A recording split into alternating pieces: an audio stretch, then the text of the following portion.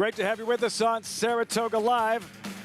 Angel Cordero, the king of Saratoga, two-time Jockey Club Gold Cup winner. As always, coverage brought to you in part by America's Best Racing. For the love of the race, visit americasbestracing.net today.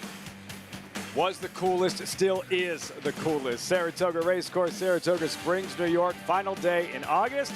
Final Thursday of the season. Clear skies, gorgeous afternoon. Ideal conditions for this 36th day of 40 at the Spa.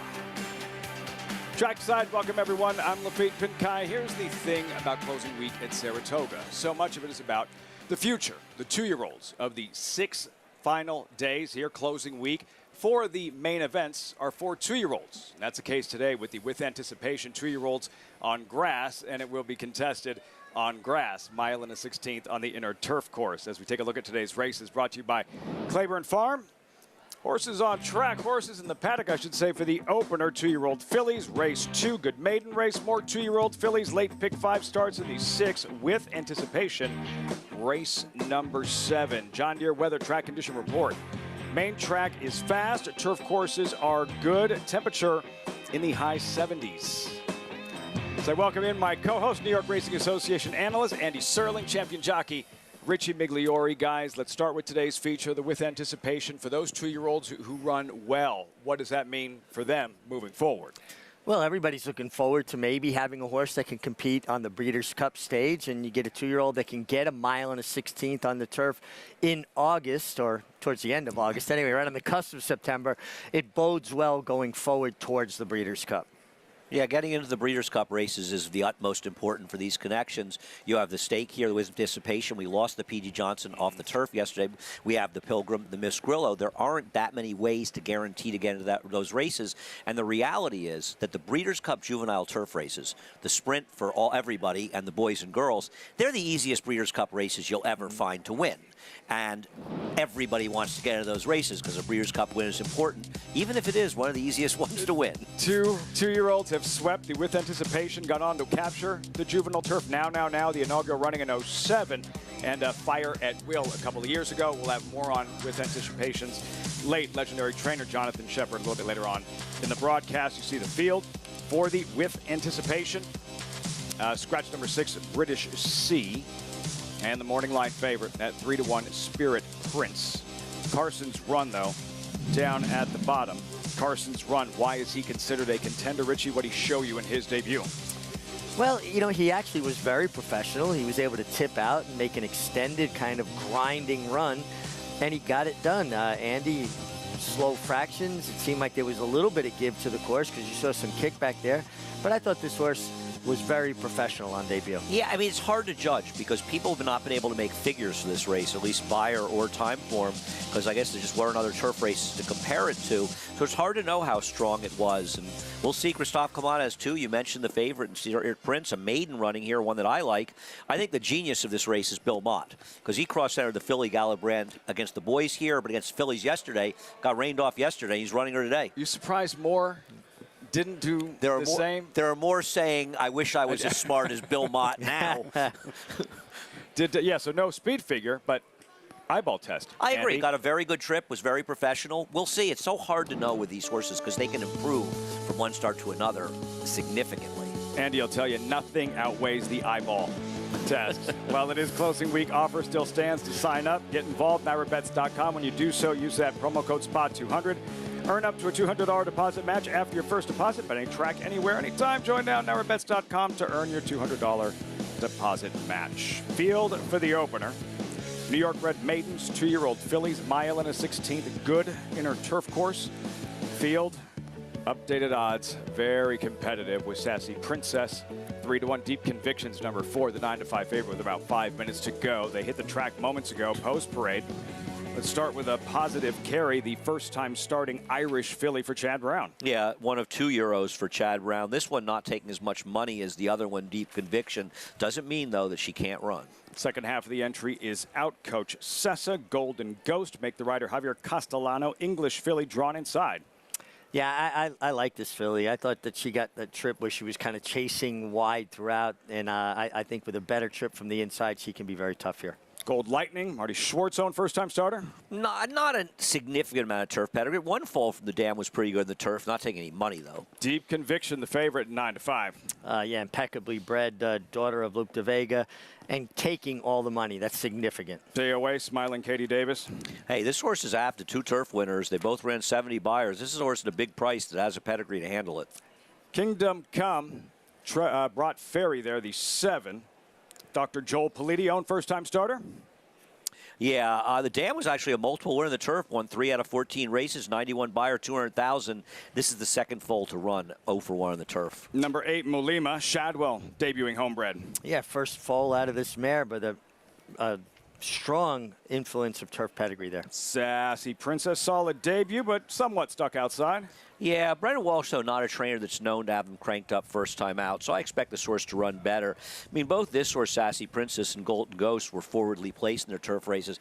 Thought, though, Golden Ghost race was one that fell apart much more. And there's Kingdom Come, Richie, and the Mike Venezia Award winner, Junior Alvarado. I actually think this horse had enough trouble to think she can take a step forward. She was held up a bit in traffic, got room, and didn't really kick on, but it felt like Lafitte, she just wasn't that comfortable in the position she was in. With a better trip today and a race under her belt, I think she can improve. Early pick 5 starts here. Post time 3 minutes as we welcome Maggie Wolfendale to the broadcast. Standing by. Maggie, you've been tracking these 2-year-old fillies. What are these freshman fillies showing you here in the warm-up? Well, Lafitte, we'll start with the first-time starters, and there's 2 from the Chad Brown barn, one of which taking quite a bit more money as a number 4 in here, Deep Conviction. She's one that sold for the equivalent of $250,000 at the Tattersall's yearling sale as a daughter of Lope de Vega.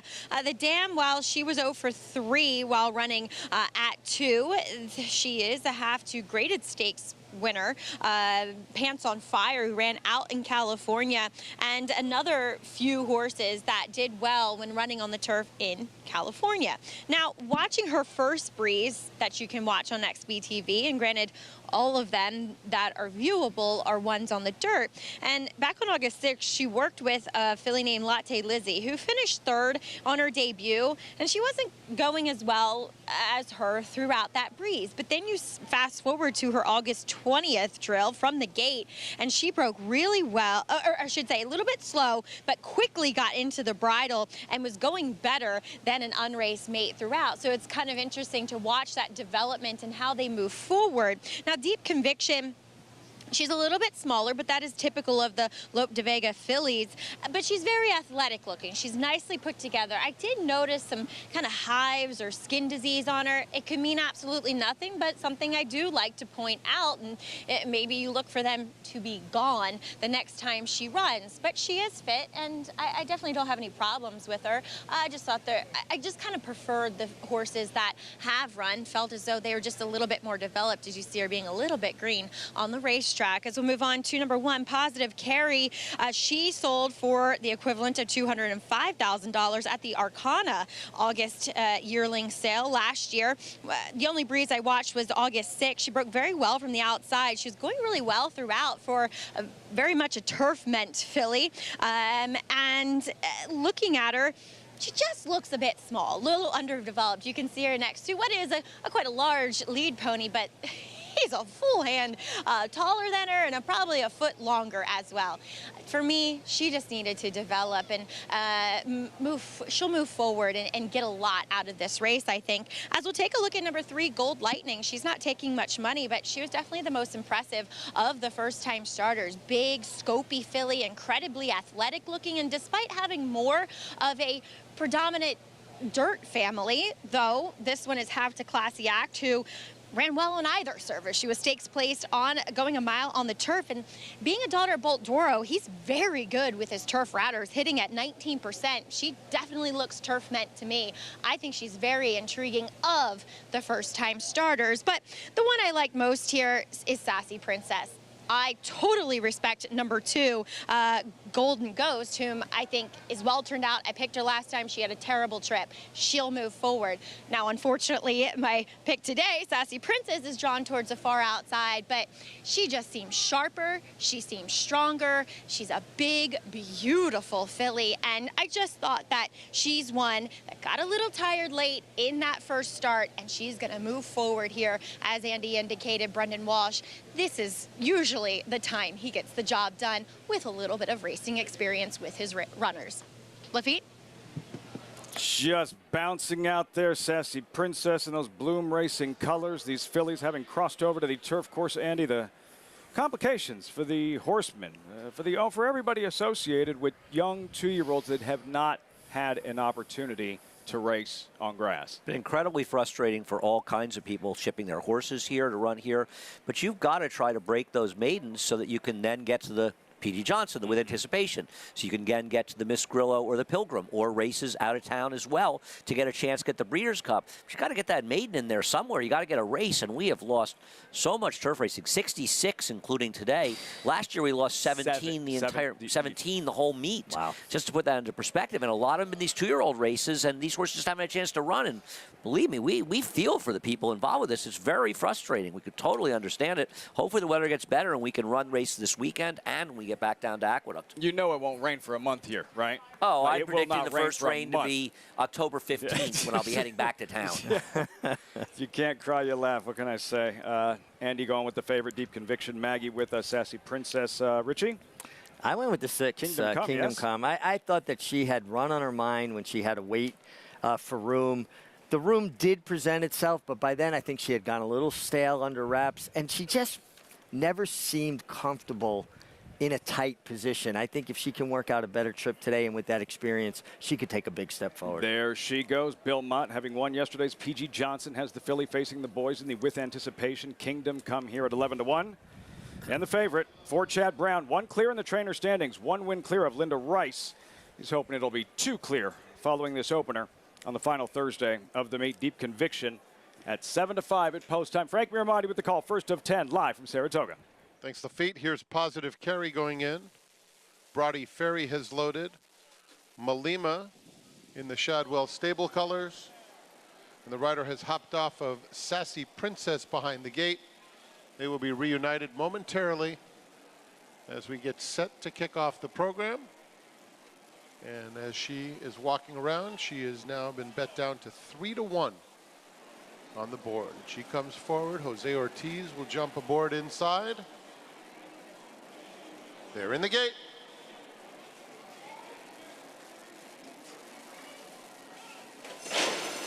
And they're off. Positive Carry is very fast away from there, and so too Golden Ghost along the rail. In between them, Deep Conviction is flashing good early speed too. Alongside Kingdom Come, Sassy Princess in the mix as Deep Conviction drops off the pace battle up top. Gold Lightning in the orange colors is racing right on the inside of Day Away. And having a little bit of difficulty there was Gold Lightning meeting the hedge. Then it's a gap of 5 back to Malima and a long way to Brody Ferry. The opening quarter went in 23 and just under 2/5. And it is Golden Ghost, the pace setter. Golden Ghost takes them onto the backstretch with a 2-length advantage. Sassy Princess and Kingdom Come are right together, 2nd and 3rd, and they're followed by Positive Carry, well held in 4th, just 3 lengths off the lead. Deep Conviction is just outside of her. It's another 2 back to Gold Lightning with a half-mile left to travel. Day Away is next. The first half went in 49 and 1/5 seconds. Malima and Brody Ferry is nowhere to be seen. Midway around the far turn, and the lead belongs to Golden Ghost with Sassy Princess on the outside 2nd. 2 more lengths, Kingdom Come. Deep Conviction is next. Day Away is on the outside in 5th with the purple colors. They're followed by Positive Carry. They're at the top of the stretch, and Golden Ghost trying to cling to that lead, has it by a half length. Sassy Princess coming to her in 2nd. Then comes Positive Carry now in 3rd between rivals. Gold Lightning is finishing strongly. Here comes Gold Lightning with the orange cap up to take the lead close to home. And it's Gold Lightning to win it convincingly, striding out by 2.5. Positive Carry was second, Sassy Princess third, multiple horses in a photo for fourth. From far back, Gold Lightning turning it on in the stretch. The first-time starter by Bolt Doro, closing at, is that right? 14-1 to kick off this early pick five. Wow. Man, watching this replay just now, I picked her up because I didn't pick her up when we watched it the first time live, Andy. He had a lot of horse coming around the turn, and he was able to thread his way through traffic, find that seam, and she kicked on. And it seemed like horses were closing from everywhere the last 70 yards there, Andy. Yeah, things came apart a little bit late. This horse just ran over everybody. A very convincing winner at a big price. Manny Franco continues that terrific meet. A win for Brad Cox as well. And the favorite, Deep Conviction, could not have gotten a better trip. She was completely empty. Yeah, she turned it for home. Look like she had her opportunity, and she just kind of had nothing. Yeah, ran in place there, but not the case with 3. Gold Lightning, daughter of Bolt Doro, finished very, very well. Manny Franco has put together a terrific meet after getting off to a little bit of a slow start. Had 4 wins on Sunday. Franco, Gold Lightning. Maggie went with Sassy Princess, but had a lot of positive things to say about Gold Lightning. The first-time starters experience was not the focal point in the end for this one, Richie. First-time starters running 1-2, Gold Lightning over Positive Carry. No, it felt like the horses making the last run got the best of it. The first quarter was, I thought, a little bit on the quick side, but they moderated well enough in the middle, Andy. The horses towards the lead really didn't finish. I mean, Sassy Princess finished best of the ones involved early. Yeah, you'll see that a lot, and this race did come apart, but it may have just come apart a little bit because of the quality of the horses, but there was no doubt who the best horse was in here. Gold Lightning trounced these, and that's a horse that we'll see in a stake race in her next start, as these Connection will hope to get the Breeders' Cup. They've been in the winner's circle in the Breeders' Cup before. Zagora? Correct. That is Chad Brown's first Breeders' Cup win as well, and that was Marty Schwartz back. His first was Merriam in the Juvenile Fillies Turf. Right, I'm sorry. And then later right. in the Yes. Filly Mare Turf Zagora. Good call. For Marty Schwartz at Santa Anita. And this filly in Gold Lightning. Yeah, that's why we love turf racing. It's the visual acceleration that jumps off the screen. And she was moving at just a different speed of everybody else in the stretch. Well, that's the difference between dirt racing and turf racing. Dirt racing, it's who's slowing down the least. In turf racing, it's who's accelerating the most. 14-1. This one slipped between the cracks. Another look, top of the stretch, Richie and Manny Franco. Right about here. And it's a matter of whether or not she's going to get through. And he's able to find daylight, and the professionalism from her, no hesitation whatsoever. Yeah, there was room, but it wasn't a tremendous amount of room when she headed there, and she didn't hesitate. She was all about going forward, and that's a really good quality in a young horse, to not be fearful of going through spots like that. It helps a rider out immensely. Not getting too far ahead of ourselves, but Brad Cox has won a Juvenile Fillies Turf and Pearl at Keeneland 3 years ago. And this filly, look at her take it all in. Gold Lightning. Lightning strikes at Saratoga on a gorgeous day at 14-1. Results, reaction, just getting started on Saratoga Live. Undefeated Grade 1 winner Mastery was a multiple graded stakes winner at 2, including this victory in the Grade 1 Los Alamitos Cash Call Futurity. Now his progeny are bringing top dollar in the sales ring. His recent top runners include these star performers. Good Girl, Bad Habits, the Mastery filly. Here surprisingly surging on the outside, surprisingly. Midnight Memories, much the best in the Zenyatta. Mastery, standing at Claiborne Farm. RaceLens is the most in-depth product in horse racing, with unique features found nowhere else. True odds, predictive analysis, and pace projection. RaceLens. It will change the way you follow horse racing and take your game to the next level.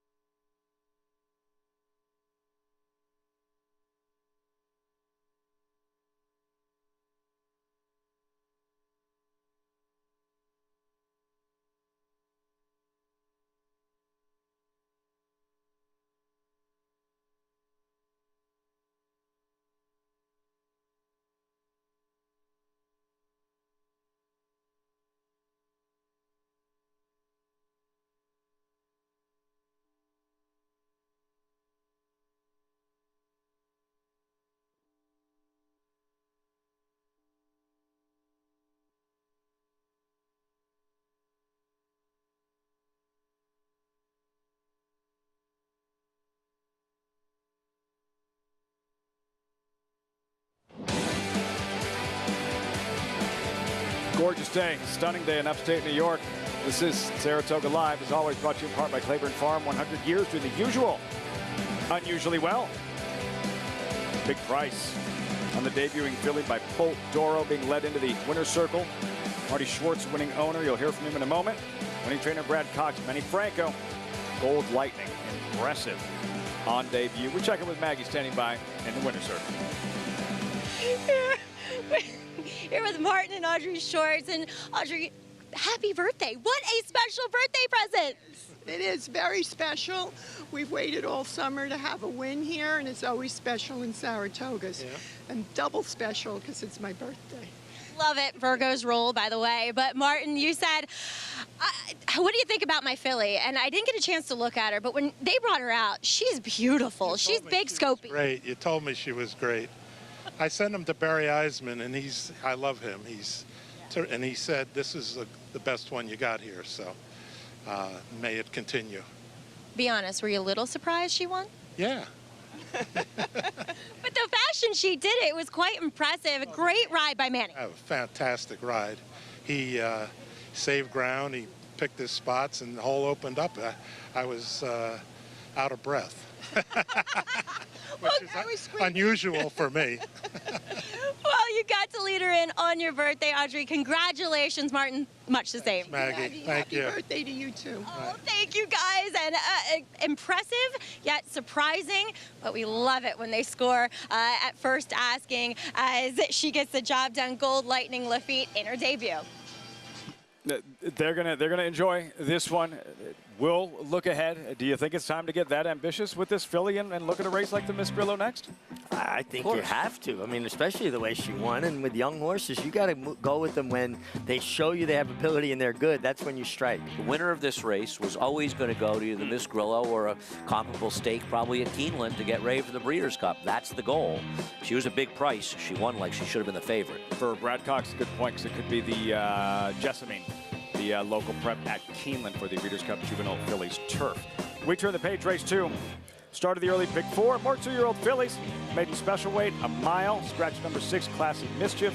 Wow. Andy, Life Talk 1-5 in the early stage of the wagering. It might be partly a function of the fact that the other contenders looking like nobody that's run before has done any running. And then you've got Rising Inflation and Paradise Lane, both who have pedigree and they're from Smart Connections, but they've never run. They got to go a mile today. And Life Talk was a hard luck loser first start. 1-5 is ridiculous on any horse, but she should be a heavy favorite.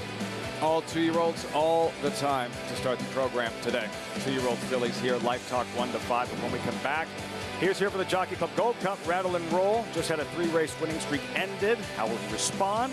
Find out on Saturday with a trip to the Breeders' Cup Classic on the line.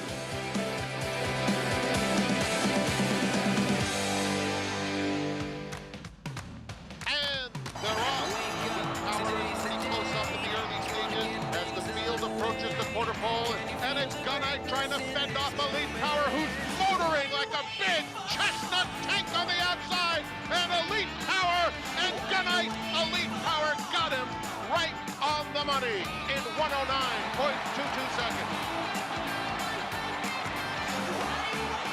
Herman, the classic sire. Experience the adrenaline-pumping, suspense-filled action of the Sport of Kings no matter where you are with Naira Bets. It's fast, easy, and secure. Download the app today and start winning with our lucrative weekly promotions, thrilling handicapping contests, and a one-of-a-kind VIP rewards program. Don't just watch horse racing, be a part of the action with Naira Bets.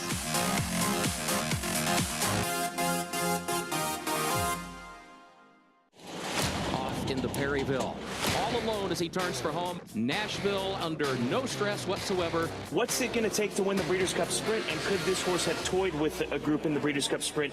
I'm going to say yes. This was sensational. 107.89 track record.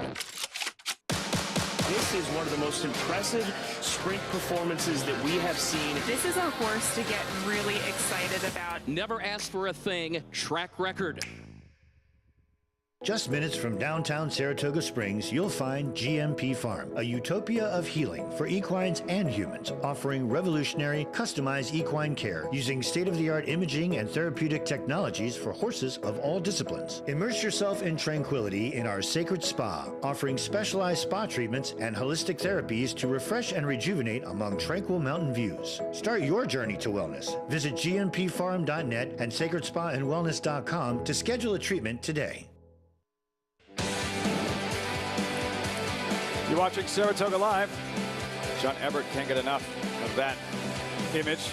Newly painted Travers canoe. And if you're just joining us, want to play the races, don't have past performances, Equibase has you covered.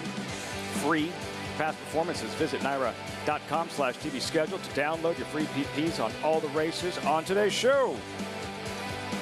Cue the animation. Right on cue. America's Best Racing's Race of the Week. 105th running Grade 1 Jockey Club Gold Cup Breeders' Cup Challenge event. Win and you're in for the Breeders' Cup Classic. Older horses, mile and a quarter, third year at Saratoga. 8 deep. Rattle and Roll, the 9 to 5 morning line favorite. Let's meet the field, shall we? Post position order. Number 1 is Proxy, Godolphin's Grade 1 winner, multimillionaire. He's one of the major players near, along with Rattle and Roll. He's a bit of an in-and-outer, though. His race in the Stephen Foster was a disaster last time out, though. He was good down at Monmouth. He did get sawed off, like blown up on the first turn in the Stephen Foster at Stop Ellis making Park. excuses for him with the series. It's pathetic. Go back and watch the race, man. I did. Unbridled Bomber, like Arcangelo, a $35,000 purchase. And a nice, hard-knocking, consistent horse. Runs some decent buyer figures. He's never stepped up when he's been entered in stakes company. No, I got mad love for this horse, though. I don't think. Oh, I like him too. Yeah, he's a honest. very cool horse. He may need Lasix to run his best races. That's a concern. That's a good call. Warrior Johnny, Rigney Racing, Phil Bauer. Tough spot for a graded stakes debut, and he agrees. Though Phil Bauer knows his horse like Saratoga. He had a big win here last year, and he's always had some promise. He sort of knocks on the door of belonging in a race like this, and I respect taking the shot in here. Junior Alvarado to ride, won last year's Gold Cup with Olympiad. Number 4, Rattle and Rolled. He is among the best older horses in the country. Ever since he turned 4 years old, he's run triple-digit buyers consistently. Just shows up and runs. Obviously, he's 9 to 5 morning line. He's a major player. And also distance is his friend. Yeah. Grade 1 winner at 2, Breeders' Futurity. There is Clapton, now with trainer Chad Summers, a second to charge it in the Suburban. Yeah, he's just a long shot in this race that doesn't really class up with these and have to run his best race of private purchase since his last race. Clapton third to Rattle and Roll in the Pimlico Special. Number 6 is Tyson, exclusively raced in Canada, exclusively raced on synthetic tracks.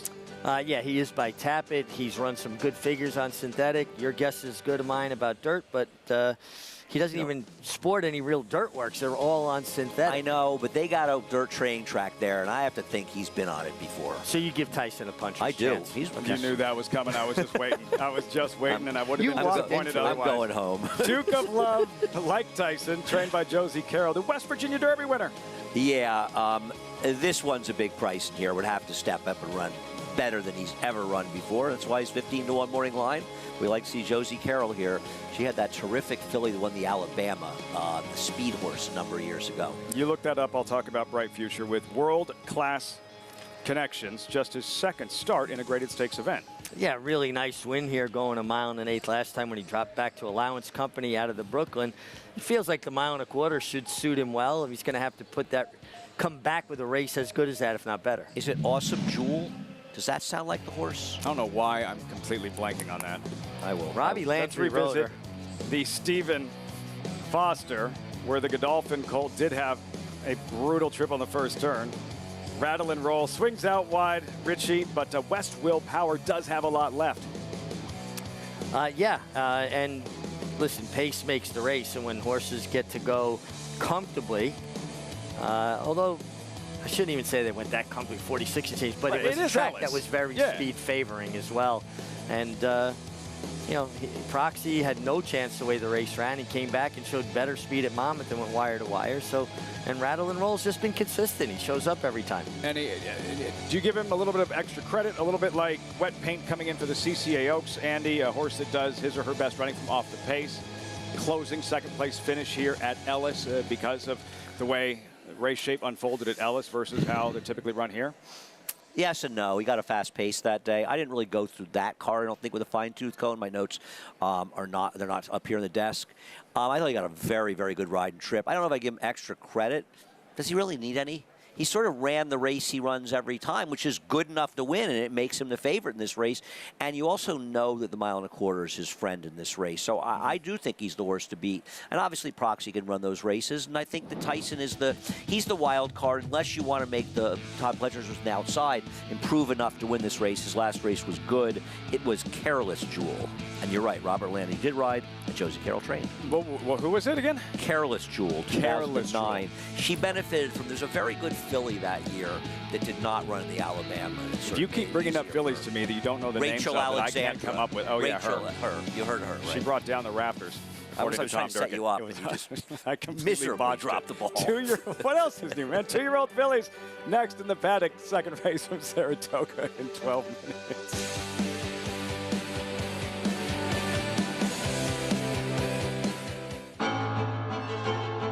Jackie's Warrior quickly in front here by 2 lengths. Here comes Jackie's Warrior up the inside to take over the lead from Life is Good. Jackie's Warrior remains undefeated here at Saratoga, and he wins an unprecedented Grade 1 stakes at the Spa for the 3rd straight season.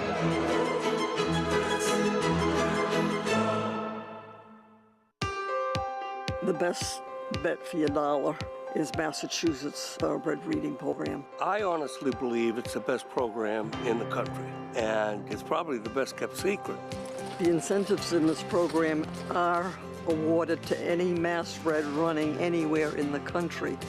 Bonuses for owners, breeders, developers, stallion owners. You get those percentages no matter where that horse is running. This is a great program. Everything about it.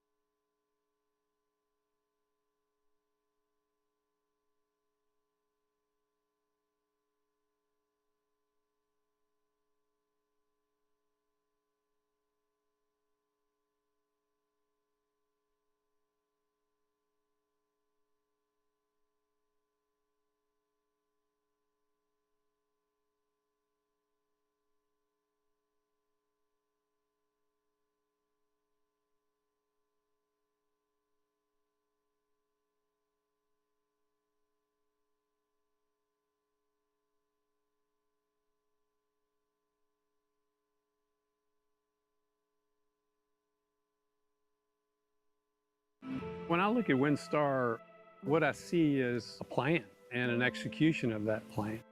The partnership with WinStar has allowed us to buy into some horses that we probably couldn't have afforded to on our own. One of the dreams that you have is to have a horse that becomes a stallion that's in high demand and that you get a breeding with your shares and it's affordable. The first one across the finish line. That's what WinStar's goal is. It's what our goal is, to make a racehorse. When you see what WinStar's done to put the pieces on the board, I love the slogan because this business is about dreams and they're living it. They're doing it. We will define success by breeding and developing horses that are capable of competing on the big days. That's kind of our dream.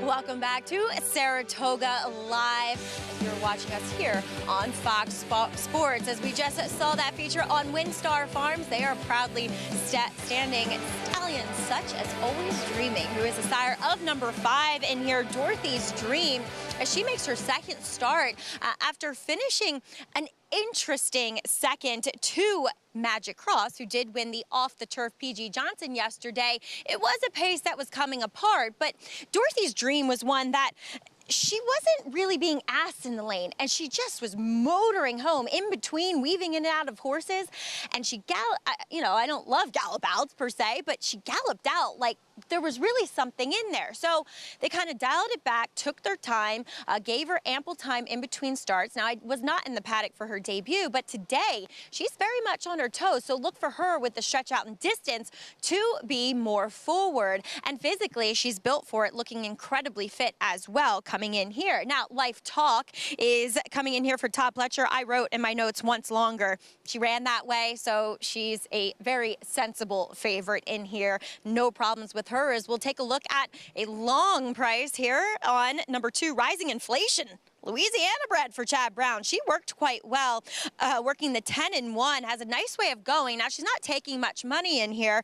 She does look as though a race will benefit her just from a fitness standpoint, but do like what I'm seeing from her as an individual with what we'll watch with interest. Now, number 4, Paradise Lane is the first foal from multiple Grade 1 winner, Paradise Woods, daughter of Quality Road. I liked watching her works. You know, they haven't been anything flashy, but they're exactly what you want for a filly that they pointed, it feels like, to this mile debut, in that they're just building works. They're building and building, and she's a beautifully athletic and elegant filly. I like what I'm seeing from her, and she does look very fit for this debut, which it isn't always easy, Lafitte, to get the job done at first asking at a mile. Paradise Woods, campaigned by Herman Sarkowski. He owned Phone Chatter, a Breeders' Cup Juvenile filly winner. You won a Norfolk out at Santa Anita for him and Richard Mandela? On Dixie Chatter. Dixie Chatter. Yeah, nice 2-year-old. Actually got that mount because Victor Espinoza chose a different Mandela horse. I got lucky. I thought you rode Paradise Woods, Richie. That was in the dream. She was good. We'll see how Paradise Lane does in her debut. We just saw Life Talk. More on her in a moment. 2-5 with 5 minutes to go. Start of the early pick 4. Rising Inflation, Clarvich Stable. Matoli, Louisiana bred, first-time starter. Yeah, daughter of Matoli starting at a mile. I don't know if that speaks of confidence, because you would expect Matolis, if they're good, to have speed. It's a counterintuitive move that makes me more interested in the horse. Who knows? Backstretch Rose, back to dirt today. We'll have to improve dramatically off the dirt debut, but always possible. The daughter of Paradise Woods, Paradise Lane. Yeah, the mare was a very good horse. Maggie talked about a Grade 1 winner. This is her first foal, and Bill Mott's had a good group of 2-year-olds this year. He's got a good group of horses in that barn in general. Yeah. Not bad. Not too shabby. You saw Dorothy's Dreams. I want to disagree with Maggie on Dorothy Dreams. She was taking advantage of a wicked pace that was absolutely falling apart in a slow race. I did not like her debut. Won by Magic Cross, yesterday's P.G. Johnson off-the-turf winner. And finally, you saw Under the Palms. Not much in her debut, but Jose Ortiz does take the call. There's just no pedigree on the dam side at all. We don't see a lot of Entice, do we? Second to Vino Rosso, I want to say, in the Wood Memorial. In the Wood Memorial. Right? Godolphin. I still feel he should have been put up. It might have something to do with the fact that I bet him. I could be wrong, but won the Gotham, I said, too. Hope Mike Rapoli's. It was nothing against Mike and Vinny. It was just because I bet a few dollars and I wanted. By the time I finish reading this promo, you will have received a text from Mike Rapoli. Take your share of $7,500 today when you bet with Naira Bets. Hit a trifecta on Saratoga's last race and Del Mar's first race today. You'll win a share of $7,500. Opt in at NairaBets.com now. Did you get a text? Yeah, from Maggie. Maggie's yelling at me. Maggie and I yell at each other. That's our relationship. You deserve it. Even if I do nothing wrong, I deserve it. Life Talk. What happened at the start? She's sitting out of the gate. I mean, it's just slow, right? And she ducked in on her own. I mean, whatever problems she had, she caused herself by breaking a bit slow and then ducking towards the inside. So when it says steadied, and I wouldn't say she was steadied, more corrected than steady. She was green, too. Unusual. I mean, watch her. You have a certain expectation. And listen, it's not a knock on Todd Pletcher. Every trainer has first-time starters that run greenly from time to time. And you just, with Todd, they're often so professional. And she lost the race because she blew at the start. She was green in the stretch, and the winner had a very, very good trip and ride down the inside. I'm a little worried the race wasn't that fast, but how did she lose? A mile race. She lost because she did it to herself. I mean, this horse lost. After all that, her it own still fault. looked like she was going to pull I it agree. off. I And agree. So much room to improve. The bad start and the wandering and the lack of it. She was green as grass, but there's ability there. In the end, she lost by a head. Right. There She is still ran a ability 59 there. buyer. Watching her warm up, I'm not sure that she's still not a bit green. She was kind of doing a little serpentine thing as she was jogging back towards the starting gate. I mean, listen, she ran well. She got beat by a horse that came up the fence, Alley's Beach. We'll say the two-horse Rising in Flesh and Daughter of Matoli making a nice impression on the screen. She's completely dead on the board. Maybe after losing with the first-time start in the first, nobody wants to play here. And she worked a nice 10 and a fifth at the 2-year-old sale. And it's just odd. You see her right. She's got a dam that won on the turf. It was better on the turf than dirt. Now Chad Brown's running on Matoli, whose dam was better than the turf. I'm not surprised running Matoli in the dirt, but at a mile, which you wouldn't think of, which says she probably doesn't have much speed. But I feel like this one's a little more interesting, but she's not bet a nickel in here. What, 4 days, 9 races left, and you just saw the trainer standings and the update, the chase for an Alan Jerkins trading title. 1 win separating Chad Brown and Linda Rice. Incredible. Linda Rice has done a remarkable job here because Chad Brown's had a very good meet. He had that slow week last week, right? A lot of seconds, a lot of not getting it there, but that's the way it goes. It's a long meet up here. We always say it's a marathon, not a sprint, and every trainer goes through a week where things don't go as well. Another intriguing subplot winding down this season at Saratoga. We check back in with Maggie. I thought you were going to say the intriguing subplot was me text yelling at Andy. But no, I said the face was coming apart. I just visually liked the way that number 5, Dorothy's Dreams, was running home. Anyway, number 2, a rising inflation. What is Chad Brown and Klarovich Stables doing with the Louisiana bred? They better not be coming to our home away from home. The fairgrounds this winter. But look, she's not taking much money. But let's go back and check out that OBS sales breeze from April, in which she sold for $200,000. She's asked a little bit with the crop, not much, more just kind of with the rider's hands, but she has a lovely way of going and really extends herself well. So it was kind of odd when I was looking at the pedigrees. Ooh, I said, a Matoli going long first time out, but physically, I get it, to be fair. And she's definitely winning the tail game. She has a beautiful dressage-like tail. But like I said, fitness is my biggest question mark with her. Definitely think she is one now, upon inspection, that wants to run longer. As we'll also take a look at number 4, Paradise Lane. I caught up with Bill Mott's assistant and lead exercise rider, Neil Pazanski, and he was saying to me something interesting, that she's lovely, but he thought that if she can kind of get away and get clear of horses or just not be around too many horses, unfortunately she's drawn right kind of in the middle of the field here, that she could be effective at first asking. He said that in her workouts, when she kind of gets surrounded or pressured a bit, that's when she just doesn't feel quite as, competitive. So I thought that was interesting information, but one that I really am excited to see, given that pedigree, given her similarity physically to her dam in Paradise Woods, Lafitte. Never mind the text, Maggie. If you need us, Rich and I, to handle business for you, you just Maggie let can us handle. know. She's the only one that can handle me around here.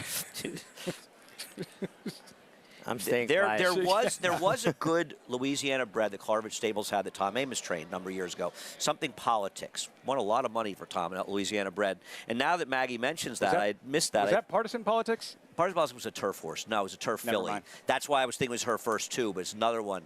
I remember when they bought this horse, and Chad Brown said to me, I found a Louisiana bred Matoli because I like to buy some of those kind of horses and see what they do here.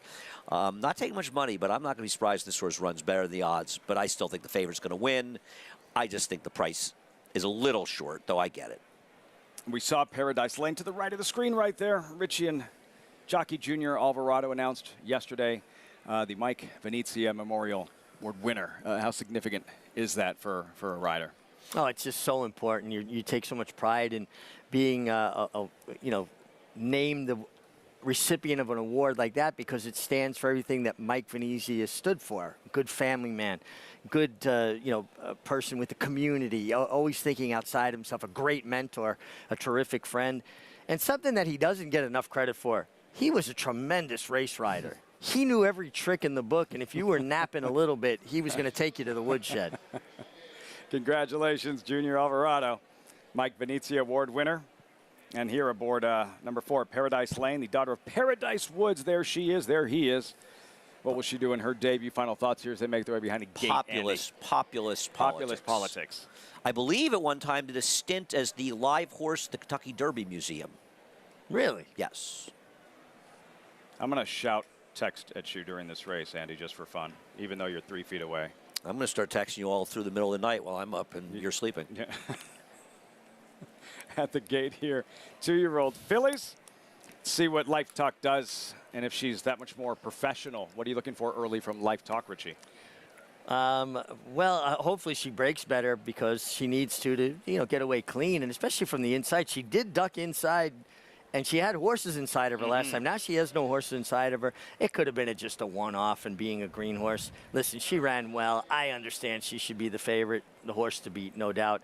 I took a little bit of a flyer with Paradise Lane. After hearing Maggie, I hope Junior Alvarado breaks sharp and just goes right to the lead, much like the way her mother used to run. Paradise Woods, she was fast and talented. There goes Dorothy's Dreams. Frank Raimondi standing by with the call. Start of the early Pick 4, Race 2, live, Saratoga.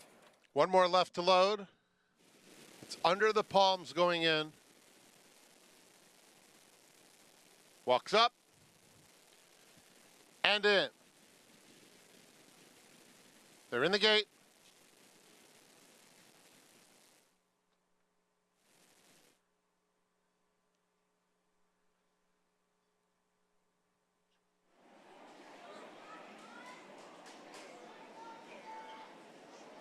And they're off.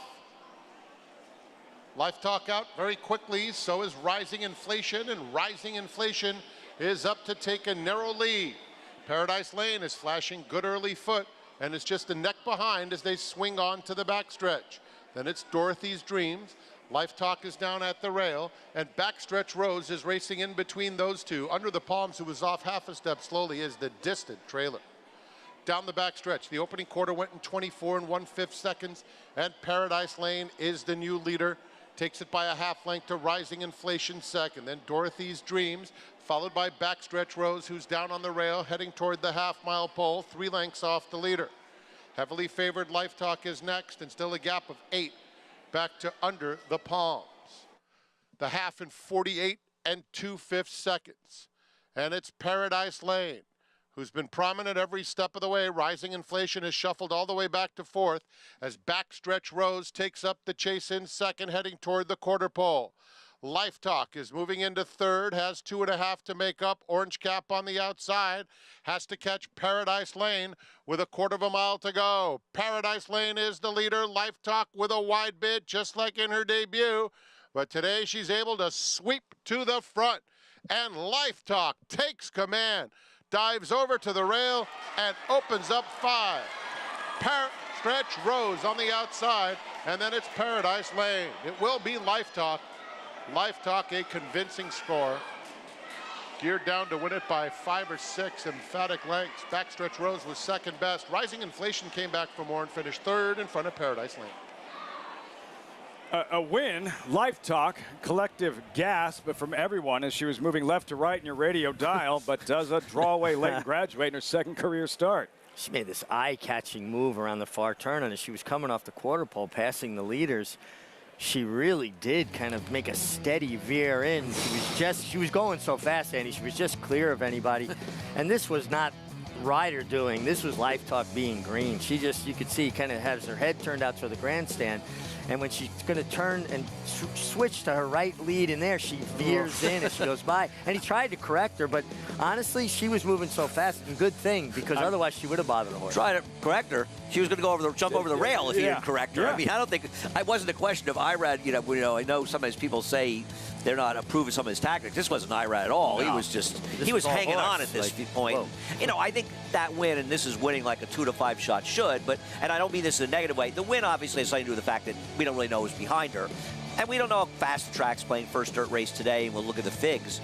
But one thing we know is that she's a horse that can go long, and whether or not she turns out to be good enough in a race like the Frizette or the Alcibiades, and that's where any 2-year-old winner we see here in the dirt is looking to run. We'll find out if she's fast enough to run those races. We know she can go long, or she can be a horse that we see in a race like the Tempted and then playing the Demoiselle. Whatever the case is, this is a talented filly because she doesn't seem to know what she's doing out there, and she's still winning. So still much green. to learn, and has Todd Pletcher in her corner naturally. Another look right here, and I was Paradise. I was worried Paradise Land about her potentially clipping heels as fast as Life Talk was coming over. Yeah, but I mean, again, the fact that she had so much momentum, it carried her past. It's a fine line too. You want to correct them, you don't want them to do that, but at the same time, when you're correcting them, if you're slowing them down, then you jam up the horse inside of you, and he kind of rode the middle perfectly here. I think he was a little clearer of the horses too, a little bit of an illusion. She was, you know, he probably was being careful leading up to that, to be honest, because I don't think her ducking in was a surprise to Irad at all. And it's not, Alvarado didn't take up or anything, but just it was so dramatic. You just kind of, wow. Well, she did lug in a bit in her first start. This was more dramatic. The first start, she had that horse inside of her, and I know some people said, oh, he stood up right before the wire. He was correcting her that day instead of bumping that horse. Today, he was able to let her run. She lugged in.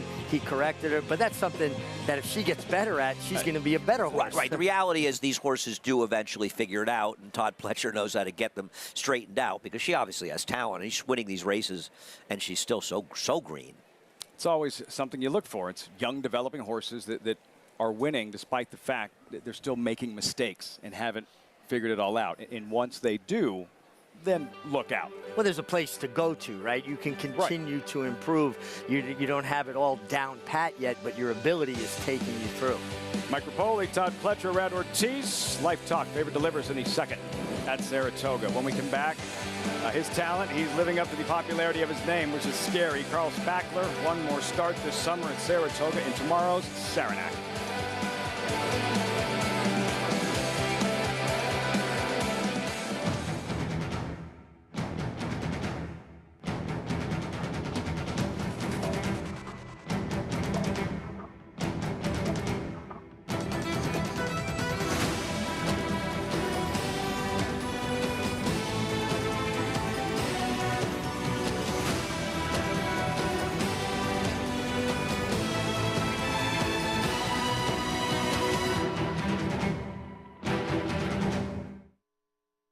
Monday, September 18th is the biggest day of the year at Presque Isle Downs with a $150,000 Presque Isle Mile plus a $300,000 Grade 2 Presque Isle Masters. The Masters is a key prep for the Breeders' Cup. Just last year, PA-bred superstar Caravel became the 8th horse to run in the Masters before achieving Breeders' Cup glory. It's the Presque Isle Mile and the Presque Isle Masters, Monday, September 18th at Presque Isle Downs, Erie, Pennsylvania. For more information, visit presquisledowns.com/racing. Introducing Giftbox, winner of the Grade 1 Santa Anita Handicap. He's a 3-time graded stakes winning millionaire with 4 triple-digit buyers and a 4 Ragazin to his name. He proved himself early as a graded stakes place 2-year-old, and now his career as a stallion is just getting started. From the first crop of the leading sire Twirling Candy out of a multiple graded stakes producing mare. Giftbox, only at Lane's End. Racetrack Television Network brings you every race, from every track, on every screen, every day. With monthly packages starting as low as $5, RTN gives you great value and access to more live HD streaming and race replays than anyone. Visit RTN.tv today to sign up and watch on almost any device, including Roku and Amazon Fire. RTN has packages that start at $5 per month.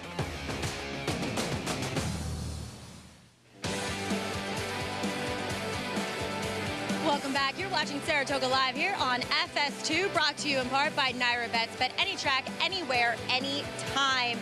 And hopefully you did so when backing heavily favored Life Talk as she got the job done at second asking in this maiden, going a mile by open lengths and geared down late by the man to my left, Rad Ortiz Jr., leading rider here at the spa. And Rad, you rode her first time out. She was green getting away from there, but boy, did she launch an eye-catching bid turning for home. Yes, she missed the break first time out, and after I have to go around some horses a little while, and she just missed. I think it was a great experience. She was much better on everything today. It seemed like she settled so nicely for you, too. She maybe isn't the quickest into stride out of the gate, but she got you there today. Yeah, at least she broke much better, and after that, I can ride her the way she wants to be. Ride him, take a little hold, be patient with her. She get together, let him find her stride, and then she was ready to go. When I asked her, I don't have to work that hard to make her go, and she's save all the energy for the end. Looks like she has gears. Yeah, she does. Irad, you'll be aboard Nomos a little bit later. Coming in from Monmouth for Todd Pletcher in a wide open with anticipation. Irad, you said you've worked him in the morning. Yeah, it works so good in the morning. I do everything we asked to do, and see the replay with Paco Lopez at Momo, and runs so good in between horses, behind the speed, split some horses and open up in the end, and give him a good kick. I think it looks to me like he have a little turn of foot, so let's see what happens. I wish you the best of luck later. Congrats here. Thank you. All right, just another day at the office for leading rider Rod Ortiz Jr. getting the job done with Life Talk today, Lafitte. Nomos dangerous in that with anticipation. And here, onward and upward, Life Talk delivers. Lots to learn, lots of ability. Absolutely. I mean, eye-catching turn of foot for this daughter of Gunrunner, and Gunrunner has just turned out to be a sensational sire. With only a few crops, everything he throws seems to be able to run. But this is a filly that if she ever puts it all together and kind of runs straighter and a little bit more comfortable for the rider, she's got a lot of ability. I mean, she just ran a mile in 1:38 for a 2-year-old filly. We don't know how fast slow the track is, but the early fractions weren't that fast. So I think that was actually a good finishing time, Andy. You know, listen, she obviously could be very good. I always like to wait to see speed figures, and partly because I have no idea what a time means in these mile races. You know what I mean? Well, that's fair. It's just a little hard for me. She obviously is a lot better than these horses. The question becomes how good they are. And I'm not in any way trying to knock her. I just like to hold back until I look at figures. That's fair. See that, because she didn't get a big figure in her first start. But I will agree that one thing, whatever she's running, you feel like there's not just an age improvement, but a mental improvement when she starts to figure it out, because she's not exactly channeling all her energy in the most productive ways. If she would have won that way yesterday, we could have crowned her 2-year-old filly champion right now. Yeah, closing on yesterday's track. Yesterday. It's a little advantage yesterday. With anticipation, a little bit later on, Rod Ortiz aboard Nomos, race number 3. We march forward, allowance turf, sprint, New York bred fillies and mares. What'd you come up with here, Andy? I picked the number 4 Master of Tunes, who I have kind of a love affair for, so I'm looking for Irad to get back in the winner's circle. She's not the biggest winning type, but I thought she fit pretty well in here. Loon Cry's the horse to beat, the favorite. Rotor Mender is fine. I'm just going to try Master of the Tunes. Post time 22 minutes. Meantime, closing week stakes schedule. Today's with anticipation. Tomorrow's Saranac. Saturday, 4 stakes, headlined by the Jockey Club Gold Cup. Sunday, Spinaway. Monday, the Bernard Baruch and Grade 1 Hopeful. As for tomorrow's Saranac, 117th running. Lots of history, 3-year-olds, mile and a 16th. It's early, race number 4, the Saranac. Number 2, Carl Spackler. Look at that, odds on, 4-5 on the morning line. This was his latest, Richie, the Grade 2 Hall of Fame, rescheduled to August 11th. Carl Spackler is cut loose and on the attack from off the pace. Yeah, this was a tremendous run from him in the Hall of Fame stakes. And I love the way he finished. He tipped out to the clear there. You saw Tyler Gaffron kind of straighten him up. He was taking that extra step out. And when he panned out onto his right lead and Tyler set him down, he knew he had the leaders. He rode him so confidently, Andy. He had a lot of horse underneath him. I agree. He spent a lot of time on the inside. The inside was a big advantage that time, but I don't care the way he rallied. And I'll tell you something about him. It's tough for 3-year-olds going to race like the Breeders' Cup Turf Mile. This is the kind of horse that, whether this year, maybe next year, could have that kind of talent. He's very, very, very good. And if he were to run in this race, there's no pace in the race. You'll probably see him on the lead, to be honest. And I think the only thing that prevents him in all likelihood from winning this race is if he doesn't run, because you've got both he and Activist Investing entered for Chad Brown, both of them on relatively short rest just a few weeks ago. Is he really going to run both of these horses? That's really the question I have. I have no inside information. I just wonder that handicapping the race. Activist Investing, here he is, Richie, lightly raced. What are you expecting from him in his stakes debut? Well, listen, if Chad has enough confidence to put him in the stake, you got to think he believes there's a step forward. I thought this was a very nice race from him. But it still feels like he's going to have to take a step forward. He's the son of Kingman, and they usually are very good milers. He's not in all likelihood beating Carl Spackler, but if you look at the race without Carl Spackler, he becomes the horse to beat. And this horse that had run very well to break his maiden in October of last year, got rained off some races, he got sick and missed a race. When he finally got back, he ran very, very well. He even entered the Manila. And they thought it was just a little tough for his first start for the year. I didn't see anybody in the race that I would take against him if Carl Spackler jumped out. I wonder if Lost Ark, to have to nest, is a little interesting. But working on the turf for Todd Pletcher, I don't think he's that good on the dirt. But maybe he's been training well. I have no idea whether he has or hasn't. But I thought it was interesting that Irad Ortiz has the mount on him for Todd Pletcher. Maybe he could be interesting as a new face, never been on the surface. Carl Spackler, 4 to 5. That's tomorrow's Saranac.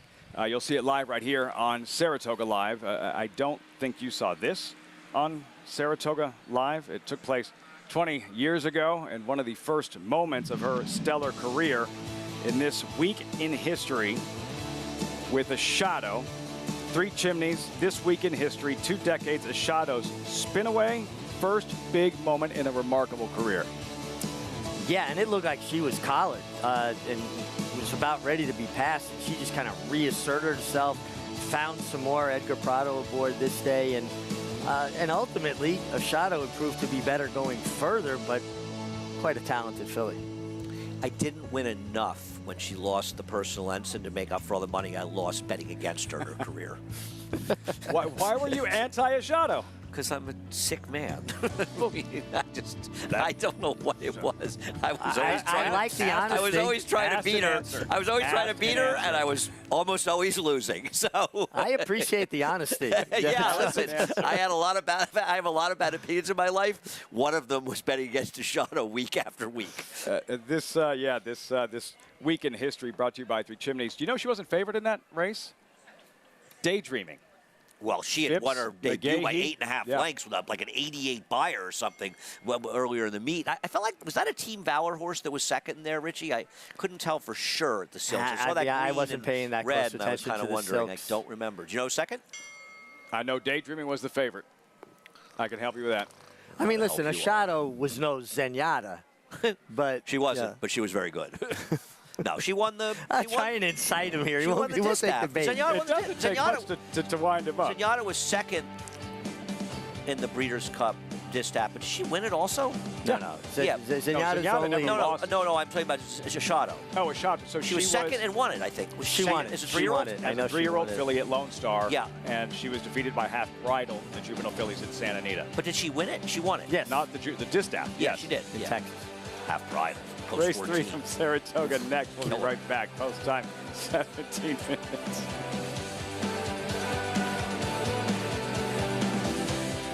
Warfront. This son of Danzig ranks among the world's elite sires. Ranked #1 by percentage of stakes winners, graded stakes winners, and Grade 1 winners. No stallion has a better strike rate.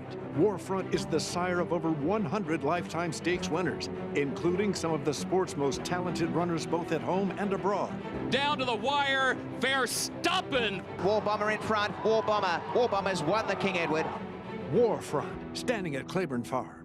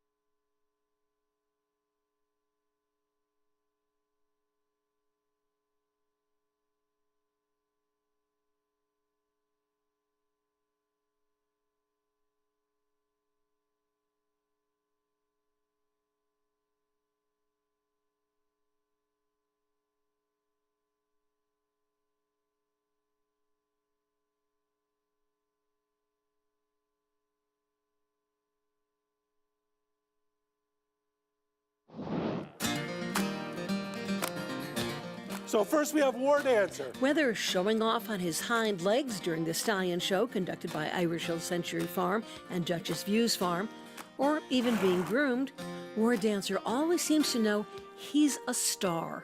Yes, he's a very precocious horse. He likes to play and be in your business, wants to know what's going on. Very smart. War Dancer entered stud on a wave of notoriety based on the bold advertising campaign launched by owners Robin and Tony Malatino. Robin labeled him America's most eligible stud and featured him offering roses to mayors in a deliberate salute to the popular TV show. The videos have been viewed 1.5 million times, so even critics had to admit the ad campaign worked. As War Dancer welcomed 110 mayors to his court in his very first year. Most of the foals look like a chip off the old block, as with this foal out of the mare, Chub off the old block. The attributes that he puts in his foals are, they're very rambunctious. They really like to get out there and play hard. And I think that progresses with them as they turn into racehorses. The nearly $433,000 earned by Dancing Buck are included in the more than $5 million tallied up by War Dancer progeny. So now, America's most eligible bachelor has matured into one of New York's most reliable stallions. I always thought that he had a good shot to be a good sire, and he's proven that. He does stamp him.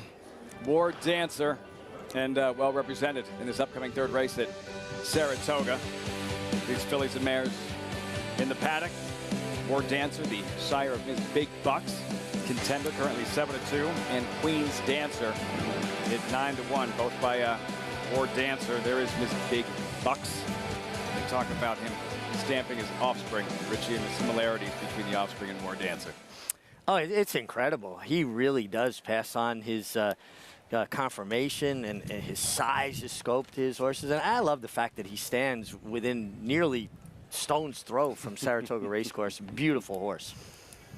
War Dancer, sire of 2, Ms. Big Bucks, and Queen's Dancer pictured. We sent things over to Maggie for this race 3 paddock report.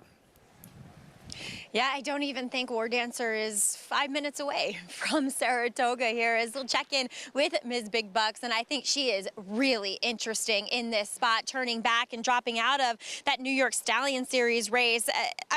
All of my notes say she's a sprinter. She's a sprinter, and she really didn't run that badly, going a mile in which she wasn't even able to get to the lead. I thought maybe the only way that she is able to win at a mile is to secure an easy lead, and nope, another horse ran off in front of her. She was forced to take over the lead going into the second turn. And at the end of the day, the race fell apart and landed into the hands of the horse coming from way off of it in Orange Freeze. And she arguably did run the best race of any of those forwardly placed horses. So needless to say, I really do like the turn back in distance for her.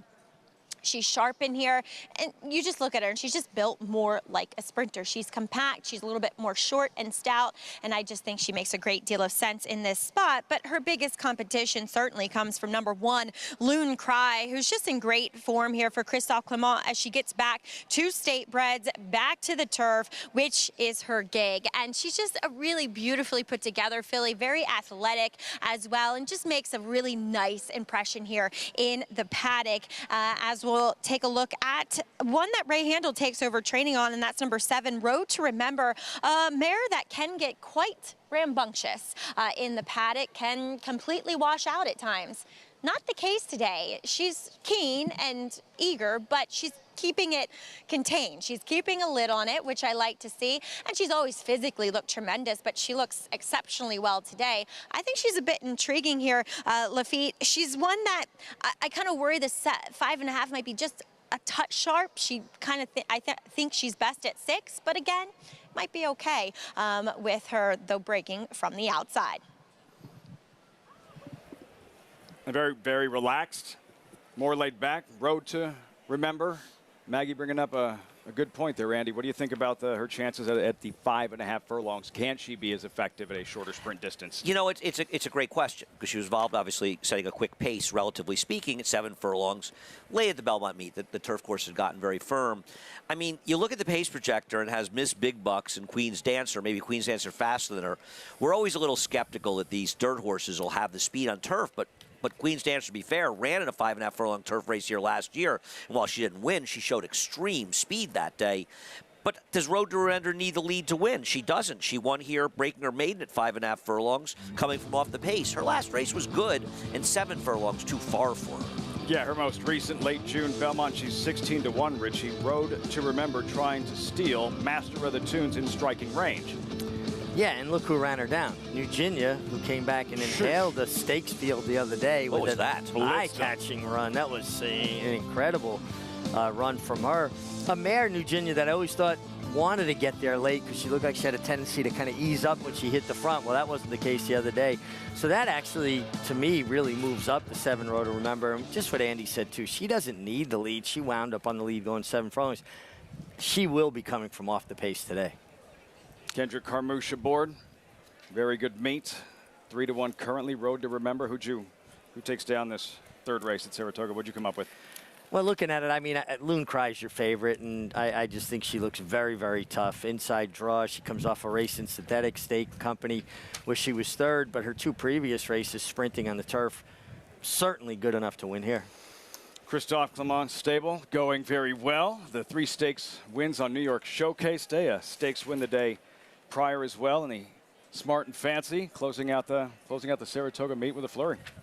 You know, the one thing I would say about Loon Cry, and I don't have any argument with being a favorite here. I picked her second. Is she ran on synthetic last time? You go through it. For her to win this race, she would have gone through her maiden win, her non-winners at 1, and her non-winners at 2 consecutively. Not an easy thing to do, and the competition's getting tougher for her.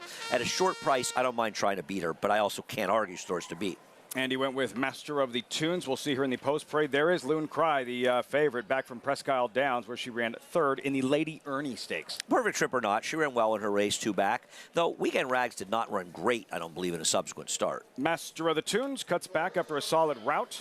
Yeah, good try there, showing good speed. She has run well at 6, has never tried the 5.5 furlongs before. It's a keeper. Sharp, she's won 2 of 3. Yeah, but she's been able to take advantage of paces that fell apart in those races, and I think the forwardly placed horses are just better than the ones she's been facing. Junior Alvarado aboard. Here's number 6, Ms. Big Bucks, and the Kupakoi's Joy winner at Belmont.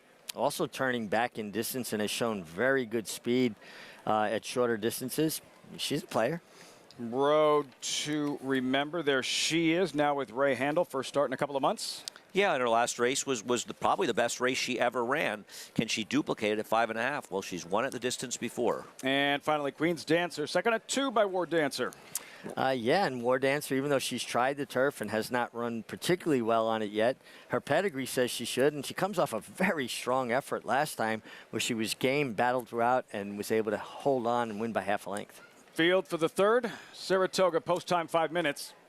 You know, Andy, you could be a multi-millionaire this weekend. I'm not. The opportunity is there.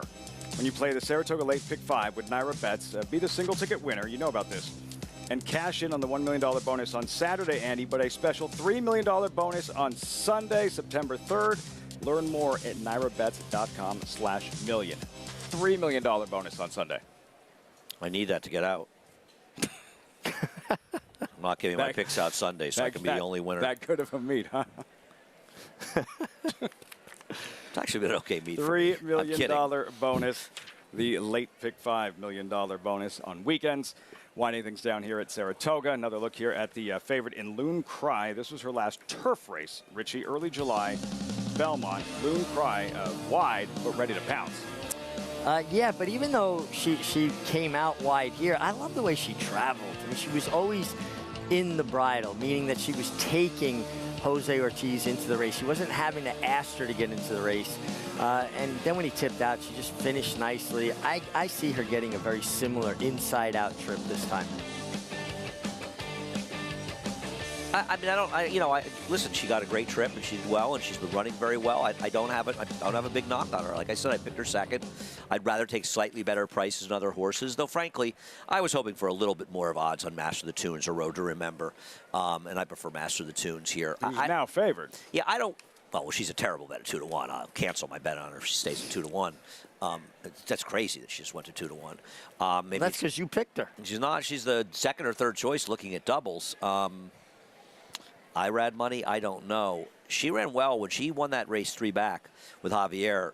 She was 3 wide the whole way, fighting it out on the front end. Last time out going a mile. She seems to be able to, it's a rare horse that can go kind of any distance on the turf and be effective. And she is a horse that has trouble finding the winner's circle. Another reason I have trouble taking 2-1 on her, and I won't take it. But she is also a horse that's had some bad luck in her races. She has a race with Dylan Davis at September at Belmont at Aqueduct when she should have won for fun. It wasn't Dylan's fault. It was just an unlucky trip. And she lost to a very good horse who got a perfect trip. Red Ortiz looking to go back-to-back on the program. Richie, and while the chase for a training title is as close as it possibly can be, Brown clear of Rice by 1 win. Red Ortiz pretty much put this thing to bed in like week 2, week 3. Yeah, I mean, he set a torrid pace for the beginning of the meet. He's been riding in, tremendous form. And a rider that rides with the same intensity, the same enthusiasm, no matter what kind of race it is. And I appreciate that. I admire that. That's an old school thing. That's when you used to see riders like Angel Cordero, like Left Feet Pink Eye, George Velasquez, riding $25,000 maiden races and riding them hard. Javier Castellano, you go down to Florida, when he was winning those Eclipse Awards. I'm not saying he doesn't do it now also. Sure. But one thing you almost say about guys like that, and even I read, you ask yourself sometimes, are you running in too many races? But the competitiveness is just incredible. Back then, way back, that you couldn't ride the good ones unless you rode the cheap ones. That's just the way it worked, and a thing that has changed here as for riders as the years have passed. We check back in with Maggie. And we'll take a look at number 4 in here. Andy's mic is now closed. Number 4, Master of the Tunes. Yes, the turn back makes sense. Yes, she got sharper when she got out on track here. But I've seen her look better.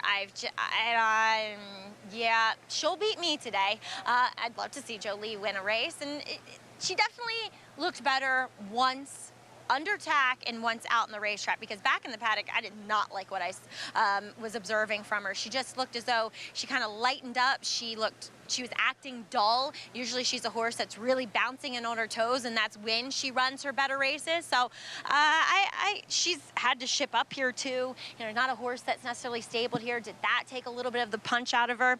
We'll see. As we'll move on to the other War Dancer, as I did pick number 6, Ms. Big Bucks, could not resist her on the turn back given her physical makeup. But Queen's Dancer, this will be her 3rd try on the turf, and she has yet to run an effective race per se. Now, she could have an effect on the pace scenario. She does have a turf hoof. If this was her first start, on the turf, I'd be a lot more optimistic about her chances, because she's built like she should like it, like most War Dancers. But I just don't love the 2 efforts that she's shown previously on the turf, though I will say the latest one, she was kind of wide throughout, but looks as though she might be set up for the same type of trip again. And then, like I said, number 7, Road to Remember.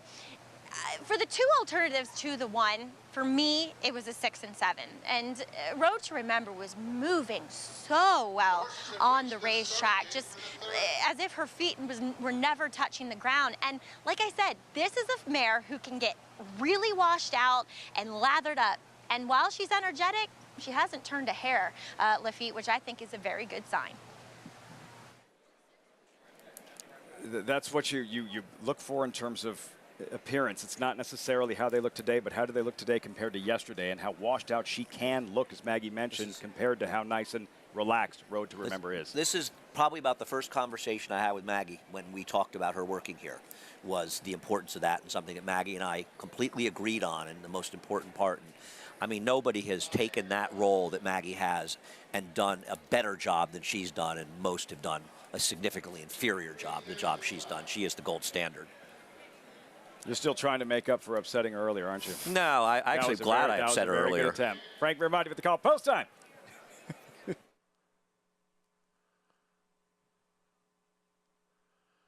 And they're off. Ms. Big Bucks is very quick away from the gate, and so is Queen's Dancer. Queen's Dancer just in front. Then Road to Remember 2 off the pace in third. Followed by Master of the Tunes, It's a Keeper, and Loon Cry is down on the inside, 6 lengths off the front runner, Queen's Dancer, who speeds away by 3. Ms. Big Bucks, Perfect Trip second, followed by Road to Remember, and then it's Master of the Tunes on the inside, fourth, just 3 lengths off the lead. It's a Keeper is next, and Loon Cry is at the back. Opening quarter in 22 and 3, and there goes Ms. Big Bucks with a quarter of a mile to go on even terms with Queen's Dancer. Outside of them, Road to Remember is in third. On the inside, Master of the Tunes, It's a Keeper. And on the far outside, Loon Cry wide open. Loon Cry starting to kick in fast on the outside. And just like that, has swept by them all. This is a breeze in the park for Loon Cry. Just played with the competition to score by 2.5. Photo for second, Road to Remember was game inside. It's a Keeper, then Master of the Tunes.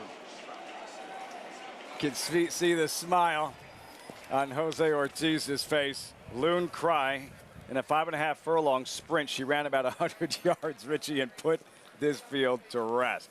You know, one thing I feel like Jose Ortiz has tried to do is emulate Joel Rosario in turf sprints. I've said this before, too. Right? He'll sit back there, he'll wait, and then sift to the clear, and they've got to kick for, you know, 1/8 of a mile. And that's basically what he did here, and she responded beautifully to it. And this is one that his brother Ira would like to have back. And I think it's more an unlucky trip, as you talk about, and then a bad ride, because he actually had the form. Let me just say also, Loon Cry was I was going to say, would it have made it different? No. Yeah. Well, yeah, she would have been second. No, she was never Yeah. beating this horse. This horse wanted a jiggy jog, and she had a great trip and a great ride. But she just, as you say, she put it away in the yards. Yeah. But he got her in great position, and he hoped things would open up and something would come through, and it didn't. And then he got completely blind switched and had to go around. She did very well in the gallop out, Master of the Tunes. But it was just, I think it was an unlucky And I know ride. you're not a gallop out guy because they don't pay you for the gallop out. They don't pay you for the... There are different kind of gallop outs. Sometimes there's a horse like this who had a lot of run and never got a chance to show it. Sometimes it's horses that just don't want to win, and they're really good when they're galloping out. And sometimes it's meaningful. This horse was much the best. The 4 a little unlucky, but lucky not to be second, not to win. It's also about jockey intent. Some jockeys just let their horses gallop out a little bit more than others. Here, Jose Ortiz with Loon Cry in the Christophe Clement stable. You know what it usually comes down to? The tireder you are as a rider, the quicker you want to pull up. It's just a fact. And then if you've still got your air and you're not as exhausted, and usually it's because you've had to pull weight or whatever, you let them gallop out. You enjoy the gallop out. It's when you're tired you pull them up quick. Miguel Clement, I don't think he's tired of the gallop to the winner's circle. Lots to smile about. 3 stakes wins on Sunday. The Smart and Fancy on Saturday. Loon Cry, Waterville Lake Stable homebred. Impressive. Turned it on. She was gone. 1-5-7-4. Jose Ortiz, Christophe Clement. Results when we come back here on Saratoga Live.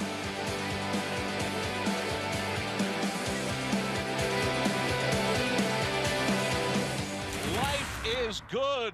Really, really, really good. Life is good. Opens up here. He's a rocket ship. Life is good. Clears the field. Still in command.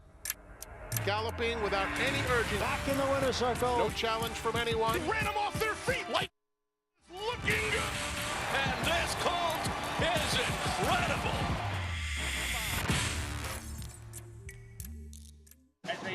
When it comes to horse racing, you can never have too much information.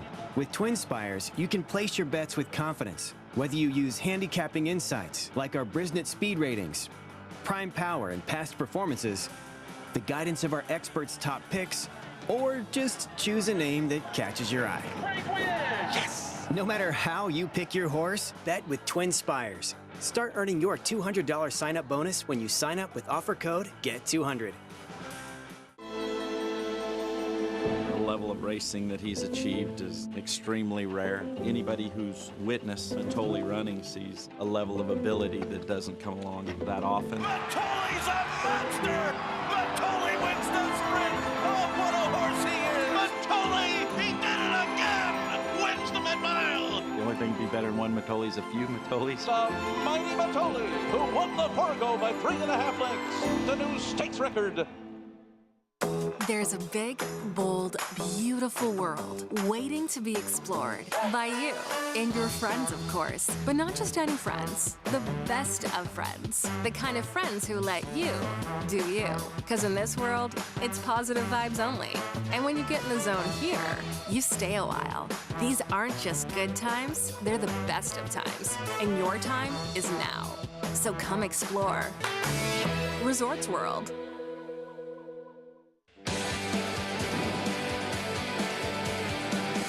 So glad you could join us on Saratoga Live. As always, brought to you in part by Naira Bets. Bet any track, anywhere, anytime. Visit NairaBets.com or download the Naira Bets app to get started. Loon Cry, 3 straight on grass. 9-5 favorite, delivers in the third at Saratoga. Over to Maggie, standing by in the winner's circle. Here with Christophe and Miguel Clement. Oh my goodness. Oh, Miguel, you're making me blush down here. As Loon Cry, guys, just so much the best in here. She passed the entire field in the blink of an eye. And absolutely, she was impressive. It's great. You know, she's a product of owner breeder Waterville Lake, and it's always great to win for them. But I very much like what we saw this afternoon. And talk a little bit about what you hope to see with her. You know, she's proven that she's a turf sprinter, Miguel. Kind of as you graduate through these New York bred conditions, where do you go? Well, her last start, she actually got black type at Prescott, to be fair. And just because you're New York bred doesn't mean you're only restricted to New York bred races. You know, this gave us a couple more conditions to go through, a bit more bank for the owners, the breeders, and we'll see where we go next. Let's talk a little bit about the With Anticipation later. Spirit Prince, still a maiden, but running very well in his debut, I thought. Adding blinkers, the workout that I saw on XBTV was quite impressive, Christophe, with those blinkers on. No, absolutely. The blinkers more Miguel than me. I'm not always very keen to use blinkers on softer turf. I'm a little bit small question mark, but let's hope Miguel is right. He worked very well with it. He's a very good maiden. He's an impressive horse. You know, he's a very good-looking colt. We like him. We like the other one too, Carson's Run.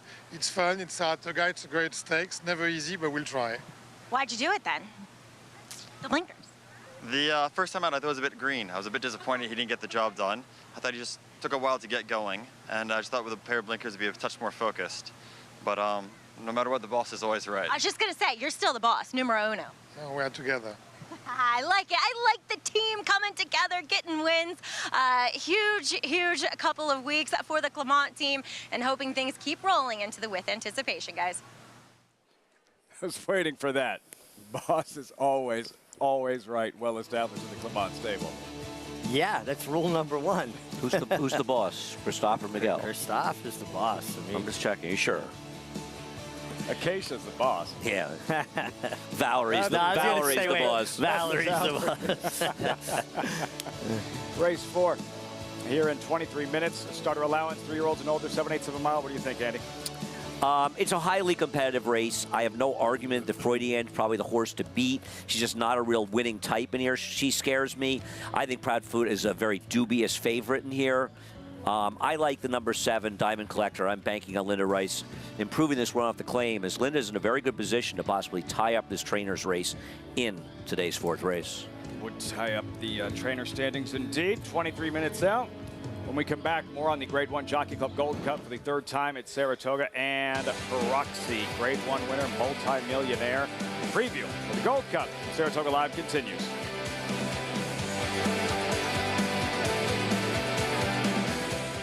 Just 1 year after expanding their global footprint to Kentucky in 2013, Liliana Soleri and Carlos Heller's Don Alberto purchased the dam of leading Eclipse candidate Arcangelo, who captured the Belmont and Travers Stakes against the best of his generation. This September at Keeneland, we are proud to offer 50 outstanding yearlings by the world's leading stallions, hailing from some of the best pedigrees in the stud book today. Don Alberto at Keeneland. Adelphi Racing Club, offering a truly personal thoroughbred ownership experience. Again, I'd have to point towards the success, which has been great, but also the communication and having firsthand access to all levels, the trainer, the barn, get to go see your horses. It's been great. We're not just a syndicate, And our members aren't just investors, we are partners. Contact us online to get a taste of the Adelphi difference.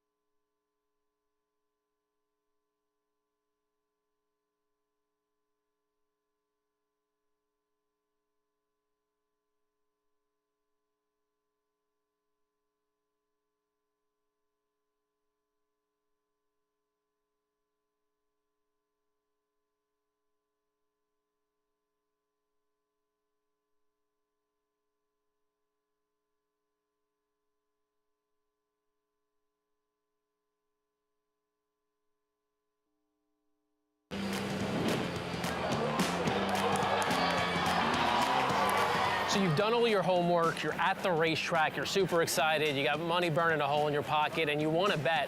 But the question is, how? Well, here are 3 basic bets to get you started. Win, place, and show. If you're super confident in your horse, making a win bet is your best bet. The rules are simple. Your horse crosses the wire first, you win. If you like your horse a lot, but want a little bit of a safety net, bet the horse to place. With a place bet, you'll get paid if your horse finishes first or second. Betting to show gives you even more insurance in case your horse doesn't run their best race. Betting to show allows you to cash when your horse finishes first, second, or third. Helpful advice? Save the show bets for big long shots. When you bet a favorite to show, the payouts aren't usually that great. For more helpful tips on playing the races, go to americasbestracing.net. If you're new to the sport, lifelong fans, something for everyone. At ABR, America's Best Racing, as always, our coverage brought to you in part by America's Best Racing. For the love of the race, visit americasbestracing.net today. The new looks good. John Everett would agree. And you can come visit us next summer. You got the ABR contest. You see everything being offered. Naira Bets, My Racehorse, Old Smoke, expenses paid, autograph sign Andy Serling. If that doesn't get you to sign up, nothing will. Yeah. I'm actually gonna enter that. I think if I win that, I have to hang out with you. This is what it sounds like on day 36. That's what it sounds like on day 1. But one, what are you talking about? America's Best Racing Race of the Week. Grade 1 Jockey Club Gold Cup, 3rd year at Saratoga Breeders' Cup Challenge event. Winning your in for the Breeders' Cup Classic. Earlier, we touched on Rattle and Roll, the 9-5 favorite. The second choice, #1 Proxy, drawn inside. This was after the Stephen Foster, where he did have trouble on the first turn. Proxy, Andy, is odds-on Monmouth Gold Cup, Haskell Day. Yeah, odds-on and under heavy, heavy pressure. But I'll tell you something. You look at the horses he beat in there that came back with good performances, it very much justifies this being a good race. He obviously ran much better, and he's capable of running better. I still think he's the second likeliest winner behind Rattle and Roll, probably because of the 1.25 mile, and Rattle and Roll's good performance in the Stephen Foster. But he's obviously one of the main 2 in here. Proven at the grade 1 level. Winner of the Clark Churchill Downs. Proxy kind of has that wild look in his eye. Richie, and he's like a Dolphin, earned more than $2 million. What are you expecting from him on Saturday? Well, listen, he's honest. He shows up. I like that he showed versatility last time, where he showed more speed, albeit a very, sedate kind of pace.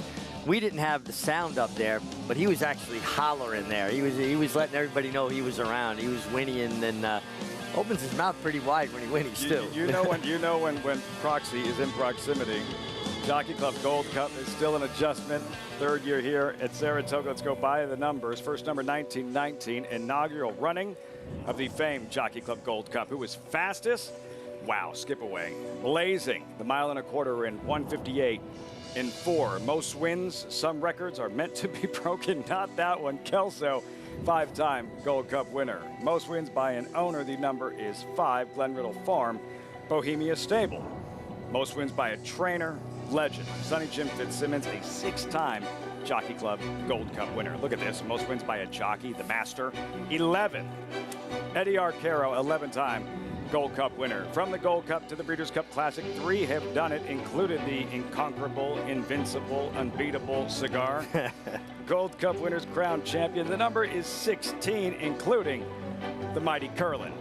Horse of the Year, one of Richie's all-time favorites. 7 Gold Cup winners been named Horse of the Year and Hall of Famers, having won the Jockey Club Gold Cup. 24, one of Andy's favorites is Chuvie, the Jockey Club Gold Cup by the numbers. And we rewind the clock. This is 1979, and I can tell you firsthand, Richie, this is the most pressure my father said he ever felt going in to one race. 79 Gold Cup, affirmed on the outside, defeating Spectacular Bid Bill Shoemaker. How fantastic is this? They turned for home. You got Triple Crown winner affirmed on the outside. Spectacular Bid, one of the greatest horses in our era, inside of him. And Coastal, the Belmont Stakes winner, conqueror of Spectacular Bid, across the track along the rail.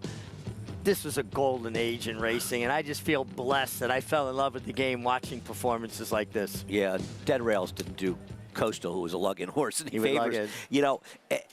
Spectacular Bid, you probably know this, his record from 7 furlongs to 10 furlongs was 24-0. The 2 losses he had after the beginning of his career were in the Belmont Stakes in 1.5 miles and in that Jockey Club to Affirmed. He was an amazing, amazing racehorse, as was Affirmed. All the hype surrounding that race, the lead up, the build up, and the fact that it was Bill Shoemaker riding Spectacular Bid. He says it's not close in terms of the most pressure he ever felt going into an individual race. That's awesome. It is awesome, especially the positions your dad was in throughout his career. And listen, you had Lafitte Pincay and Bill Shoemaker, 2 of the greatest riders in the history of the sport. Ruben Hernandez on Coastal, who never gets the credit that he deserves. He was as strong a finisher as your dad. He was an amazing rider. You are the president of the Ruben Hernandez fan club. I hooked the guy from the 8th pole of the wire enough times to know how good he was. You love Ruben. I'm the president of the Acacia Clement fan club, and she joins the show. Welcome, Acacia. Standing by with this race 4 paddock report. Thank you, Lafitte. I appreciate that. All members of mutual fan clubs of everybody on this show. But we'll take a look at horses in the paddock here for this really interesting and competitive race. And the 1A corner kick goes to Robertino Diodoro after an impressive maiden win last time out. Now, the other part of the entry did scratch, meaning that this one will be a little bit of a better price, which I think can allow you to take a little bit of a closer look at her. Now, she won by 9 lengths that day from an outside post for maiden 40. She absolutely could do it again. It's just, I think, her coat looked a little bit better last time. Her weight looked a little bit better, just comparing last race to today. She's sharp here in the paddock. She's really tucked up, and she's gotten herself a little bit warm, which I hadn't written down anything like that in my notes last time out, though she had been forward. Of course, the big question is that the barn has been a little bit quiet this meet, and we'll see if she can do it 2 in a row. She's obviously got ability and was well spotted and handled the Saratoga track last time. Let's see if she can repeat that effort, which was also by far the fastest speed figure she's ever run. Rob Falcone sends out 2 in here. We'll take a look at the 2B, Freudian. for him. A filly who, yes, she has 8 second-place finishes in here and 2 third-place finishes, 2 or 3 wins. She was just beaten by Saratoga last time, and you could see in that race that she kind of flipped back to her left lead. And she's a filly that, if you see, she really doesn't wear much on her face. A softer bit, no noseband, and that's always what it's been, because I've always felt that she's a rather soft-mouthed filly. You have to be very careful with her and time her run well, and that's when she gets a little bit hard to handle and maybe not the most willing in the stretch. So apprentice Jamie Torres will climb aboard. He's ridden her before, which I do appreciate, and has actually ridden her to victory. I think she's a major player in here. Rob Falcone is also looking for his first win of the meet. Now, somebody who is no stranger to winning at this meet is Linda Rice, who will also send out 2. We'll take a look at one of her runners, and that's the 7 Diamond Collector.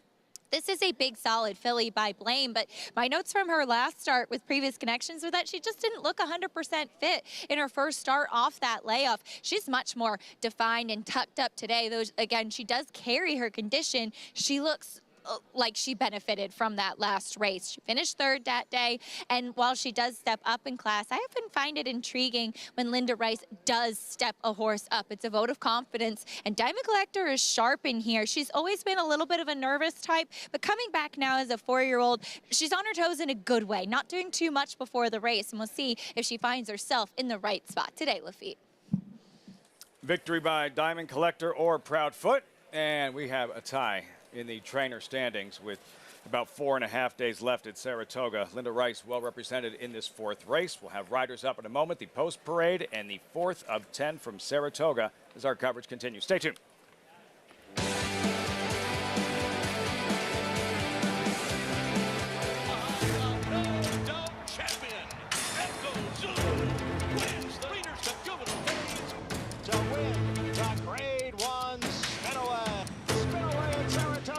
And she wins the first set here at Belmont. Echo Zulu takes command. They come to the 16th pole. It's a sizzling performance for Echo Zulu. What an effort. Echo Zulu enters in by 8 widening lengths. Experience the adrenaline-pumping, suspense-filled action of the Sport of Kings no matter where you are with Naira Bets. It's fast, easy, and secure. Download the app today and start winning with our lucrative weekly promotions, thrilling handicapping contests, and a one-of-a-kind VIP rewards program. Don't just watch horse racing, be a part of the action with Naira Bets.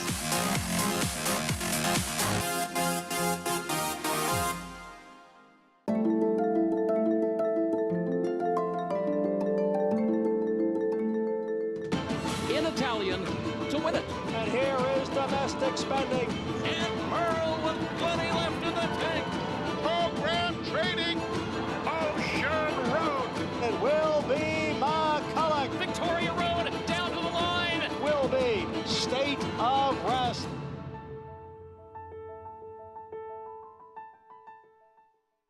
Racetrack Television Network brings you every race, from every track, on every screen, every day.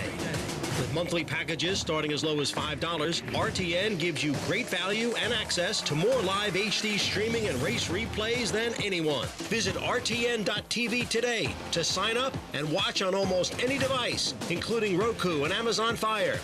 RTN has packages that start at $5 per month.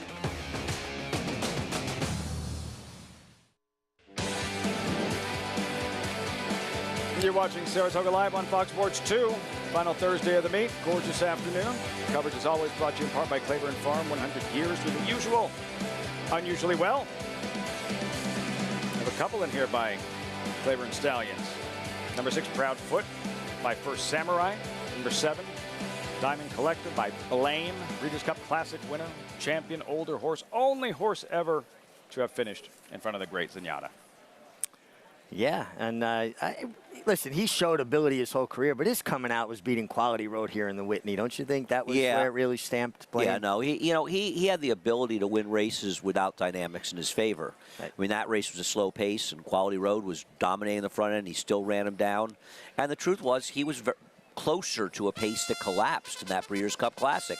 And he made the first move in a race that was falling apart, and he was still able to outgame Zenyatta. He was a remarkable horse. He should have been Horse of the Year that year. I understand the sentimentality for Zenyatta, but the reality was he won the race that mattered that year, and he should have been the Horse of the Year. Blame, the sire of Diamond Collector. See her in the post-parade. We start with Corner Kick and Arad Ortiz, currently 3-1. Robertino Diodoro looking for his first win of the meet. Can he get the kind of effort Linda Rice got from her last time? I'm betting against it. Girl Afraid, Robert Falcone looking for his first win of the meet. Yeah, good entry here.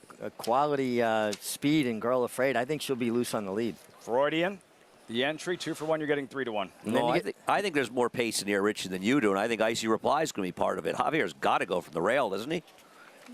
I just don't think she's as fast, and I think Freudian being the closer kind of, psychologically gets in everybody else's head. You got one speed, one closer. Oh, I see. Okay. My girl Ja at overmatched on paper would be a big surprise. Number 5, Brisky Frolic, claimed from Linda Rice by Maya Engelhardt. I don't see her dirt form as making her at all competitive here.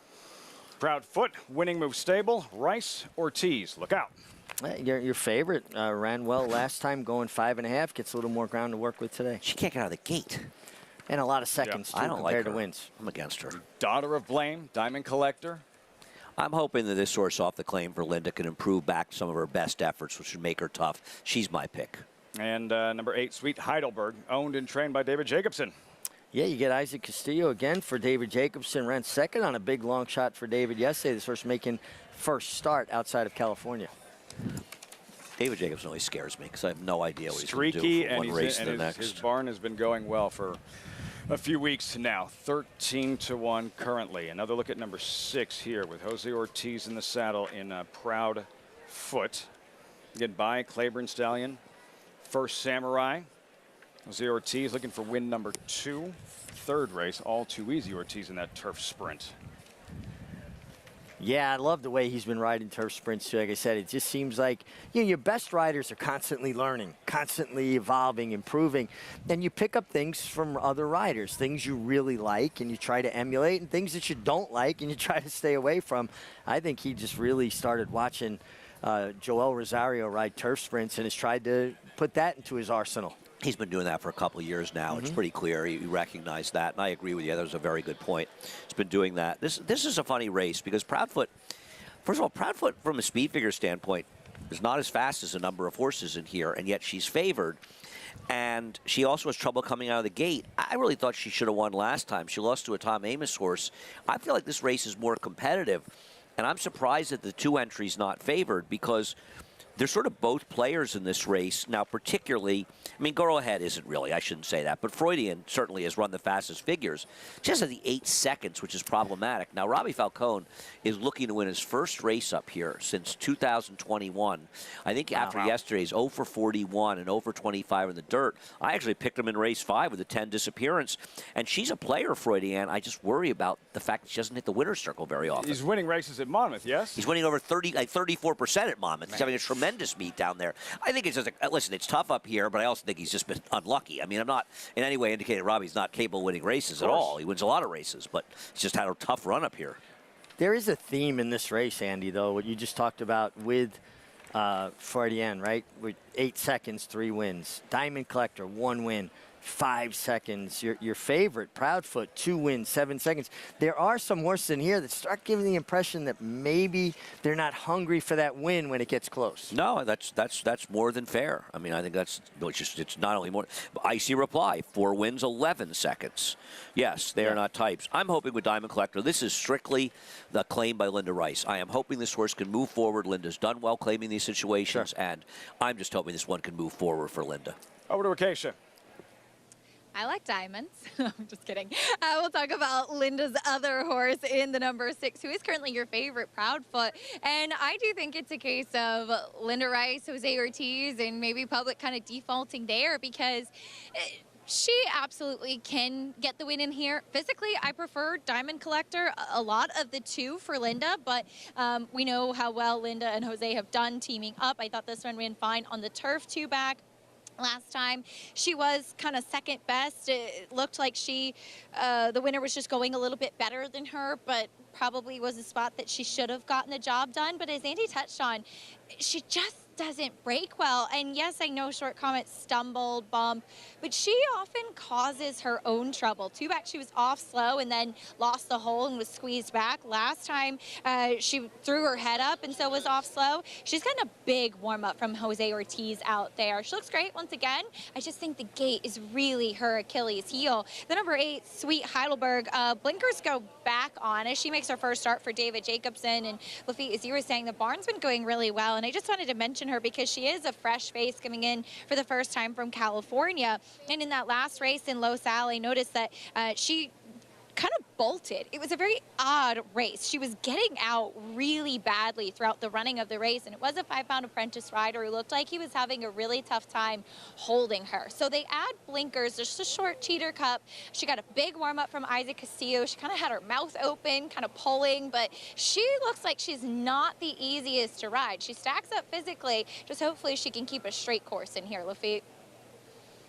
So 2 things to watch for right from the start, Richie. Proudfoot, how does she get out of the blocks today, who is favored, and Sweet Heidelberg, who that habit, and we'll see how she does today, how straight she runs. But the outside post really doesn't do her any favors, as you've mentioned so many times that horses have that habit of running towards empty space. Yeah, and it's problematic, particularly because she's shown that propensity to want to drift out. She doesn't have a moving block, i.e. another horse outside of her. That being said, sometimes with horses, you look at her trouble lines, Sweet Heidelberg, the 8, and Proudfoot, if you go back to their forms, they both have a lot of trouble at the starts. Off slow, fractious, through head. They probably are fillies or mares that have lighter mounts, tricky mounts. And actually, if I was on Sweet Heidelberg, I wouldn't mind being outside with her because it gives me room to play with her. If she does want to get out, I don't have to get into a fight with her. I can let her drift and figure out what I need to do to get her back to the position I need by the time we get to the turn. You have nearly 3/8 of a mile to the turn. Andy, it's a hell of a concern to have, conceding 2-1 in a favorite Proudfoot, and you're saying, okay, she can win if she only breaks well, which the gate has been her enemy. Yeah, I mean, the thing is, I'm not even confident that her last couple of races, one's on the turf, obviously, but they're good enough to win this race, even if she, if she breaks, she'll run a better figure. Maybe that's good. I don't know. You can count on it. I think she's a highly dubious favorite. And I wonder a little bit if they're focusing more on her than Diamond Collector. Now, Diamond Collector's running slow races recently. You have to be doing what I'm doing, which is relying on her to improve off the claim.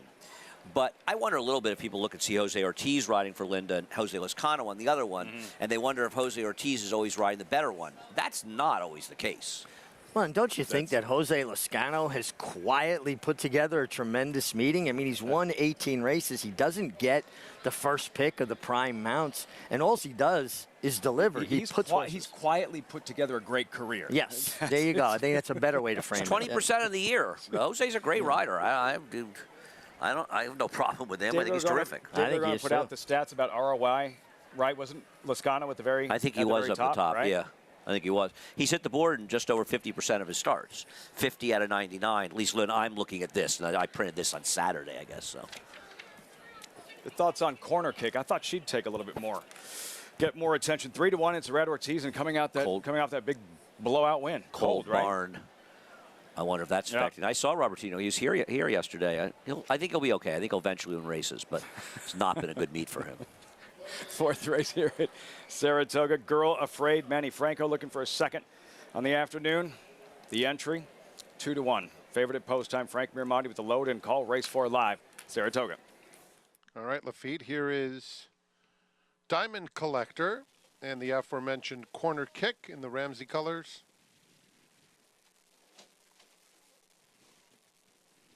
Brisky Frolic takes up her spot. Sweet Heidelberg completes the line. Set for the middle pick 4. They're in the gate.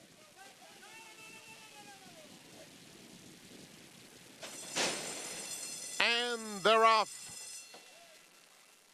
It's a nice beginning for Girl Afraid, who will vie for the early lead.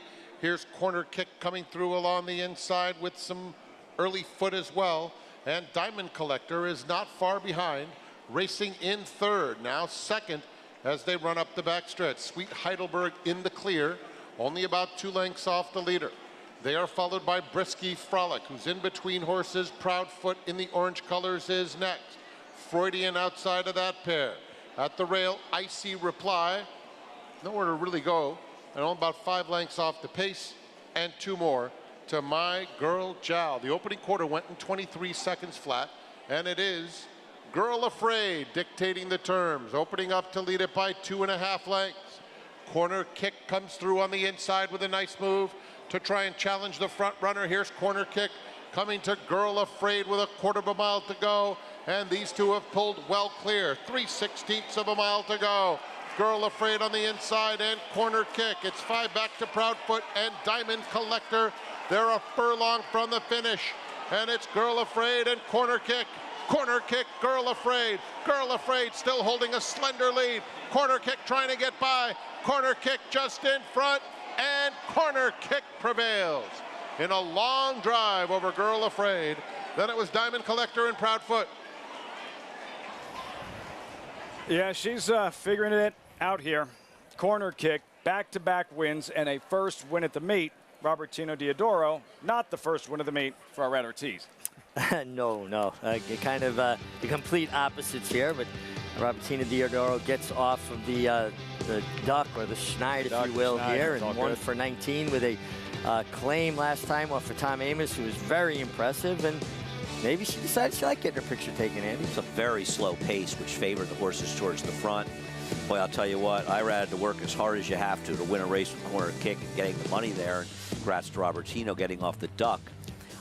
If you liked the 2, Girl Afraid, I hope for your sake you just didn't bet, because a 15-to-1 shot, maybe even 20-to-1 if she had been on her own, was 2-to-1 because of an entry mate. And this is just another case where they need to get rid of entries. The betting public has a right to bet the horse they want and not get saddled with another horse, because, I mean, they were betting the 2B, guys. Yes. And the 2 almost won the race, and I feel for Robbie Falcone. It's a tough beat for him. This is a tough beat. The polar opposite with Diodoro. He gets the win after a cold meet. Finally, that for Falcone, he has to be thinking, like, what do I have to do to get a win here? Yeah, no question about it. Everybody feels that way when you're not winning. Whoever you are, a horse player, you're a trainer, you're a jockey, you're an owner. You feel the frustration. For sure, we've all been there and felt it, and she ran a winning race. But what price would she have been if she was on her own in here? My God, she would have been a gigantic price in here. And a very good time for this level of horse, 122, just a shade under 123 flat. Makes you feel like the track still got pretty glib. It is. Nobody's gained an inch of ground at all. I mean, this race, Diamond Collector finished 3rd, and I know it was a well-beaten 3rd, but she was finished at the 5/16 pole. Yeah. And nobody picked her up. Nobody changed. Which included Freudian, who didn't pick up. And I makes me wonder, it's only the second dirt race, and I know that heavy favorite closed in the second race. And I'm not saying we have yesterday's track, but I'm wondering if we have another track where it's just very, very hard to make up ground. These two left the rest in their wake. Big smile, high fives all around. Irad Ortiz, Ken Ramsey, winning owner. Corner Kick, Robertino Diodoro, first win of the meet. Corner Kick. Nothing else Manny Franco could have done. Girl Afraid tried to fly the coupe. Here comes Irad Ortiz and Corner Kick. And she fought. I mean, it was a good horse race. It just, she got outgamed by Corner Kick late, but that was a big run from her. And nice to see Manny Franco and Irad Ortiz come dueling down to the wire. They're two such physically gifted riders, so strong, and all that was on display there. And both graduates of the jockey school in Puerto Rico. They're teaching them something right in that jockey school in Puerto Rico. Results forthcoming. We have a new audience joining us very shortly. We have a few moments. Looking ahead to the feature, the 7th race, the With Anticipation 2-year-olds here, mile and a 16th on an inner turf course. Scratch number 6, British Sea. Take a look at number 7 in Nomos. Debut, Andy, early August, Monmouth. He's a 9-5 favorite. Nomos, he's been under a drive for a while and eventually just pours it on. Yeah, he was much better in the field he faced in this race, and I don't know what to do. They were all first-time starters. None of them have run back. The figure came back slow. Time for him. U.S. the race was even slower than the Beyer figure. But I've seen Todd run horses at Monmouth that look slow, the 2-year-olds, and come in their second starts. Now this is on the dirt normally, and improve substantially. So I'm not going to dismiss Todd Fletcher coming up with that horse. But the figs look slow, but still, it's a pretty dangerous barn.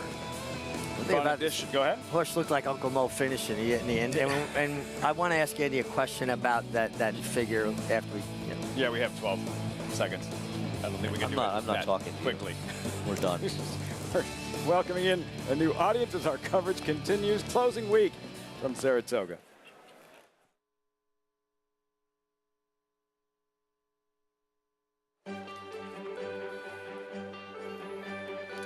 Final week of the summer at Saratoga. Welcoming in our new viewers, Bally SoCal and San Diego. This is Saratoga Live. Picture perfect afternoon in upstate New York alongside Andy Serling, champion jockey Richie Migliori. I'm Lafitte Pinkai. 4 races in the books, Richie, and we just saw a thriller down to the wire, a 2-horse battle, and in the end, it wound up Rad Ortiz, the meet's leading rider. Another win here at Saratoga in second on the afternoon. It's always a pleasure to see 2 horses that are fairly close in ability, fighting it out to the wire, and 2 riders pulling out all the stops. They put on a good show. Corner kick. Ken Ramsey, the owner, has started 8 horses at the meet. 4 have won. Batting 500 at Saratoga, that will get it done. Winning trainer here, Robertino Diodoro, standing by with Acacia in the winner's circle. As Corner Kick gets the job done, Robertino joining me, and we were just joking. You can breathe a little bit now getting the win for the meet, and the horses have been running well. It's such an up and down in this game. No, definitely. Like you said, it's not like the horses have been running bad, just nothing's been clicking, and you always want to win at Saratoga, so we'd like to sneak out a couple wins here before the meet's over. This filly you claimed last time out off her maiden win, and she really dug in and showed a lot of tenacity today. No, she did, and I got to give Mr. Ramsey all the credit because he's the one that picked her out. I was kind of scratching my head when he did, and to be honest, but she ran big today. We claimed her, and like you said, ran very gutsy down the lane today. Saratoga is a place you always point the horses to. You always hope to find the right spots. And as a trainer, as a horseman, getting the horses ready for the race is only part of the job, right? And you have to look for the best spots and hope for a little luck as well. Oh, definitely. And like I said, we just had a little bit of bad luck coming up here. We came early and tried to get a quick start, and it kind of slapped us in the face. But that's the way the game goes sometimes. Robertino, so happy to see you get the win. Congratulations, and here's to many more. No, appreciate it. Thank you. Lafitte? It's funny that way. He won the first race of the meet. First race of the meet, I think back in 2021, he gets his first win of the summer on August 31st as Robertino Diodoro. A tough place, and Diodoro is a guy that wins wherever he goes. It's just been a tough meeting for him. And although some of his horses run well, just couldn't cross that threshold. Yeah, I don't feel like he's had a lot of super short prices that are losing races. I haven't looked through his prices, but I mean, obviously been a disappointing meet for him, but I don't think he's been running that badly below expectations. Maybe he should have won 2.5 races. Ken Ramsey, the 8 starts, 4 wins here at Saratoga, padding his stats. 4th race here, and back-to-back winners there for a runner clearly figuring things out. We still have the With Anticipation coming up, race number 7, and the 5th $20,000 maiden claimer, 7/8 of a mile. Here's the field, updated odds. 3-year-olds and older. Who graduates, gets that first career win here, Andy? You know, obviously the 14 is the horse to beat. Chad Brown's dropping down, trying to get that win in here for Louis Lazzanero and Michael Dubb, the owners. This is an extreme drop down for 20,000. I think he's way the horse to beat in here, but I thought Disappearance isn't that far below him, so I don't mind taking a much better price on him. The wild card's probably the 12 Sailing River. Pick 6 starts here, 22 minutes out. Way down at the bottom, Screaming Uncle 2-1. When we return, those 2-year-olds in the With Anticipation, Christophe Clement was saddled 2. That's Carson's Run, determined winner in his debut. What will he do in the Thursday feature at the spot?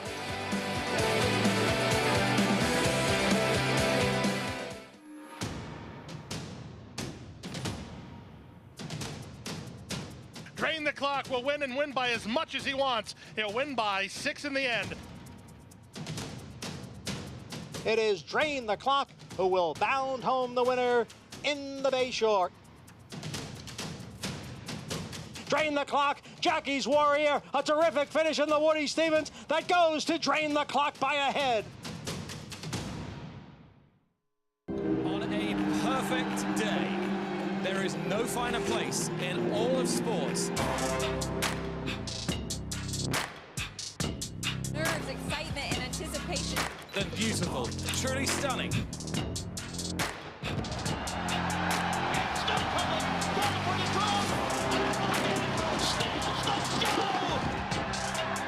For the Breeders' Cup World Championships.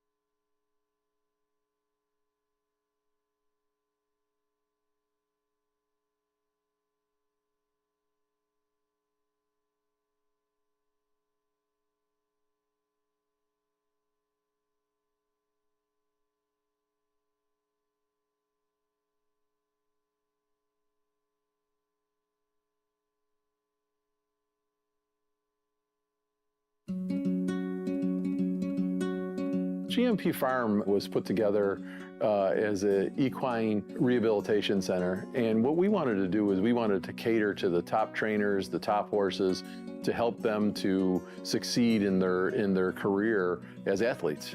We're 20 minutes from Saratoga Racetrack. We're in Schuylerville, New York. It's not far away from the track, so it's easy access to get back and forth from the track, from Saratoga Harness.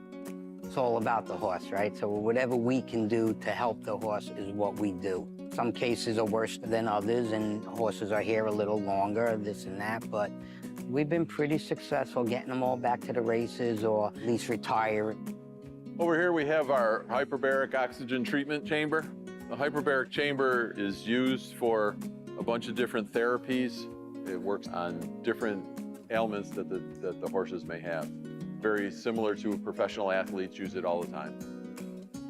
We have the cold water spa, the dry salt spa, which is right behind us here. And the salt helps with lungs and clears out their sinuses and clears all that out. I use this myself on a regular basis. We have lasers, stage 4 lasers. We have MagnaWave. It's the electro-pulse magnetic for horses. We have a vibrating floor that's good for bone bruising, good for shins, feet. We've been pretty full the whole time. It's really worked out well. We have a 7/8 of a mile Tapeta track, which is a very great track for us. It's kind of low maintenance, and it's safe, very safe track for what we do. All state-of-the-art stuff, and everybody just loves their job here because they see these horses leaving, and you know, all ailments or whatever was bothering them, they're happy, and all the trainers are very happy getting them back. The horses deserve the care. They deserve to be pampered because they work hard, and we want to do everything that we can to keep them healthy and to keep them running as long as possible. The new innovations, the technology. You saw the hyperbaric chamber, Richie, like helping horses with minor issues just heal up quicker. It's a spectacular facility. I've been out there. And then they also have the wellness spot for people as well. So it's a lot going on out there. A beautiful place, about a 20-minute ride from the racetrack. They're in Schuylerville. Really great stuff. Closing week stakes scheduled that with anticipation later today. Tomorrow, Saranac, 4 stakes races Saturday, headlined by the Jockey Club Gold Cup Spinaway on Sunday, Ways and Means. And as always, the hopeful Saratoga's most prestigious race for 2-year-olds, closing day. Yeah, I think Timberlake for Brad Cox might be. I hear it's going to be a solid field in there, but Timberlake, he's the one who's probably going to take the most attention. Rhyme Schemes, the impressive winner of the Saratoga Special. He is a sideline, so we'll see about the boys' closing day, main Ways and Means. The favorite, we anticipate, for the Spinaway on Sunday. Small field for the Flower Bowl. Mile and 3/8 Breeders' Cup Challenge event for the Breeders' Cup Filly and Mare Turf. Number 2, McCulloch, who is 4-5. And let's revisit the Glens Falls. McCulloch defeating Amazing Grace amongst others. McCulloch here in this grade 2 win. Andy, what are you expecting from her in the Flower Bowl? Well, I mean, she beat Warlike Dancer, Goddess in this race. And Warlike Goddess has been extremely, extremely talented, and she flat out ran her down. I mean, Warlike Goddess did get rank in here, to be fair, but still, she got a good trip, and Kulik just beat her. She's improved clearly this year. Warlike Goddess, unfortunately, I believe, spiked a fever. I'm not sure, but I believe that's the case. She's not going to play, and there's just, I don't understand quite the lack of participation in these races, to be honest with you. This is an important race. It's just not really working out. McCulloch is going to be 2-5 in here, and she's a weak the horse to beat.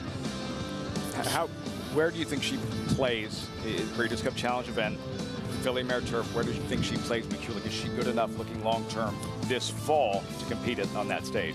Oh, I think she's absolutely good enough to compete on that stage. I mean, obviously you're going to get European participation. It's going to make it that much tougher, but McCulloch's got to turn a foot. And she ran down Warlike Goddess. Now, listen, Warlike Goddess did get keen. Maybe wasn't her perfect trip. But she had her chance to win, and she got run down, picked off in the last 16th of a mile. Usually it's Warlike Goddess doing the picking off. McCulloch ran her down. I think she was very impressive in the last run. I think the question might be distance. It's 1.25 miles this year at Santa Anita, is that correct? Yeah. Yes. Yeah, that's probably not going to favor McCulloch. She may get better with more distance. It's going to depend on Euros coming here. Beating Warlike Goddess in these route races shows she belongs at that level, even though she got rank. 1.25 miles probably takes away a little bit of an advantage, but it's, I'm sorry, with all the American turf horses, it's going to come down to what Europeans show up in those races because they're often just superior horses to ours. We saw that with a horse who's been exclusive, pretty much uses a rabbit over there, just laid to waste the field of the Sword Dancer last week. A rabbit and comes over, wins a grade 1 race at a distance that nobody thought he could thrive at. And, yeah, he's on to the Breeders' Cup. I imagine there are a lot of trainers and connections over in Europe going, he won what? What are we doing not shipping over for those races? And they ought to come for the Joe Hurst Turf Classic because I think he'll be back in there as well, and they should come. Flower Bowl, Jockey Club Gold Cup, Prioress, and the Harvey Pack on Saturday. Updated odds, race 5 Saratoga. Start of the pick 6, post time 13 minutes. $20,000 maiden claimers. That's next. You're watching Saratoga Live with the horses in the paddock here on Fox Sports 2.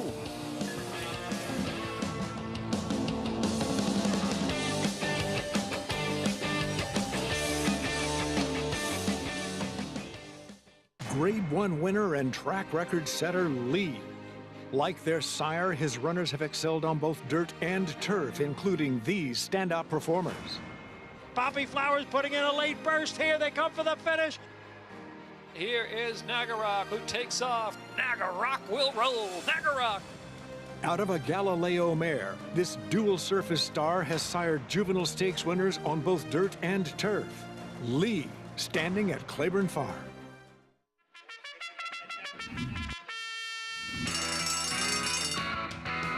Monmouth Park's 50-cent win-early pick 5 is one of the country's earliest pick 5s, making it the perfect way to get your wagering day started. With a 12:40 post on weekends and 2 p.m. start on Fridays, the win-early pick 5 is home to 6-figure pools and a low 15% takeout. Start your day winning early. Play Monmouth Park's win-early pick 5.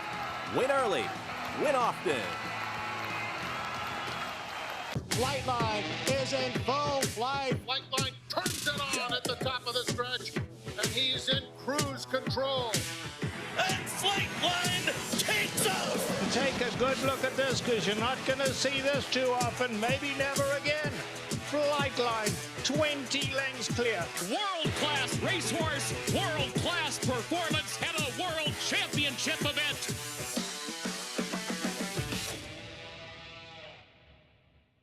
Now more than ever, it's time to get with the program. When shopping for your next race prospect, consider that New York breds start with an advantage. Our New York breds run for serious green.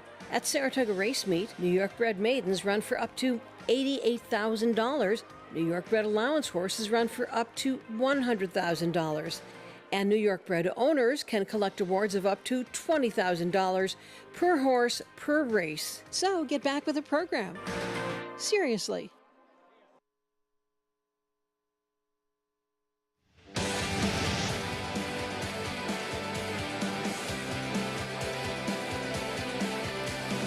This is Saratoga Live. As always, brought to you in part by Hillendale, Catalapa. Hillendale Stallion, Good Magic, sire of the 10 Disappearance. That's Destadura. Good Magic, also the sire of Magic Cross, won yesterday's P.G. Johnson on the main track. Today's feature still on wrong grass for the With Anticipation. It's a little bit early. Race number 7. There is Disappearance. What do you make of his chances here, Andy, the son of Good Magic, kind of graduating his 4th career star? He's my top choice. I mean, I think the 12 obviously is a more likely winner in here, but the respective prices there now, 8-5 versus 6-1, I think Disappearance is a better bet. His figures are not that much lower. Now, he didn't run well in the slop last time, but you look at his dirt races, he's running figures close to a 70. Well, Screaming Uncle is running 71 and 72. He faced some good horses. Subrogate, who beat him first time out. He's a solid horse for Jersey-based. Duarte, Jorge Duarte. Army Times, who beat him. He ran the Smarty Jones. He's a Peter Brandt, Chad Brown runner, and I think he's run fairly well in those races. Listen, he's taking a big drop as well. Maybe these connections are getting frustrated trying to win a race in Saratoga as well. Robert Falcone will try again. Disappearance. We check in with Acacia. Oh, and that was a tough beat for him at last race, and that horse is definitely a player. But we'll start from the outside and work our way in, beginning with the 14, Screaming Uncle. And usually the Mike Dub horses are named after somebody, so I do wonder whose uncle is pretty vocal. But in any event, this guy just makes a lot of sense. Now, it's interesting because it does kind of feel like they haven't really found the best spot for this horse yet. He started out long on dirt, then he sprinted on dirt, then he went long on turf. His race 2 starts back was behind Straight Arrow, who would come back here to win in his next start at Saratoga for Mike Deeney, and then really validate himself facing tougher competition with an even stronger 85 Beyer speed figure in his subsequent start. So he faced a good one 2 starts back, and they are going all the way down to the 20,000 today. Obviously, my first time laying eyes on him, but I do think that physically he looks like a dirt sprinter. He's shorter coupled, he's compact, he's very strong in his hind end. He's been rather subdued and laid back here in the paddock, and I'll watch him on track, as normally I do like to see my sprinters with a little bit of intensity, but he has some natural speed, and we'll see if he just maybe finds himself in the right spot today. The 13 With Purpose. Luis Saez needed an oxygen tank after riding him in that first start. He was working on him throughout, and the winner, Gun Maestro, wired the field that day, whereas this horse was at the back and having to be asked quite a bit throughout. So he ran on for 3rd, but we haven't seen him since that February race down at Gulfstream, where those maiden optional claimings are oftentimes the only options in the condition book in lieu of a maiden special weight race. So he too takes a big drop in class, but off of a layoff. I picked him on the Talking Horses handicapping show. I just really do wish that he was a bit more fit coming back. He could be a little bit more tucked up in his barrel. He too is pretty laid back here in the paddock and wearing the same shortcut blinkers that he did on debut. The 12 Saline River, I think, is very intriguing in this spot. He is sharp here in the paddock, and while he hasn't done much running as of yet, watching that last race at Oaklawn, in which he did go long and will cut back in distance today, he was pretty antsy in the gate and just lacking some focus. And so I think the gelding is very intriguing because he's still very energetic here, and I can only imagine what he was like prior to that. But he's super fit off the layoff, and while he does strike me physically as a horse that could handle a little bit more distance, his demeanor says sprint, and they add short blinkers. Again, with the gelding, I think could be the biggest key, and it's a lot of changes for this guy, but maybe it'll just be the right formula, as he looks like he is ready to roll today, Lafitte.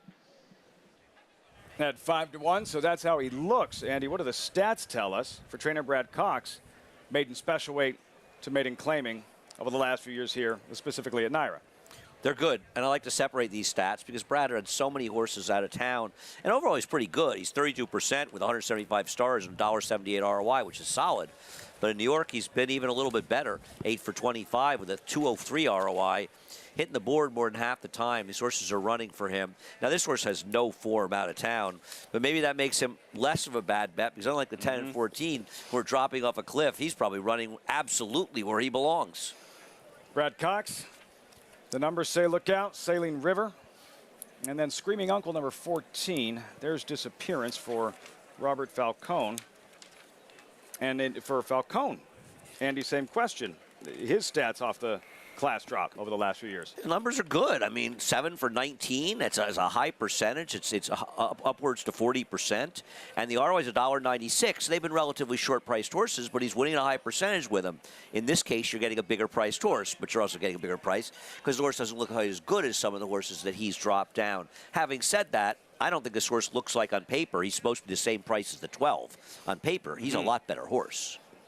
Batting .330 at Monmouth, Robert Falcone still seeking that first win. Just missed in the 4th race here at Saratoga. For a jockey trying to get you it's like a batter who's in a cold streak. Paul LeDuc can obviously speak much better. You just need to see one get through.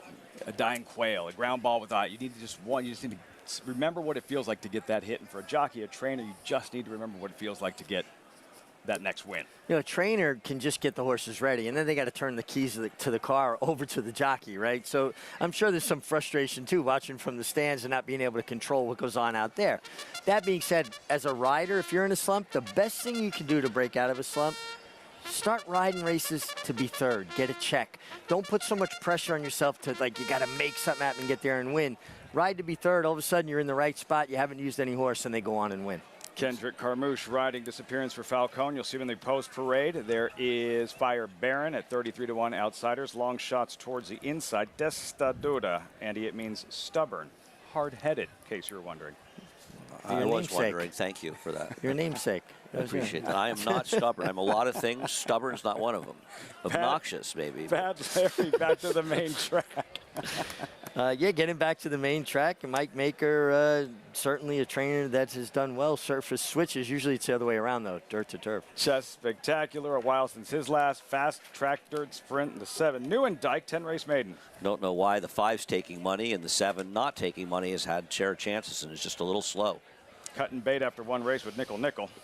Yeah, changing surfaces. The mare was 1 for 1 on dirt, and obviously she won on debut. Disappearance by Hillendale Stallion, Good Magic. Yeah, dropping down, takes the blinkers off. Major player here. Saline River with some angles to work with at 5-1. Kind of the complete makeover, right? First time gelding, blinkers on, drop down in class. Would not be a surprise. Number 13 with Purpose, idle since his early February debut. I don't know about Ira Ortiz did when he watched the replay of his last race, but I was exhausted just watching Luis Saez ride this horse. Every step. Wow. Screaming Uncle, back to dirt, class drop in the 6-5 favorite. See, now I took it as Screaming Uncle, like, you know, you're tapping out. Like, Uncle, I give up kind of that thing. Might be Not it. like a, that might be it. Right? That's what I think it is. Okay. Yelling Uncle. Yeah. And I think that's what they're doing exactly with this horse. I think Louis Lazzanero and Mike Dubb are screaming Uncle, and Chad Brown, too. Look, they probably would prefer to have dropped him into a 40 maiden claimer. We probably would have gotten claimed there, too. But this is the race that came up, and they're trying to get a win in Saratoga, all of them. And I get all of that, but he's still dropping in for 20,000. And when you're talking about, it's one thing if you're talking about a horse that's 5 or 6 to 1. I about a horse that last time in the dirt in this race lost to a horse named Straight Arrow. Got a 75 buyer winning it. Came to Saratoga, was one of the new horses to meet. Won with an 81 buyer, and then lost in his next start, but ran an 84 buyer. He lost a legitimate racehorse. He didn't run great, but he certainly didn't run badly in this race, and they cannot dump him quick enough. So are they trying to win? Yes. Is winning in Saratoga important?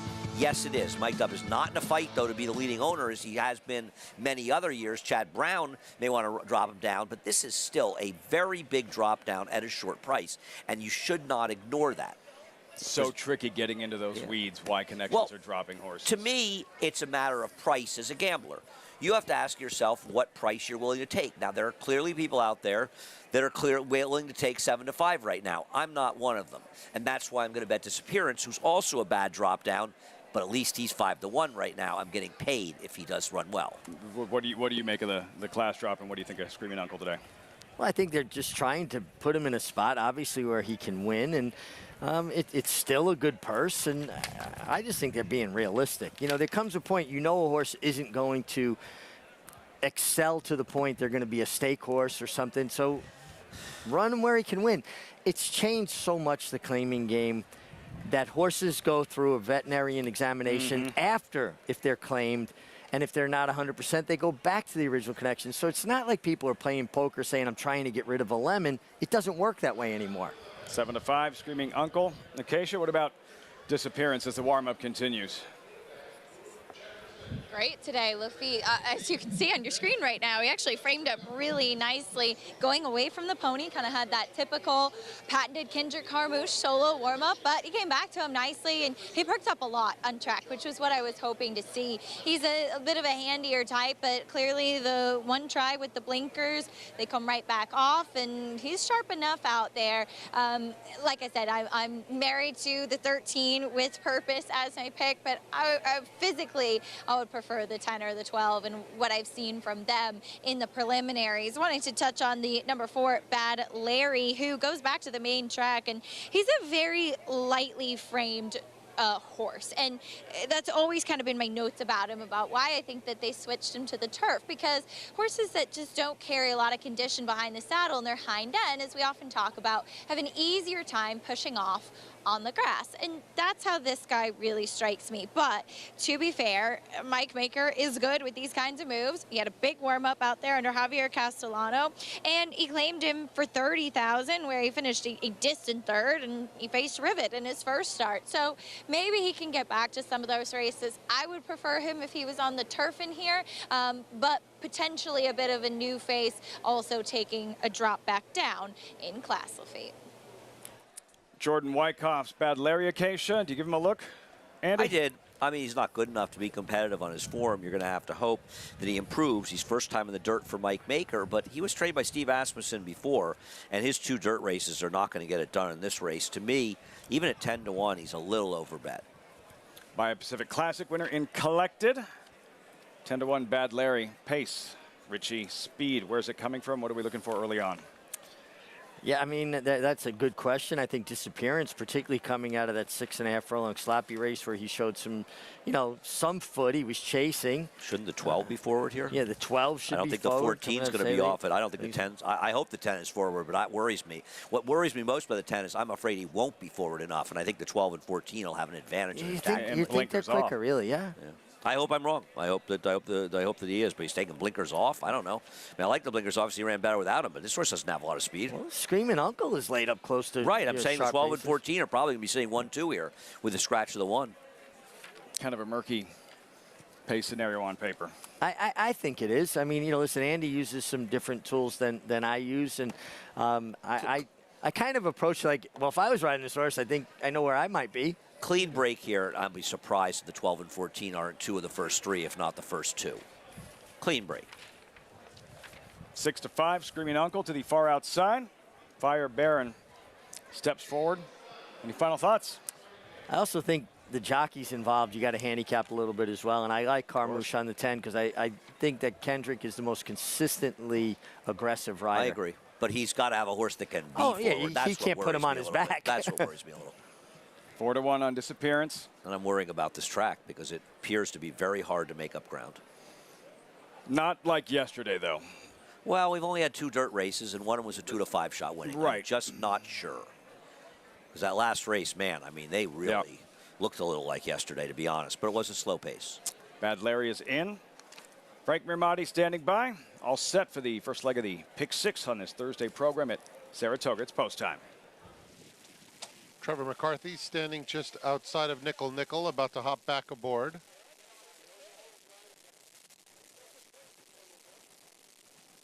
Here's Neuendijk.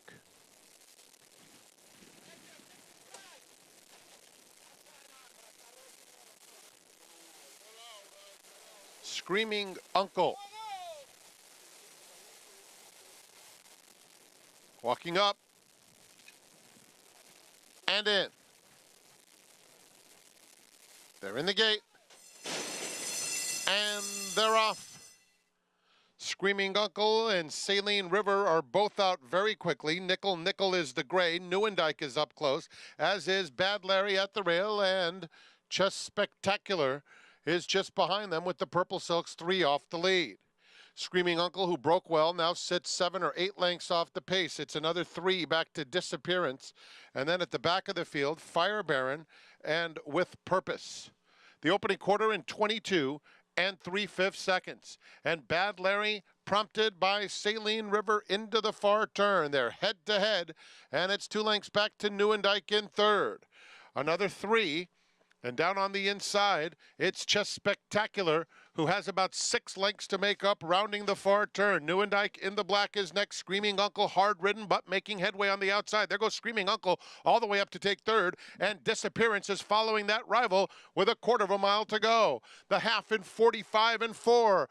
Bad Larry turns for home. Saline River and Screaming Uncle down the center of the racetrack continues to make solid headway. They're an 1/8 of a mile from home. Disappearance is in with a fighting chance, a big chance, in fact. Here comes Disappearance on the outside, ranging up to take the lead. And it will be Disappearance opening up to score by 3 lengths. Screaming Uncle was second best. Then it was Bad Larry in third. And fourth went to With Purpose. By Hillendale Stallion, Good Magic, Disappearance, Kendrick Carmouche, and you know how good this one has to feel for trainer Robert Falcone. His first win at Saratoga since when, Andy? August 5th, 2021. First dirt win since August 4th. There will be others, but I'm sure this one felt good here. And they were moving up front at a much faster pace than the last race we saw. And I would have to say Bad Larry ran a lot better than I thought he would in there. I didn't like him at all, and he ran a solid third considering the pace scenario. And both the 10 and 14 were laboring in the back. This one was just a better price, and he got the best of the 14. If you're Chad Brown, you're getting frustrated because it's been a little slow roll for him, but there will be other wins. Really good pick, Andy, 7-2. Richie, how'd he do it? Disappearance.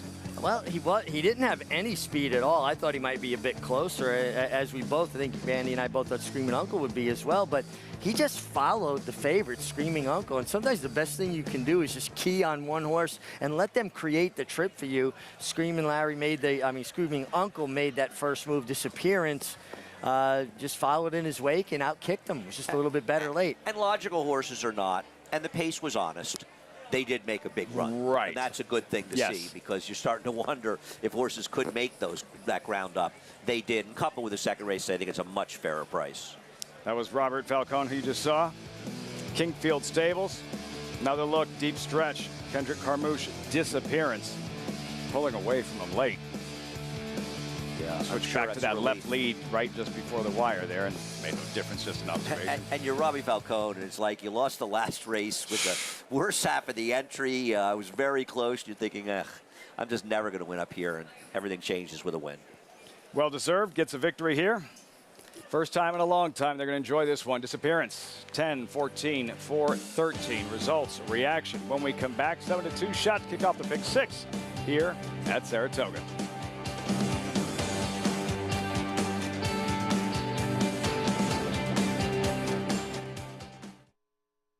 Just 1 year after expanding their global footprint to Kentucky in 2013, Liliana Solari and Carlos Heller's Don Alberto purchased the dam of leading Eclipse candidate Arcangelo, who captured the Belmont and Travers Stakes against the best of his generation. This September at Keeneland, we are proud to offer 50 outstanding yearlings by the world's leading stallions, hailing from some of the best pedigrees in the stud book today. Don Alberto at Keeneland. Want to know a secret? The Massachusetts breeding program pays huge bonuses for finishing first, second, or third at any racetrack in the country. You didn't know that, did you? Massbreds get paid up to an additional 25% of their purse earnings for the owner, and breeder, and stallion owner, and developer. It's the best kept secret in racing, till now. Tell all your friends, and to learn more, visit massbreds.com.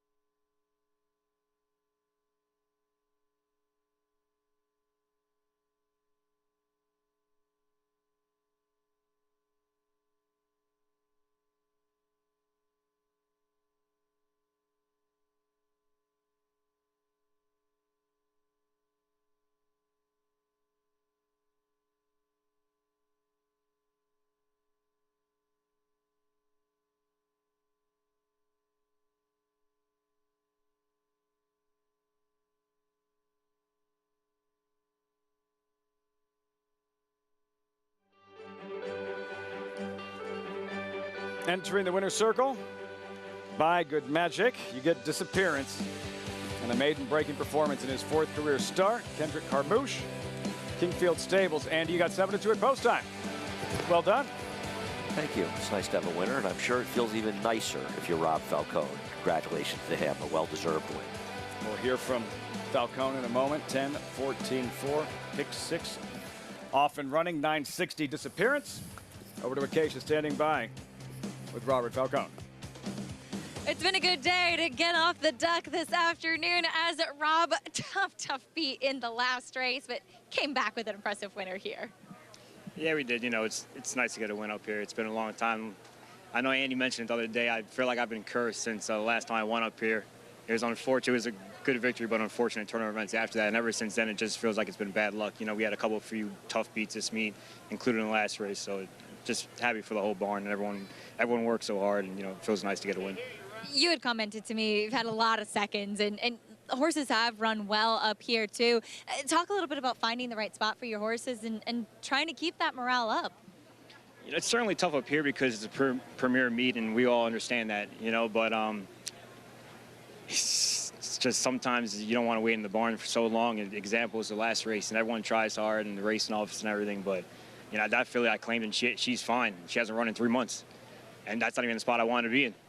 You know, it's against older horses, and you know, so it's tough up here. That's the game. You got to keep going, find the best spots you can, and just keep going from there. Tell me about Disappearance. Found the right spot for him today. Framed up beautifully out on the racetrack too. A nice mover. Yeah, he did. He's always been a good workhorse. I kind of thought a little bit more highly of him. You know, we gave him a couple of shots, tried the blinkers. That didn't turn out good. Stretching out didn't turn out good. So we just find the right spot today. Well, it all worked out. Good to see you get the win, Rob. Thank you. Rob Falcone with the victory with Disappearance, and off the duck, Lafitte.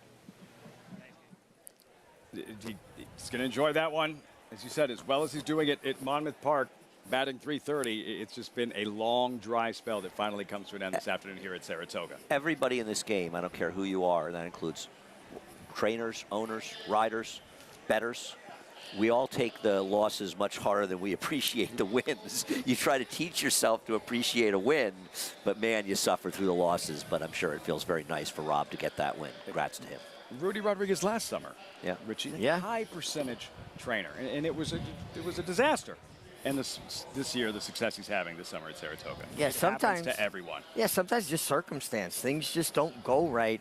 And what Rob was alluding to was races that you want to run your horses in aren't always the races that are available, right? They aren't in the book, or you don't get enough horses, so you've got to call audibles and run against tougher horses or a distance you may not want, or against older horses, like he said.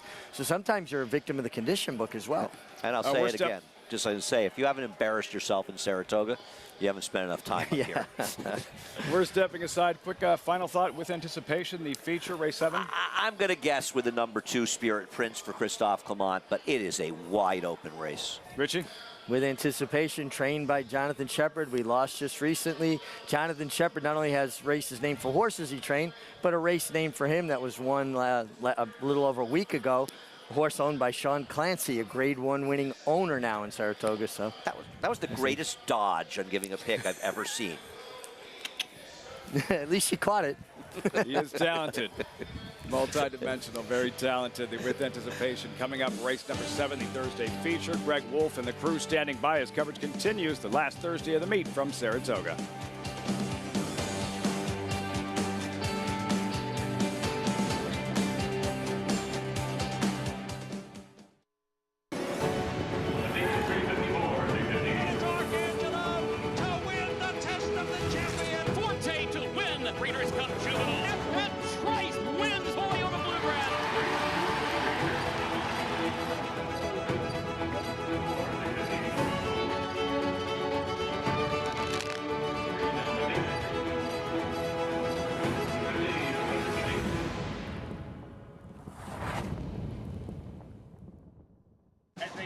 When it comes to horse racing, you can never have too much information. With Twin Spires, you can place your bets with confidence. Whether you use handicapping insights, like our Brisnet speed ratings, prime power and past performances, the guidance of our experts' top picks, or just choose a name that catches your eye. Yes! No matter how you pick your horse, bet with Twin Spires. Start earning your $200 sign-up bonus when you sign up with offer code GET200.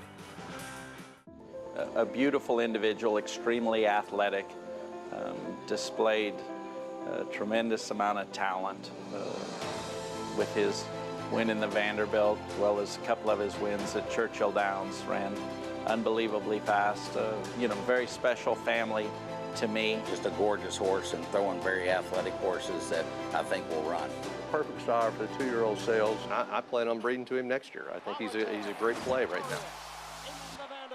Racetrack Television Network brings you every race, from every track, on every screen, every day. With monthly packages starting as low as $5, RTN gives you great value and access to more live HD streaming and race replays than anyone. Visit RTN.tv today to sign up and watch on almost any device, including Roku and Amazon Fire.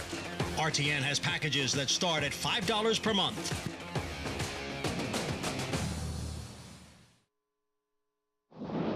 So you've gotten comfortable with making the most basic bets in horse racing, win, place, and show. But today, we're going to help you raise your game and up the ante.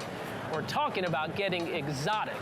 When we talk about exotic bets in horse racing, we are talking about higher risk, higher reward. Exotic bets involve correctly selecting combinations of horses. You can pick the top 2 finishers in any race. That's called an exacta. If you want to bet the top 3 finishers, you're talking about a trifecta. You can even bet the first 4 finishers. That's called a superfecta. Sounds tough, doesn't it?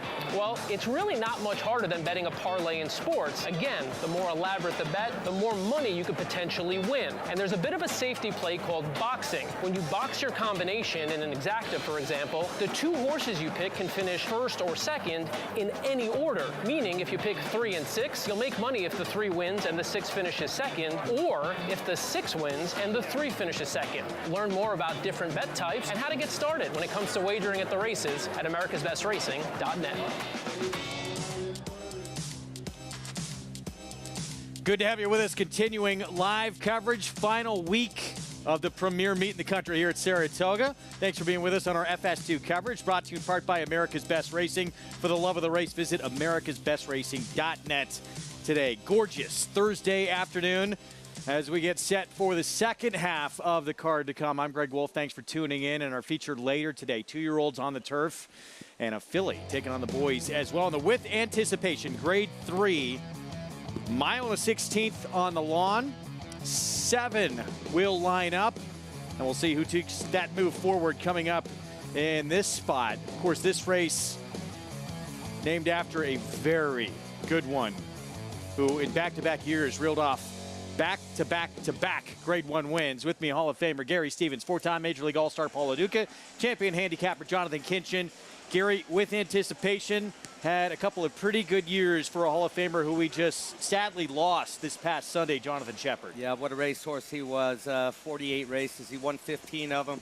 Just over $2.5 million. In today's times, that's about $4.1 million. And that's when they weren't running for the kind of prize money that we're running for now.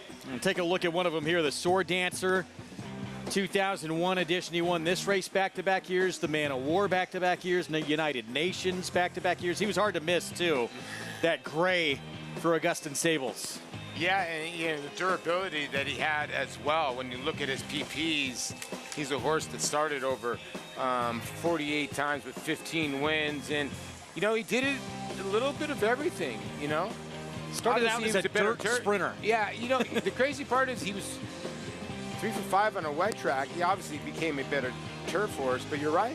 Started out as a dirt sprinter, so very versatile horse. And you're right, Gary, 2.6 million in those days. Wow, he's got about I would say out of about 45 races, a third of the time, he's got over 100 buyers, too, as well. So, and yeah, legendary Jonathan Shepard was some kind of trainer, and we lost a special man, too, as well.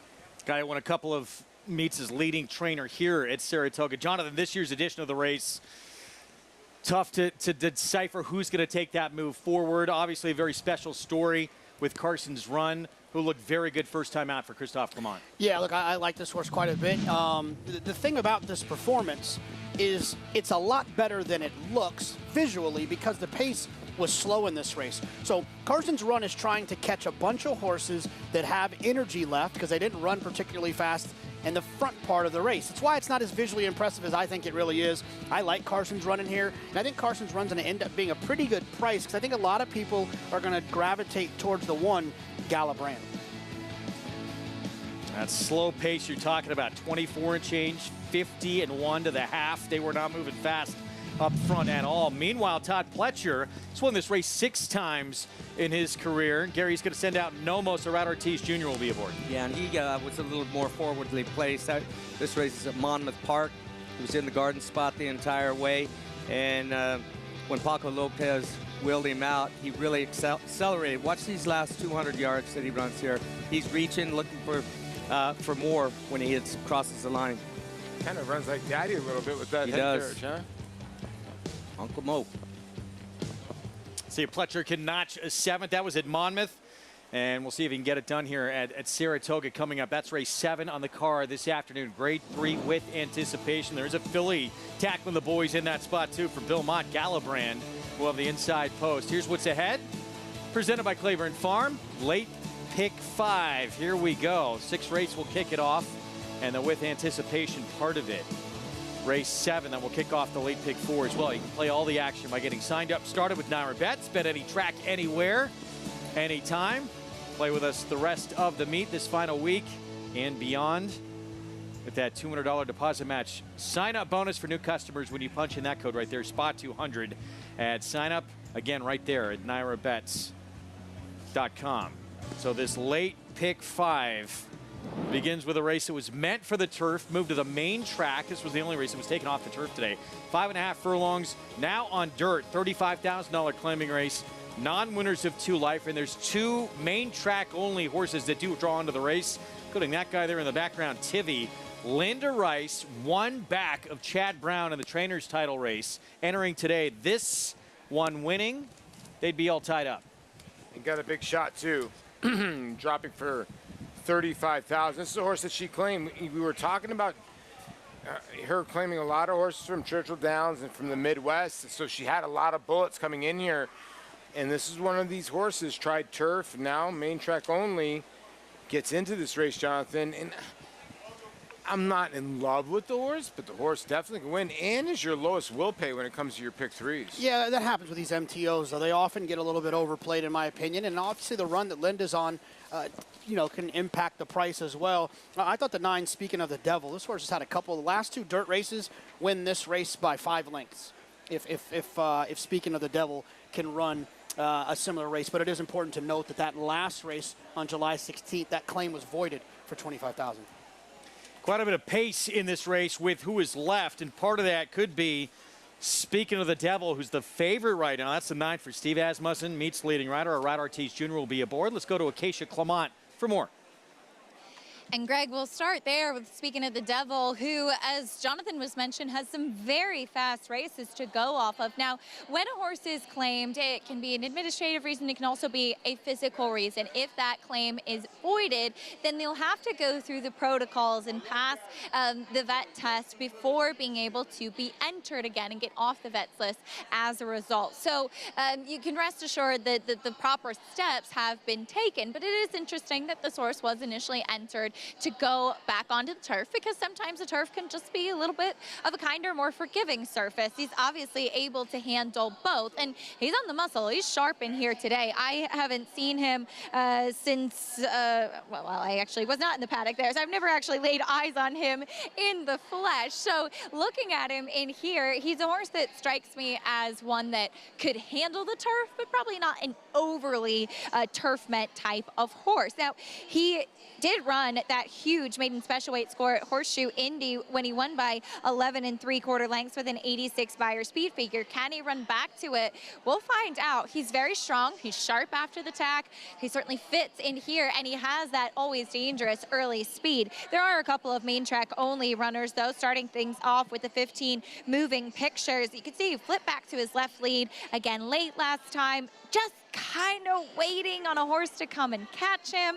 He's a little bit of a tricky horse to trust based off of that last effort. And I can obviously understand Rudy Rodriguez trying out the blinkers a couple races back, dropping him back down in class to the 16,000 last time, just trying to find the right spot for him. He obviously makes a lot of sense in here. He's saddled with the pony, as he always does, and Rudy does with a lot of horses to try and keep them settled here in the Saratoga paddock. He makes sense. Jose Gomez is going to be in the saddle, and he's not necessarily stepping up in class because he's a tried and true dirt horse against some others that probably don't prefer this surface. The 16 Tivy, though, for Linda Rice, maybe it just wasn't the best of claims, and given the fact that she's claimed so many good ones and had a lot of success, maybe she's just being realistic, and it may not be as significant a drop in here as it might look on paper. My notes from his last race said that he was carrying a lot of weight and conditioning, just didn't look 100% fit, and he's a big burly type of individual, as some of the intimate shifts can be. I don't see much change in him from a physical perspective, but you do have to imagine that off of a bit of a layoff, he got something out of that last effort. He looked like a horse that would have been able to handle the turf fine, but as mentioned, and the same thing with the number 9, he's probably just a better dirt horse overall. And I will say that turf race he comes out of has been incredibly live, with Sosua Summer and Super Quest coming back to win. I just think this is the right spot for Tivy. We'll see if Linda Rice can tie it up, Greg. Definitely be keeping our eyes on that. This would give her 30 for the meets. 5-2 right now. On the 16, this main track only, Tivy from that outside post. And while the post parade coming up, here's a look at what's still to come in our final week of the meet. So later today, that with anticipation. Saratoga tomorrow, we'll have a preview coming up. Grade 1 Jockey Club Gold Cup in the older horse division and that classic division this weekend with a loaded lineup on Saturday, and then Sunday and Monday for the 2-year-olds, fillies in the spin-away and the boys in the Grade 1 hopeful. We're going to see Ways and Means in that Sunday spin-away, who was just electrifying in that maiden victory for Chad Brown. So a lot of buzz about her. And one of the more exciting horses, I guess, certainly 2-year-olds we've seen at the meet. Oh, yeah, without a doubt. Yeah, I mean, the way that she won earlier in the meet, I think everyone kind of circled this day for her to come back, and I'm looking forward to her to run extremely well on Sunday. There's a giveaway tomorrow, but they're down 2. So there's 2 less of what you're going to get. So get here early, because Jonathan and I are not giving these back. Tote bag. These are durable, too. And after we hit the late pick 5 today, tomorrow, the next few days, the $1 million bonus, Saturday and Sunday. Is this big enough to hold it all? I think so. Maybe. Depends. Nice bag. Got the little drink net on the side.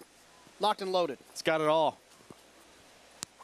And yeah, I was just reminded, $1 million bonus Saturday, $3 million bonus in that late pick 5. You play through an hour, bet you're the only winning ticket on Sunday. Incredible. So, Fan Appreciation Week. Take part. Come and get these tomorrow. Hope to see you out here. And we're getting terrific weather finally for this final week of the meet. The weather has cooperated. This is what it was supposed to be like all meet long. It's supposed to be 90. It's supposed to heat up on Saturday and Sunday. Yeah. Hot all weekend. But clear. Well, obviously yesterday, Speed did incredibly well on the racetrack. Fast track this afternoon. What have you guys thought about how the track's been playing today to this point so far on the main track? Yesterday, if you were not on or within a half length of the lead, you were not getting any money. Today, it looks like it's playing very fair. There's been horses come from just off the pace. I think it's a different racetrack today than what we saw yesterday. Yeah, I mean, the first race on the dirt, the one was even money. So, the best horse won. Corner Kick was about right off the pace, JK. Laying a little bit off the pace, the winner of race number 4. The winner of race number 5. Disappearance and Screaming Uncle were kind of off the pace. I think it's playing completely fair. So it looks like to me, because in that last race, the 10 and 14 looked like the true dirt horses. To me, it's been to form.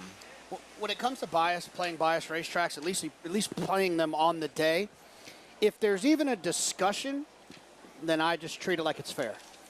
If it has to be a solid yes or no for me in order to kind of make decisions based off of that. My favorite way to play a biased racetrack is not today, but to think that maybe it is happening today and then watch the results when these horses run back. You have more information then to identify whether they were helped today or not. I think it's better to play out of a biased racetrack than it is to play into one. I will say, go ahead. this. I do think this race will tell you there's a lot of pace in this race. And if the pace holds up, we'll know a little bit more. The 8 and 9 are very, very, very quick in here, and they both got big shots. Call to post as we have 372,000 and growing in the pick 5 pool that starts here. And we're going to start with a long shot down on the inside. Dr. Settle's Dream Junior Alvarado just announced as a Mike Venezia Award winner. We'll team up with Bill Mott. Yeah, dropping for 35. There's a lot of horses dropping in here. This horse got a couple races to go to that aren't that bad. Brennan's War just went by. No, the dirt races are just not very good. 38-1 on Jackie Davis's Mashindi. Yeah, Jackie, I think won 3 or 4 at Finger Lakes the other day. She's been on fire. She come in town here and looking for her first win. This horse is quick. The only dirt start was the debut and was fast early. Yeah, it has a ton of early speed. Just seems to really stop bad in the end of our races. Speaking of the Devils, Steve Asmussen and Around Ortiz Jr., 8-5. A horse that's in really good form. I mean, if you really look at his last like 5 or 6 races, he's been right there. You surprised this one stayed in the 11? Tiny bit. Jose DeLangelo will take a shot. We've seen a couple of these Dubai Millenniums take a shot on the main track. Katie Davis on the 13 War Terminator. Yeah, another one in here that puts the blinkers on. They've had the blinkers on before, but needs to improve. Jose Gomez moving pictures of main track only. Another one here for Rudy Rodriguez, bumping up in class, but main track only fits. Yeah, and then Tivy for Linda Rice with Jose Ortiz. It's a big drop. I mean, this horse has not picked up his feet since that maiden special weight win at Oaklawn. The rest of the time he's running slow speed figures, and he's being bet at 5-2 because he's the MTO and he's trained by Linda Rice. That's shown some early lick, though, especially on dirt. And this will be the first start back on dirt since May 20th for him. Again, there it is. We touched on it earlier. You're the only winning ticket in the pick 5 weekends at the meet, so final weekend coming up. You get a $1 million bonus if you play through Now or Bet. So $1 million bonus on the line Saturday, $3 million bonus on the line on the Sunday card. That includes the spin away. Got to play through Now or Bet, so to be eligible and be the only winning late pick 5 ticket as we get set for our Thursday late pick 5 to come here. We're a minute to post. 9-5 favorite. Speaking of the devil, but here's Charging, whose only dirt start.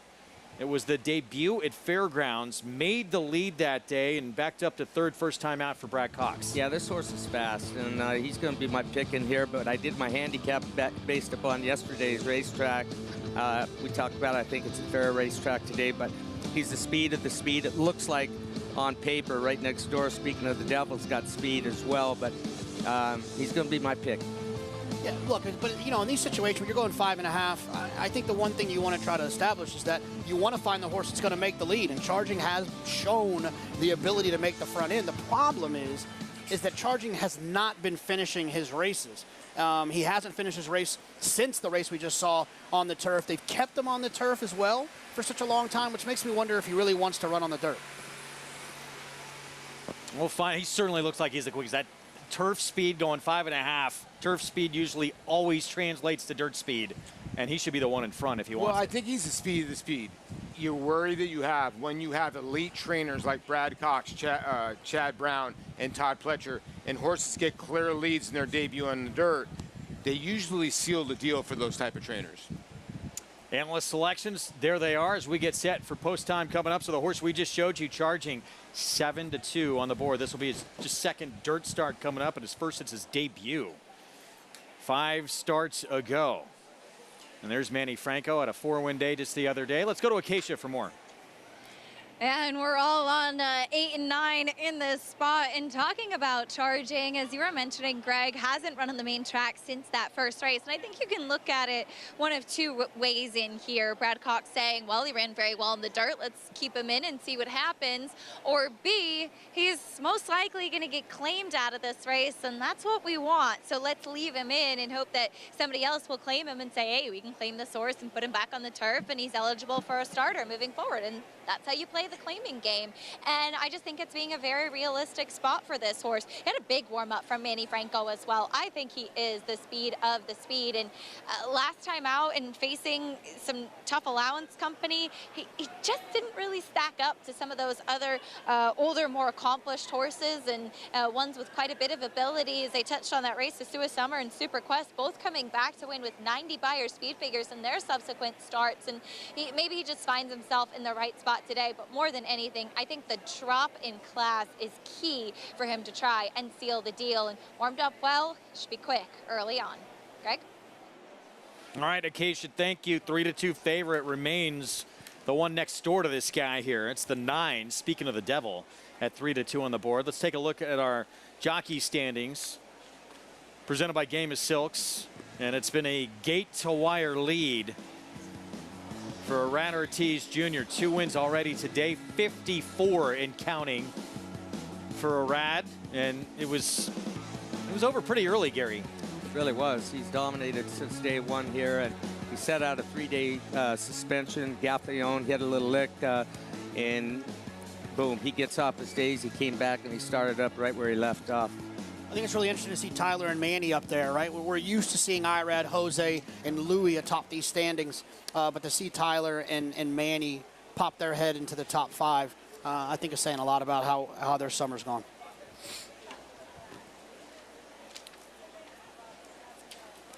Loading up. Pick 5 starts here. There's Moonwatch, Flavian Pratt. The 8-5 favorite, though. Speaking of the devil, that's the 9 here. Steve Asmussen with Arad. And again, keep your eyes on the 16. Tivia win here for the Linda Rice barn. And Linda's tied, I should say, with Chad Brown. 30 wins apiece. It'll be fun to see these two barns battle it out through the final few days here of this meet. Let's go to Frank Miramati for the call. Late pick 5 starts here. One more left to load. Tivy to the outside. They're in the gate.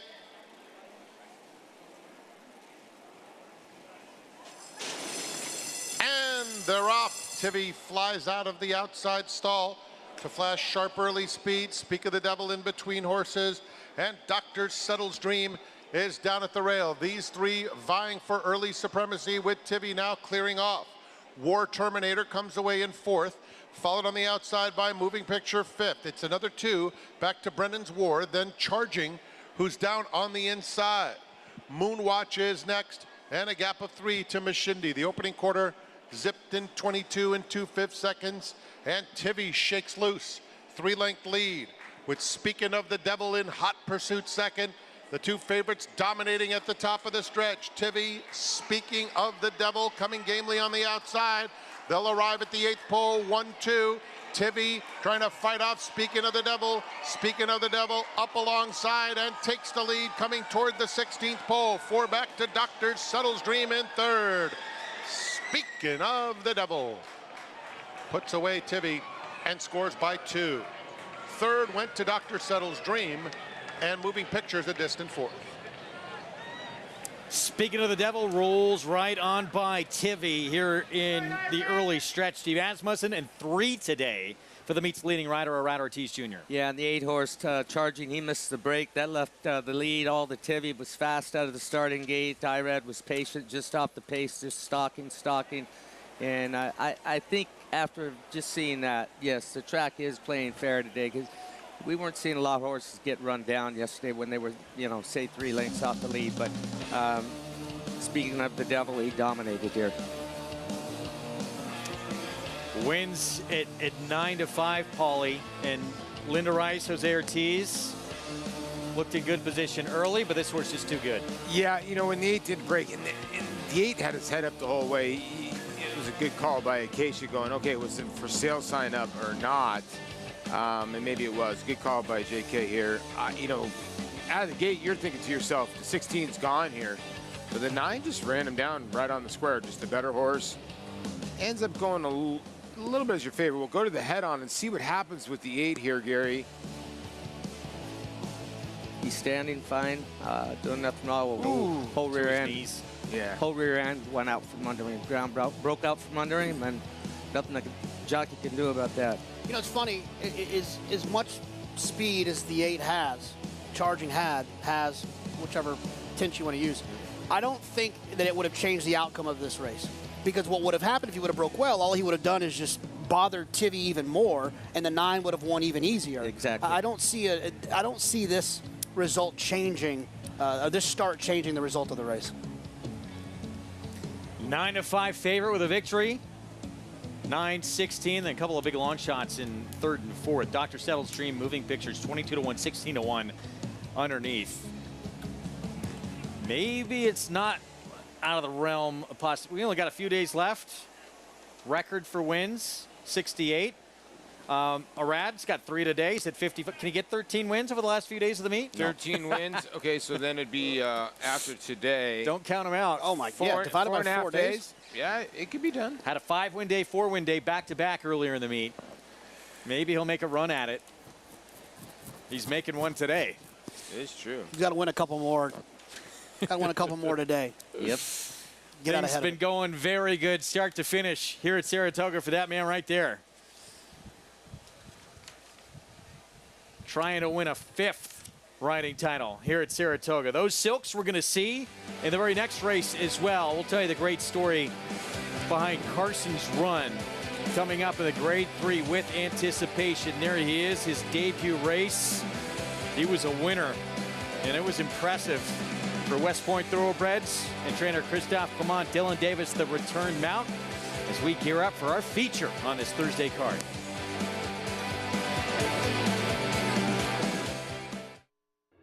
Spun to Run. His brilliant speed figures were among the fastest of any 3-year-old at a mile or more, and he hails from the legendary Danzig sire line. Now, this multiple graded stakes winner, millionaire, and Breeders' Cup champion is passing his remarkable talent along to his progeny. 95, 5, 200, 200 down to the back. Patrick, 200,000. Thank you. Spun to Run, standing at Gainesway.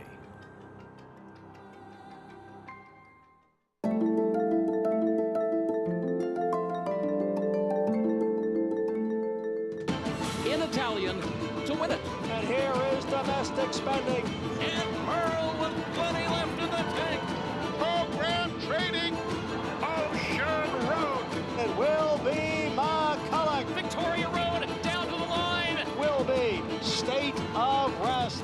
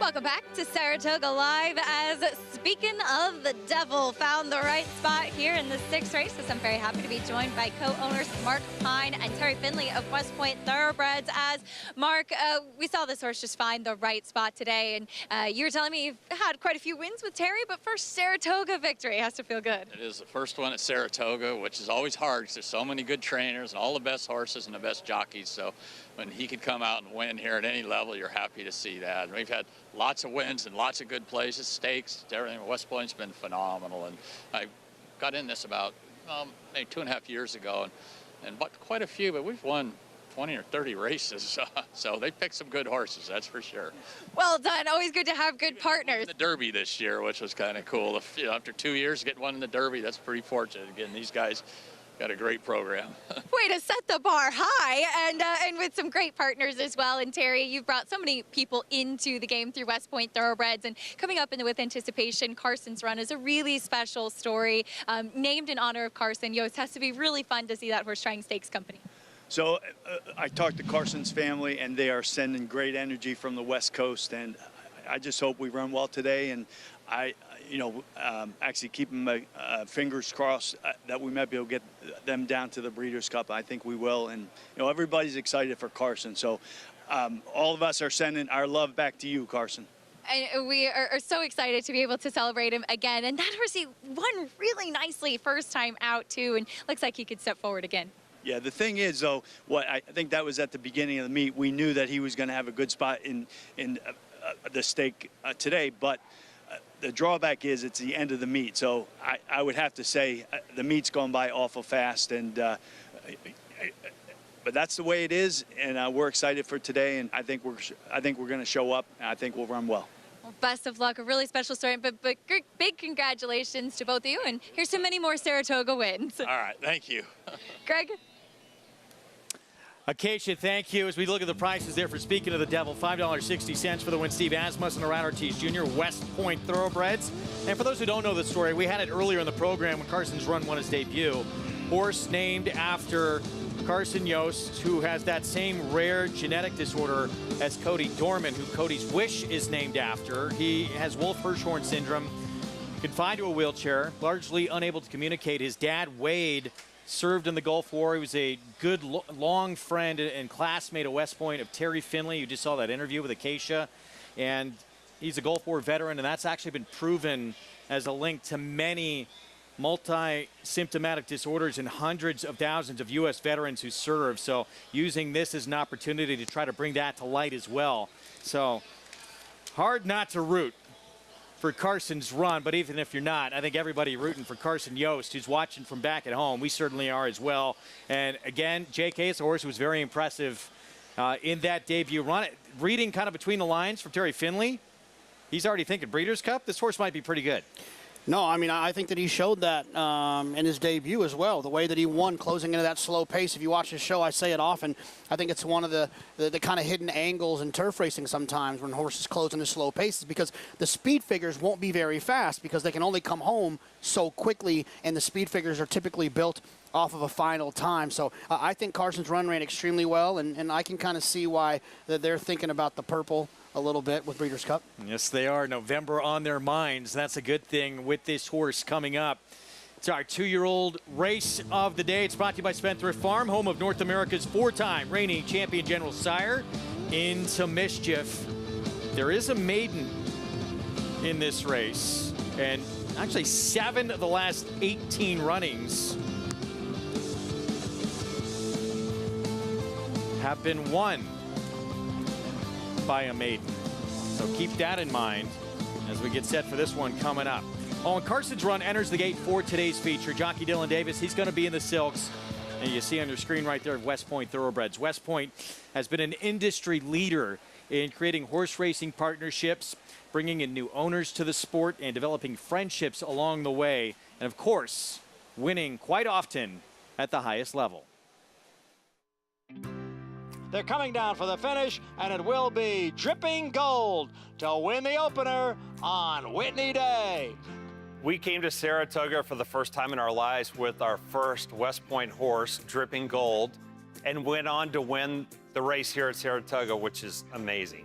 I think just being part of the West Point family, being a part of what they stand for, the integrity of the organization, the values, and that starts with Terry Finley and Deb and their children, and the whole team is like that. And they're like family, and we have gotten to know a lot of great partners, and they've become friends, and it's been incredible. The gold standard in racing partnerships, we really do try to provide a lifestyle experience on several levels. And it's a sport that the whole family can enjoy. And there's not a lot of sports that people can get into it and bring their kids or their parents and their extended family and everybody have a good time. So it's really special. I had never thought that I would be playing at this level and owning some of the finest thoroughbreds anywhere in the world with West Point. And we've had an incredible journey. We've had horses run in Toronto, here at Saratoga, Belmont Park, et cetera, and it's been incredible. You know, I don't know about some of the other outfits out there in the industry that do what we do, but I do know that there's nobody that spends more time with their clients, with their partners, educating them and helping them to understand and giving them a broader experience that is close to what insiders get in this game than us. Nobody does it nearly like we do it. West Point buys horses at very different price points, so there's the ability for people to get in at various levels, and I think they should really get more information, pick up the phone, make a call. West Point, for example, makes the process very easy, and it's not hard for people to get into this game and really enjoy it, no matter how much they invest from the start. The organic part of all of this is that over time, by being with us, by being partners with West Point, they start to really become horse people. They become not just horse players or animal lovers, sports lovers, they become horse people. As much as West Point values our horses and what we're doing here at the track and on the farms every day, our heart and soul are obviously the partners, and that's what makes it so much fun for us, is getting to share with them and really give that family kind of vibes. We feel like we're part of a family, which is really incredible. They're not a lot of investments where you feel like you're really part of a team and part of a family, so that's what makes West Point so special.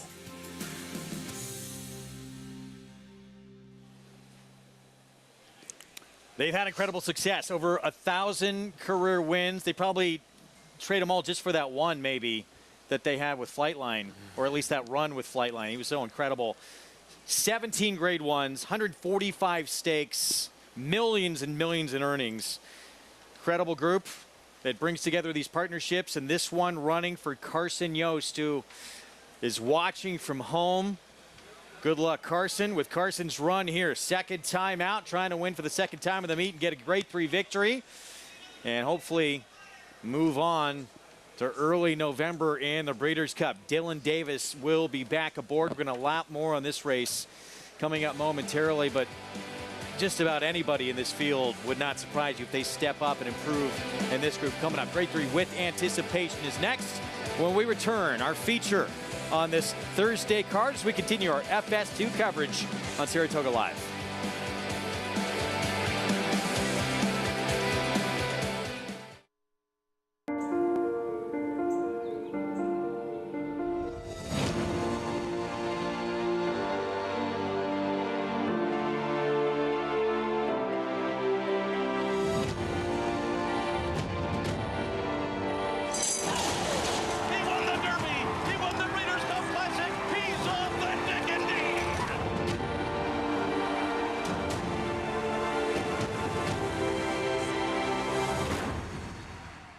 Experience the adrenaline-pumping, suspense-filled action of the Sport of Kings no matter where you are with Naira Bets. It's fast, easy, and secure. Download the app today and start winning with our lucrative weekly promotions, thrilling handicapping contests, and a one-of-a-kind VIP rewards program. Don't just watch horse racing, be a part of the action with Naira Bets.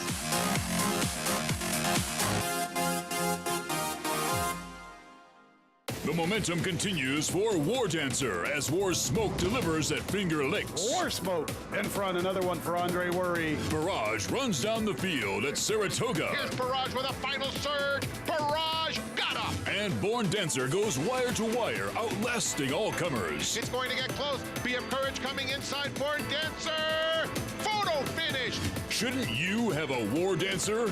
War Dancer, proud to stand in New York. There's a big, bold, beautiful world waiting to be explored by you and your friends, of course. But not just any friends, the best of friends. The kind of friends who let you do you. Because in this world, it's positive vibes only.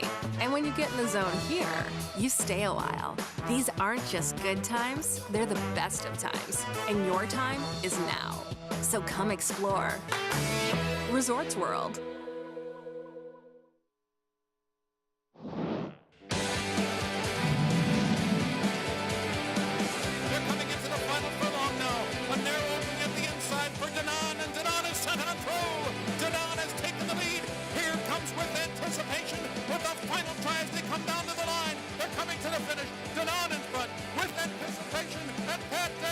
Surging on the outside. Too close to call, I think, with anticipation. May have gotten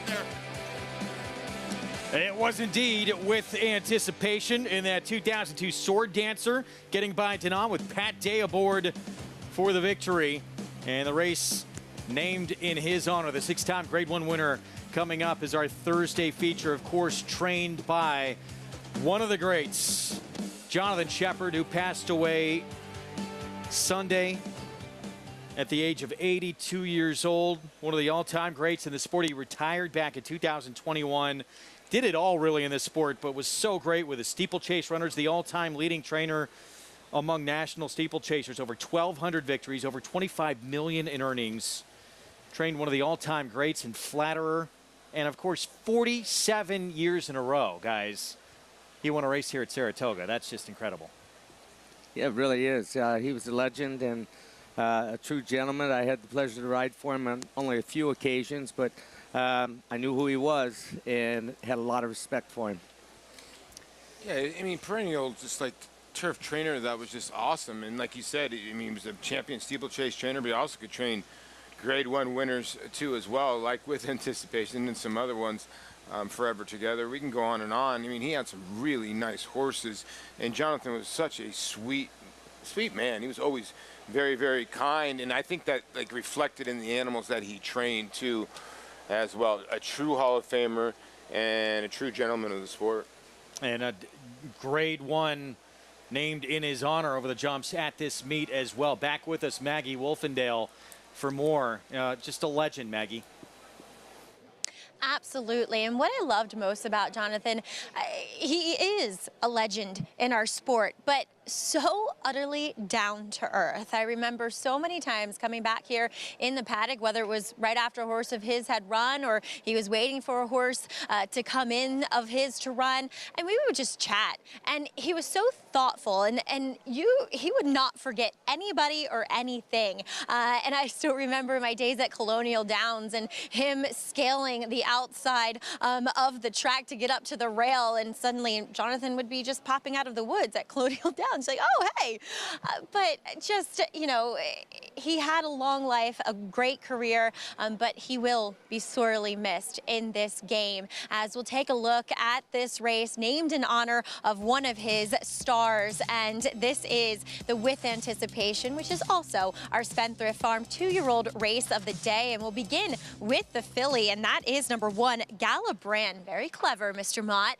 Cross-entering Galabrand here and in the PG Johnson, and of course we were rained off yesterday, so she will get the opportunity to run here on the turf. And she's one that I wrote first time out that she will need longer. Well, she didn't need longer, but I still think she'll get better with more distance. As for her second start, she's very laid back here, which you always like to see.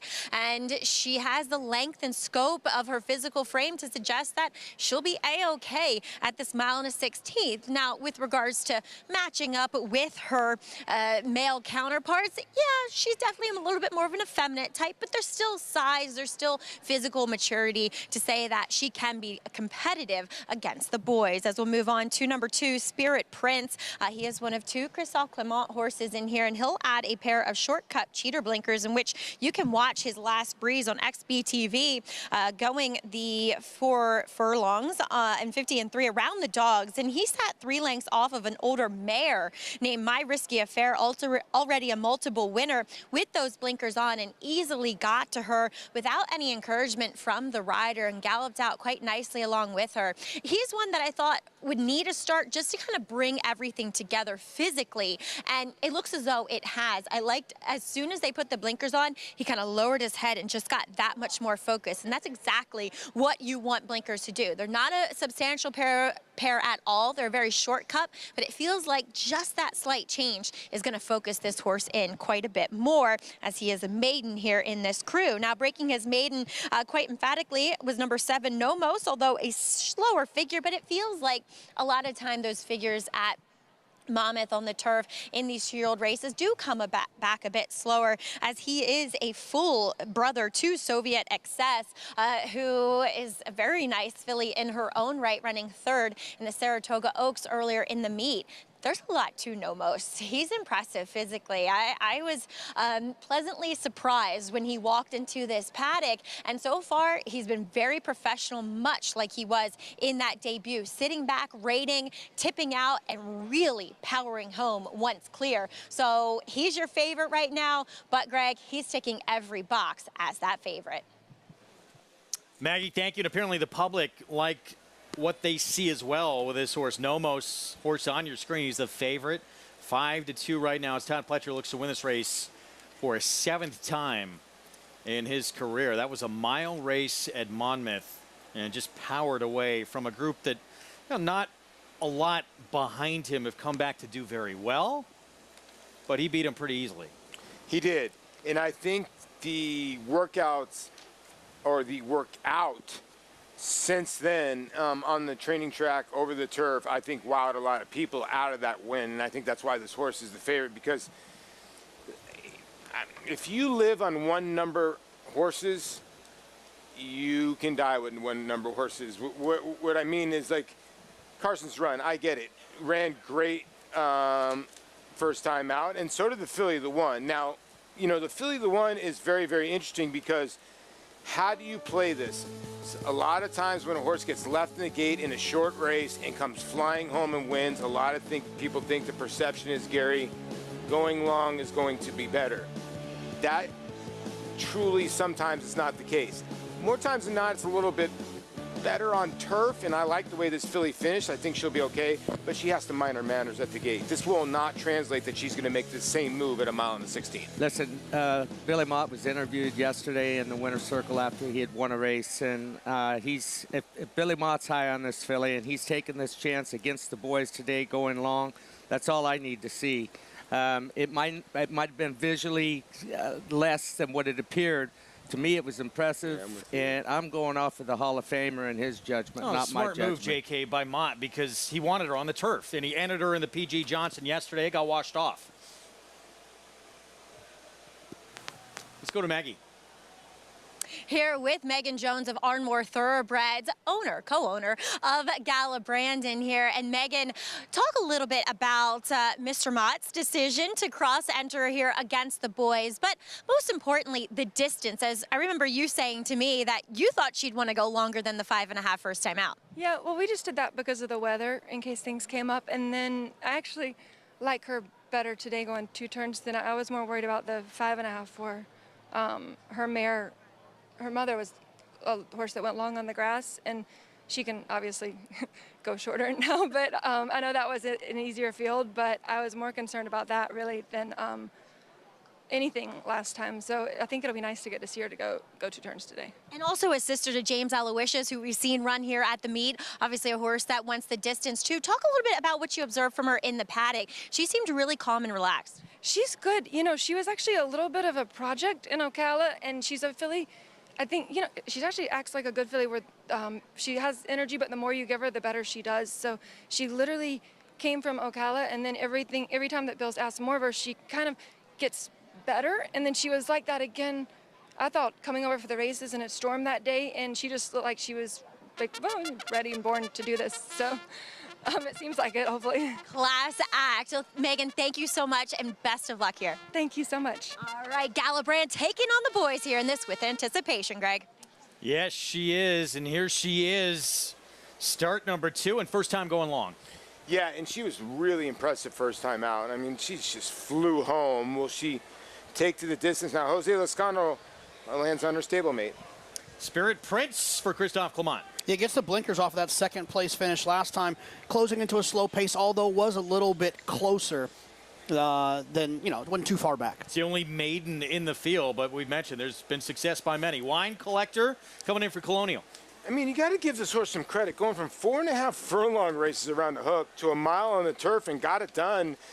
So, I mean, not the worst 19-to-1 shot. Dirt debut, Market Street.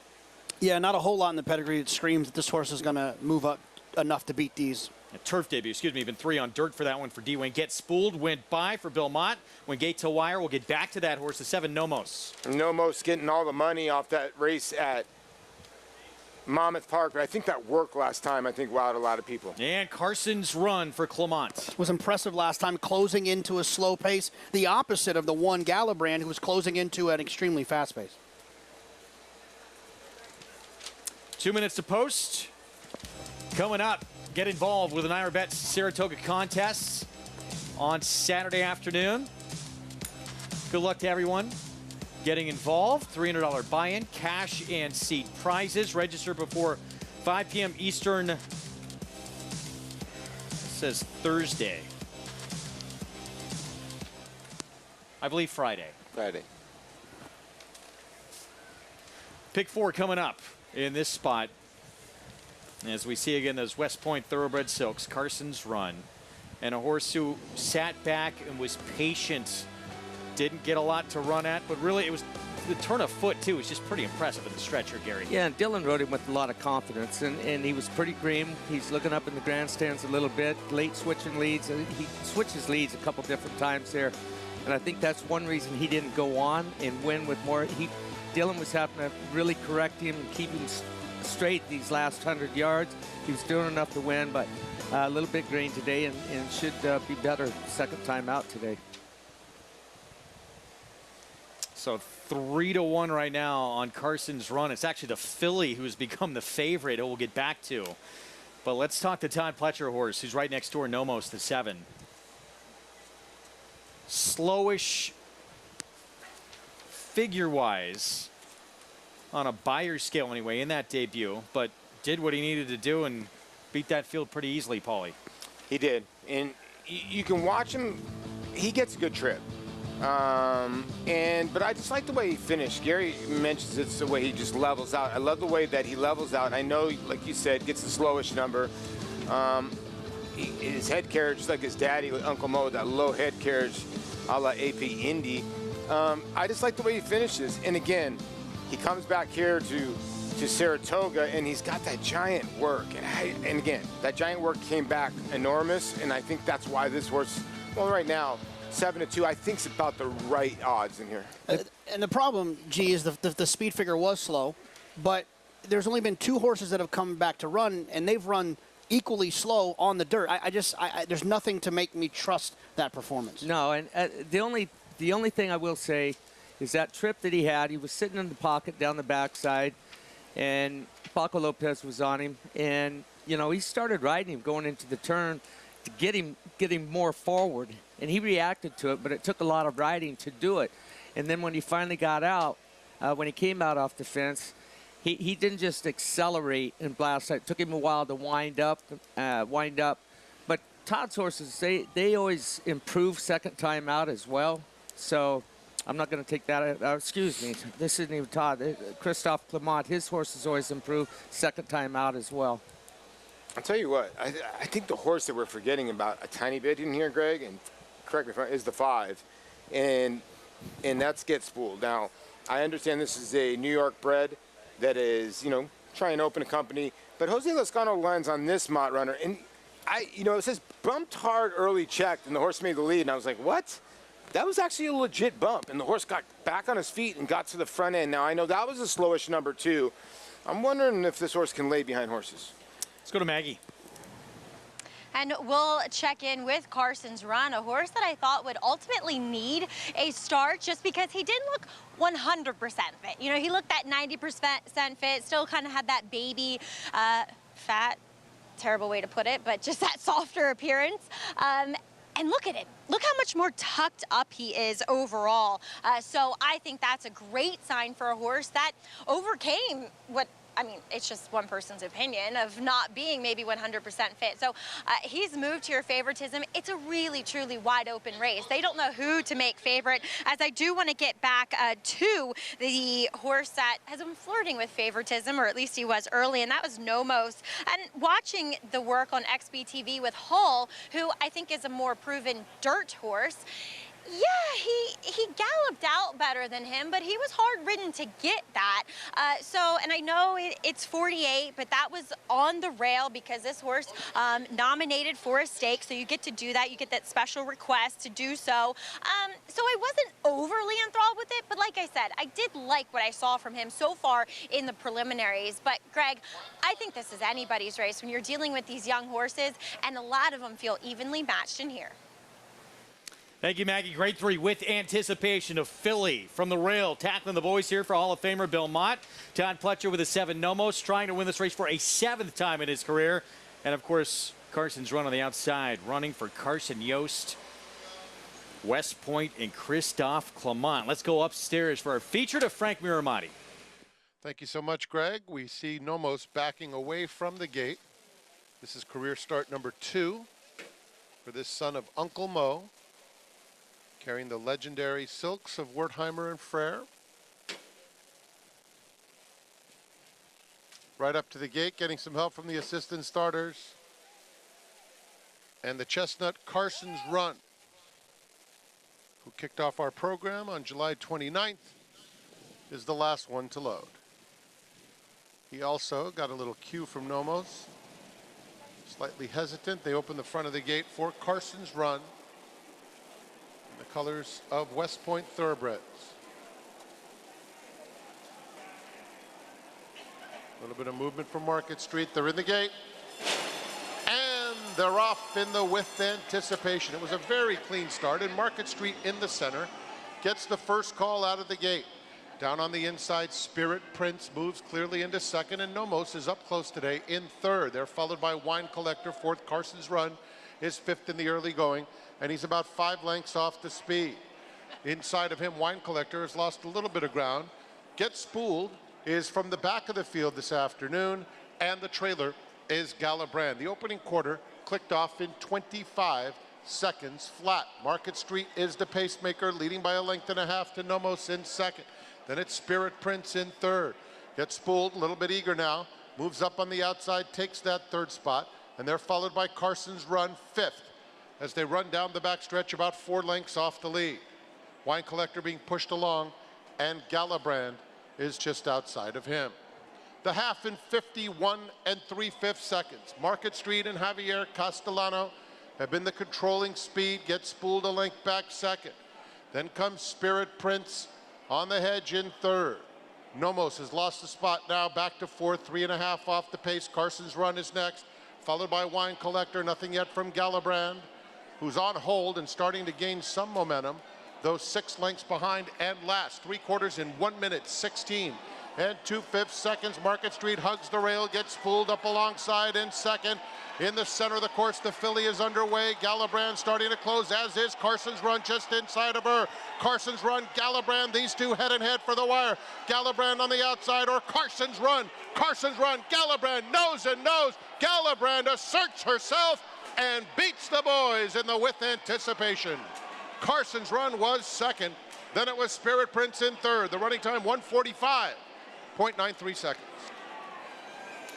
That's why Bill Mott's a Hall of Famer. His filly beating the boys here. Wanted definitely to make sure she ran on the turf. She was entered in the P.G. Johnson Wednesday. It was rained off. Entered against the boys as well. Gets turf, and now she's undefeated. Yeah, and a patient ride from Jose Ortiz. There was no pace on early on. They were walking the dog 25 and change for the first quarter of a mile, and he just sat until about the quarter pole, 5/16, wheeled her out to the middle of the track and waited for her to give that explosive run one more time.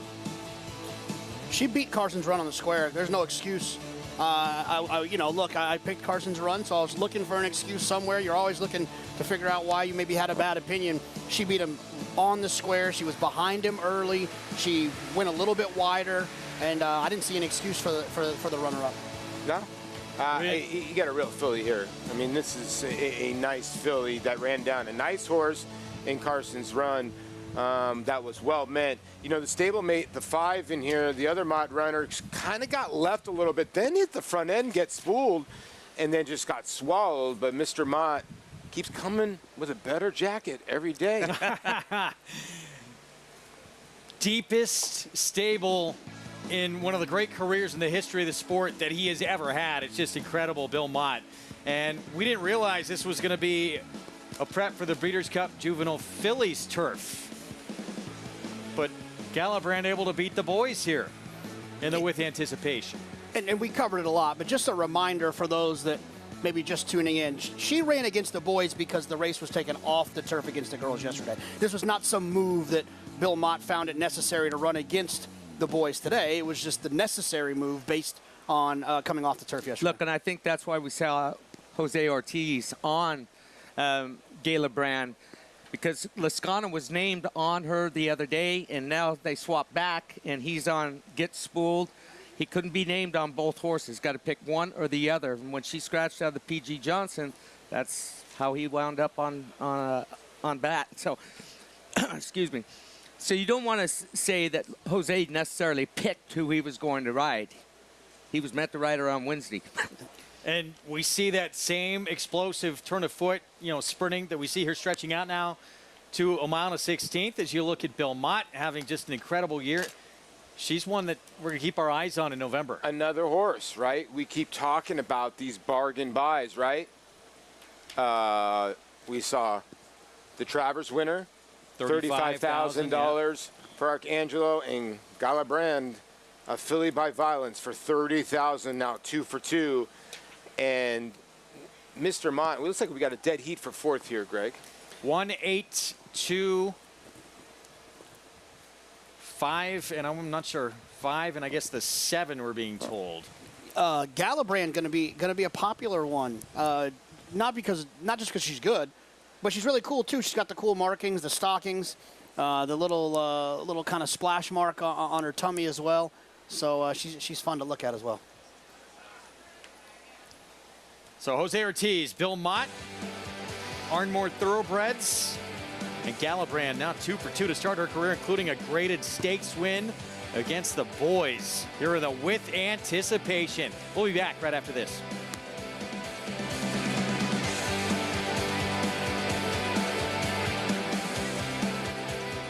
A Grade 1 winner on both dirt and turf, War of Will became a classic winner with this victory in the Preakness Stakes. He added turf credentials to his resume with a determined victory in the Grade 1 Maker's Mark Mile. Now his progeny are bringing top dollar in the sales ring. $650,000, $380,000, $320,000. A dual-surface classic winning son of Warfront, War of Will, standing at Claiborne Farm. Reach for the unreachable. Race to new horizons. The artisan's quest for beauty burns in the heart of Japan, forging strength like no other, with love and honed to perfection. Noble, authentic, and only here. The legacy of strength.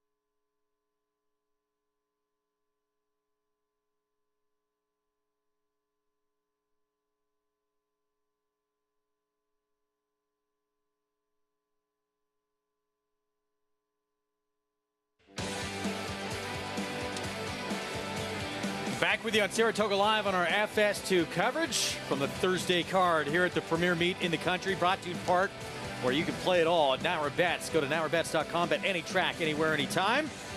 Our Fasig-Tipton Winter Circle lead-in, brought to you by the Fasig-Tipton November Sale, world's premier breeding stock event. Nominate now to the sale where stars are sold. Daughter of Violence, Hillendale at Alapa Stallion. Syra Forte as well. Dr. Chevelle.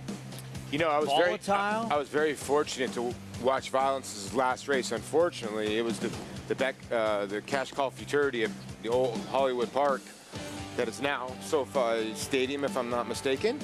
But he was a brilliant 2-year-old. He really was. It really was a shame because he would have made a ton of noise on the Triple Crown Trail the next year. Having a tremendous career at stud. And that stud fee continuing to rise. Gala Brand the win against the boys. Let's go to Maggie. Here with winning trainer Hall of Famer Bill Mott, Gala Brand, as you just candidly gave credit to Megan Jones, making sure that you cross-entered in both of these 2-year-old turf races. Right, yeah, a couple weeks ago when nominations closed, she saw both races and she wanted to nominate for both of them in case the weather looked like it was, you know, gonna not be in our favor for the filly race. And, you know, we wound up entering in both, and, you know, just as it would have it, came off the turf yesterday and we ran today against the boys and she showed up. She's quite a nice filly. I mean, I think she, you know, she was good enough to get up sprinting, and she showed that she could go a little further today. Well, talk about the effort. Bill, she wanted it, I think, more than any of the boys. She's a very aggressive filly. I mean, she's, you know, just, you know, she likes to train. She's very forward in her training, and you could see she wanted it this afternoon. Jonathan Kitchen said something interesting, that she'll probably garner a lot of fans given her markings. Bill, I know you've been doing this for a long time. For our casual fan, how rare is it to have a horse with that much white? Really, she could be registered as a paint. Right. My paint pony has a little, you know, patch on his side just about identical to her. And, you know, I mean, I think, you know, I'll give Megan a lot of credit. She picked the horse out at the sale, and she had to have a lot of nerve to do that, because a lot of people would shy away from a filly that, or any horse that's got those kind of markings on them, just, you know, a lot of white on their legs and that sort of thing. But it certainly didn't slow this one down. Bill, congratulations. Well done here with this With Anticipation win. Thank you. Gala Brand, perfect in her young career so far. And what a tenacious filly she is, Greg. And she's got options, too. Obviously, it was so fun to watch that debut when she came from the back of the pack sprinting. Now she shows she can stretch out, and it looks like early November, and that purple with the Breeders' Cup squarely on these connections' minds with this filly. Yeah, and I would have to think that it's going to be long. Not going to be sprinting. Yeah. I don't think we'll see her run short again for quite a while. Yeah, and wherever she goes, too, as you can see Bill talking to some of the reporters, you know, wherever she lands next, I think the way she's constructed, big filly, the way she's handling these tight turns, I think even the bigger turns, either whether it's Aqueduct or if she goes over to Keeneland next after this meet, I think she's going to be just fine. Mom went on the turf from 1 3/16 miles to 1.5 miles. So, yeah, going down the line, maybe even going a little bit further for her. Yeah, she showed a lot of grit and a lot of versatility as well, like winning that race turf sprinting when I don't think she probably wanted to do that. And then to overcome another nice horse in Carson's Run today. She didn't just beat an average field. I think it's a pretty nice little field that they had assembled for the With Anticipation. So she's got a nice future. We're going to move on to race 8 up next here. Mile main track out of the Wilson Chute as we take a look at the first 2 legs of this late pick 5. Speaking of the devil, Gala Brand, fairly formful to this point. Still got a long way to go here. And a New York bred first level allowance race coming up. Ciccio Bello, G. Munning moving to the Chad Brown barn. Second start in his barn looked like the 2 major players in this spot, and they're 3-1, 2-1 respectively. We'll have more on this field coming up when we return. We'll look ahead to the weekend as well when we come back. Still a major one in the older horse division. Rattle and roll. It's turned into a winning machine. That 3-race win streak, though, it came to an end of the Grade 1 Stephen Foster, but not by much. Can he notch another one? Coming up on Saturday. It's a domineering display by the ultra-talented McKenzie. McKenzie in a dominant performance. 700, Bruce, 700,000. 450, 50, $450,000. Down about to take it down, 425 and $425,000. Good four down, forehand, four down, four. Woody in the back, 400,000.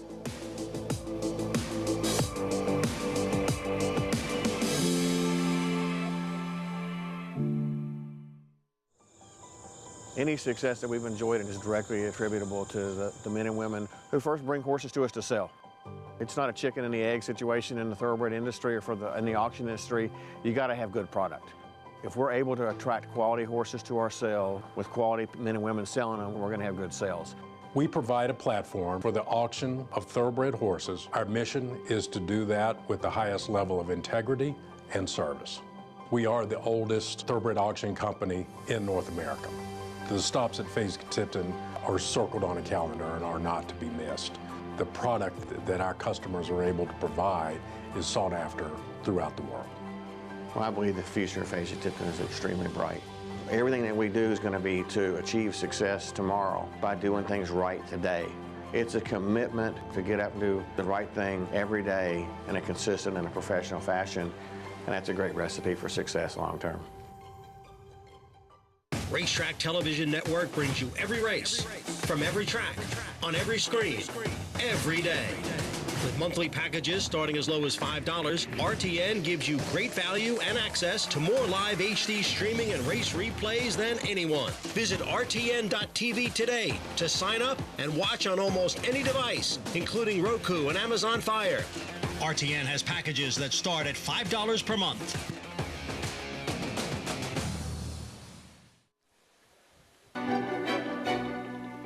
Back with you on Saratoga Live. Jockey Club Gold Cup coming up this weekend by the numbers. Inaugural running back in 1919. Fastest ever run.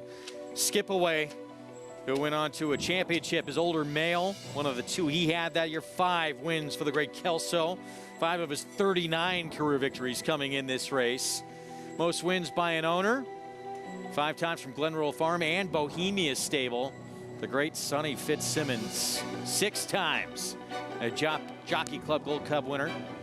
Eddie Arcaro, look at this. 11 times crossing the wire first for the man who won 2 Triple Crowns in his career. Breeders' Cup Classic winners out of this race. Cigar, Skip Away, and then Curlin back in 2007.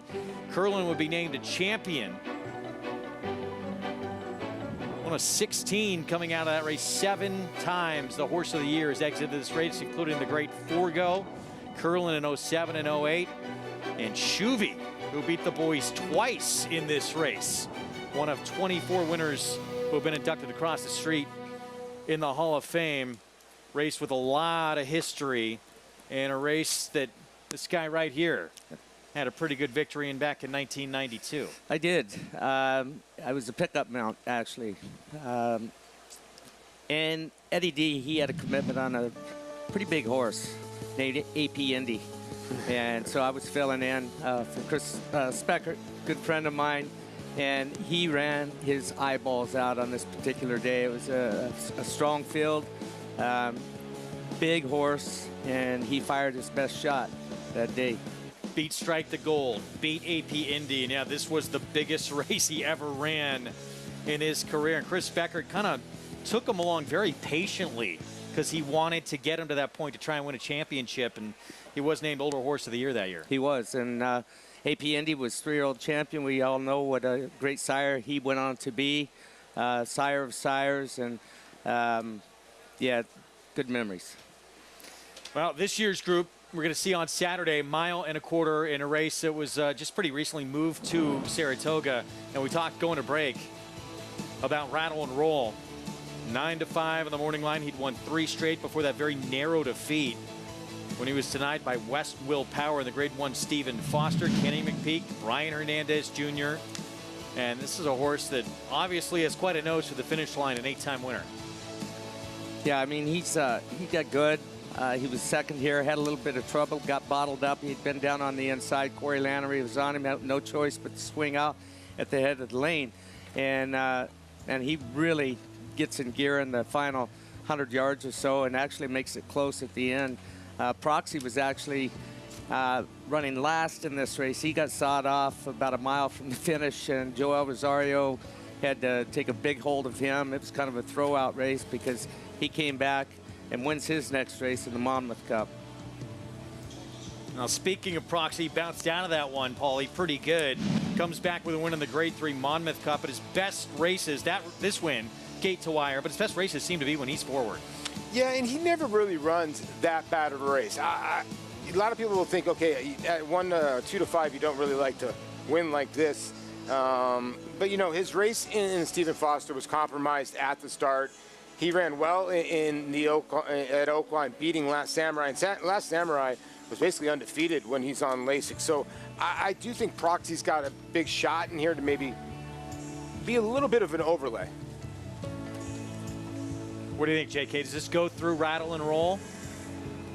Yeah, I mean, I think that, you know, it goes through rattle and roll, but I think he's consistently shows up and runs. He's not consistently fast enough to be the favorite in the Grade 1 Woodward Jockey Club Gold Cup. So that's the biggest issue that I'm having with him, and I just think he's going to be a tad bit overbet considering how fast he's been running. I think there's some other interesting horses in here like Bright Future, you know, or even Tyson, I think are interesting at better prices. It's going to be on Saturday, race 11, 6:18 Eastern post time. Grade 1 Jockey Club Gold Cup. Hope you join us for live coverage coming up on Saturday afternoon. We're going to take a timeout. We have the 8th still to come. And there's G Money in this A Other Than for New York Breds. Second start at the Chad Brown barn. Woke up a little bit last time out. Can he get the second win of his career and get through this condition? We'll find out next. Consistently versatile with 25 Grade 1 winners on every surface from 6 furlongs to 1 1/4 miles all over the world. Switzerland in the Dubai Golden Shaheen. Switzerland wins. Churls Fight running on. Mason in front. Churls Fight on the outside. At the wire. Photo for the win. Prince of Monaco's too good. An impressive winner of the best pal. All purpose, all places, all power. Speightstown. RaceLens is the most in-depth product in horse racing with unique features found nowhere else. True odds, predictive analysis, and pace projection. RaceLens. It will change the way you follow horse racing and take your game to the next level.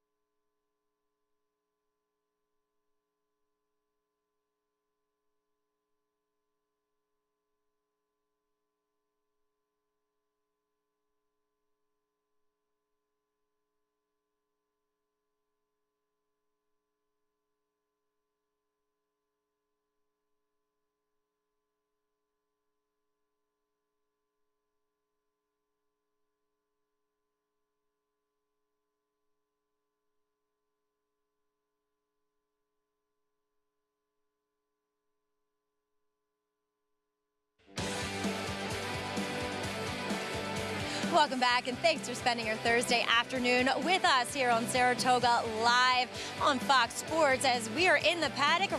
Riders about to get up for today's 8th race. It is a New York bred allowance, and we're traveling the mile out of the Wilson chute, and we'll begin with the horse who is yet to be successful at this distance, and that is your current 9-5 favorite in number 5, G Munning. Now, he's second off of a layoff for Chad Brown, and he was also very much against the racetrack last time, as it was a day you wanted to be on the rail, and he was about 3 to 4 wide the entirety of that race. Now, he is a little bit more settled, having the one race under his belt, but I kind of like the fact that he was sharper and more engaged, because last time he was taking the blinkers off. Now, maybe the game plan has always been for this guy to go the mile, but I can't say that he physically looks best for a mile, and at the end of the day, maybe Chad Brown can get it out of him. But again, I would just prefer him going shorter than longer, as we'll check in with the horse who I was all for until they put the dreaded extension blinker on, and that's number 2 in here, coming back off of a layoff for Lisa Lewis, Bank Frenzy. He's huge, so physically, he looks as though he wants every bit of a mile, and last time he kind of was with the racetrack, and that was a dead rail day back at Aqueduct, and he was on the wide chase, and he was kind of hitting his best strides late, mate, and it wasn't like the race was completely falling apart, because East Coast Girl ran very well considering he was down on the rail that day and setting the pace. He's sharp, he's fit, he's strong, and like I said, physically, he looks as though he should love this distance, but Greg, I am just always hesitant to recommend a horse putting an extension blinker on for the first time, partly because it typically leads to a slow break too. Well, keep our eyes on that. Thank you, Maggie, as they get set for a post parade here coming up. So it's Chad Brown's recently moved to his barn, G Munning, who's the 9-5 favorite. There's Bank Frenzy and that extension blinker. Let's keep our eyes on this horse here out of the gate. It's been off since late April for trainer Lisa Lewis. Gary, is that something you would recommend sometimes? Or? I had a lot of good luck with extension blinkers for 2 trainers. Willard Proctor and his son, Tom Proctor, were never afraid to put one on. I could stay out of their mouth. I always made sure that their good eye was looking at the V of that starting gate when I was in there. But I had a lot of good success with extension blinkers over the years. Let's kick off our post parade with a long shot here. Trevor McCarthy on board at 24-1. Yeah, a horse that did win last time out at Finger Lakes, but the waters get deeper here. One with those extension blinkers, Bank Frenzy. Arad Ortiz Jr. looking for number 4 today. Yeah, I got a fast number last time, but those previous 4 races make me question that performance. Ciccio Bello battled 2 starts back with Drake's Passage. He looks like he's become a very good 3-year-old. Yeah, definitely a player in here. Derek Ryan of the Musket Man fame. He can train a racehorse. Pineapple Man for Mike Maker. Yeah, just seemed to be going the wrong direction. Did get a break after July after that bad performance, and maybe can find some of those previous races. I'm not even sure if those are fast enough. Here's G Munning, Chad Brown, Manny Franco. Looked phenomenal behind us in the paddock at 9-5. Second time in the Chad Brown barn. I would think the gelding to beat in here. Dr. Marbouze, big price, Robbie Davis with his son Dylan aboard. Yeah, doesn't have a race in these past performances that suggests he could beat this group. Left me behind, 10-1, Barkley Tag with Katie Davis, Dylan's sister. Nice winner 2 back, and then stepped it up a little bit. The buyer got a little bit better against non-winners of 2, but this is a little tougher group. And the Davis clan rounding out things here. Jackie Davis on boys code for Linda Dixon. Yeah, tried non-winners of 2 a couple of times and got some nice thirds. Speed figures weren't fast enough. Now takes on tougher. So 23-1, they're outside. 5 minutes of post here. This 8th coming up out of the Wilson chute, 1 mile here on the main track, and 9-5 on G Munning here for Chad Brown. So Maggie questioning the distance a little bit with this guy. The win did come sprinting at 6 furlongs. You take a look at the trainer standings. Chad Brown, a win with this favorite would give him 31, but it is tight between him and Linda Rice. It's been that way pretty much the whole meet. It has been. And you look at Chad's horse here and you're thinking to yourself, okay, this horse does have a big shot to win, but it's been beaten by Pineapple Man. That was in the John Kimmel barn. You're wondering if this horse is a new horse. And this horse was gelded. Well, it says gelded on 7:15. This horse ran as a gelding, first time gelding, last time out. So second time out, I would think would be pretty nice. And, you know, this was an okay effort. I know it was an 8-horse field. Mariachi came back. It didn't run that great, but I still think it's a talented horse. And G Munning was right there, just sort of like spinning a little bit. And it seemed like he just wasn't running in place, but the number came back good. Well, his first start back since mid-October as well. But I will say this. This horse just switched to Chad's barn. You know, sometimes it takes a trainer a little bit of time to realize a horse can maybe fool you that he's fit and ready because you don't know the horse. You haven't been around the horse enough. And I think he's going to run a little bit better here. Now, he's the 8-5 favorite. The 3, though, Ciccio Bello. Paulie, I know you like this horse, and if he can run that race, he ran 2 back against Drake's Passage. He's going to be very tough in here. Drake's Passage, of course, we saw in the Albany come back and look like he's not just against New York breds, but one of the better 3-year-olds in the country, maybe. He's running against some good horses. Even when he got on the turf, I know he ran 7th, but he ran behind program training, trading. So his last start here at Saratoga, he was wide the whole way around the racetrack. I think with Javier aboard, he's going to get a better trip. And like I said, Derek Ryan has had this horse before. Very capable trainer, smallish type of barn, usually stabled at Monmouth. And you see this horse last work was at Monmouth, previously was at Belmont. Maggie, what's Ciccio Bello telling you out on track? I like him. Because I wasn't thrilled with the other short-priced horses in here. And I get it. G Munning can win. And I don't think it was a bad effort last time by any means, even though he was first off of the trainer change and off of a layoff, because he was against the racetrack. And I know we can move forward from it, but I just don't love him going a mile at a short price. As Ciccio Bello, he wants every bit of a mile, and his effort 2 back against, as you were saying, Greg, the very talented Drake's Passage would get him a win here. And furthermore, he's one that was against the racetrack, as Paul touched on. He was wide throughout on a day you wanted to be closer to the inside. And while he's a little bit more laid back than what I've seen from him in the past, you know, wish there was just a touch more energy, he's just most convincing. He's moving well out there. I think he had an excuse last time. He goes back to Derek Ryan. Not that Dave Duggan isn't capable, he's incredibly capable, but just a guy who knows this horse. That does bring me to a slight knock, even though I picked him. The switching back and forth between trainers and the shipping around. Sometimes I wonder how much that takes out of a horse. But we'll just have to wait and see. I just felt like he was the most reliable option, Greg. All right, Maggie, thank you. 5-2, now 2-1. Ciccio Bello, Javier Castellano for Derek Ryan. Wow, this horse got hit down, didn't he? To 2-1. I mean, the 2 and the 4 in here, you know, Pineapple Man, it seems like he's kind of lost his speed. Gary, you know, his races in 2022, he was showing a ton of speed. I get it, maybe against lesser, but what's been going on of late? It's hard to figure out. I don't know, but he's and he's been betting bet. He got bet against Drake's Passage. I mean, he's got a huge U.S. time for early speed number, 107, which is the highest one in here, and he doesn't look to be the quickest one. He stretched out to the mile last time. The last two times he's run a route of ground, he's been beaten double figures. So Mike Maker, I give him all the credit in the world. He can turn a horse around, but I don't know. I don't like him a whole lot in here. Pineapple Man 8-1 in here. We'll see how forward he is. Looks like he could potentially be the primary speed if he wants to. G Munning, not slow either. The favorite, he's still your 3-2 choice, Paulie. Yeah, and I can understand 3-2, and it looks like they're just adjusting. You can't really see it, but it looks like they're adjusting the girth on the 7, and then they're gonna go ahead and load the 7 and the 8. Yeah, I thought, to be honest with you, that the 6 would be right around there. I think the tote board's about right. The 5's the horse to beat, excuse me. I like the 3 a little bit. The 2 is getting sneaky money for Lisa Lewis. Set for the 8th. Let's go to Frank Miramonte.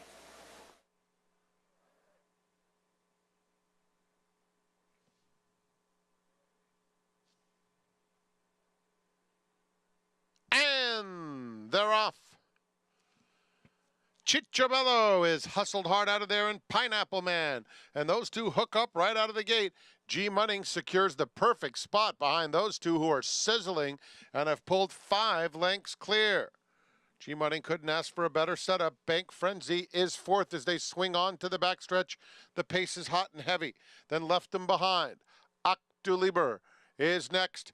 Boys Coat just in front of Octoliber now, and another couple back to Dr. Marbuz. The opening quarter in 23 and 4/5 seconds, and Chichabello is faster than Pineapple Man. Leads the way by about a length, with G. Munning by himself in 3rd, getting closer.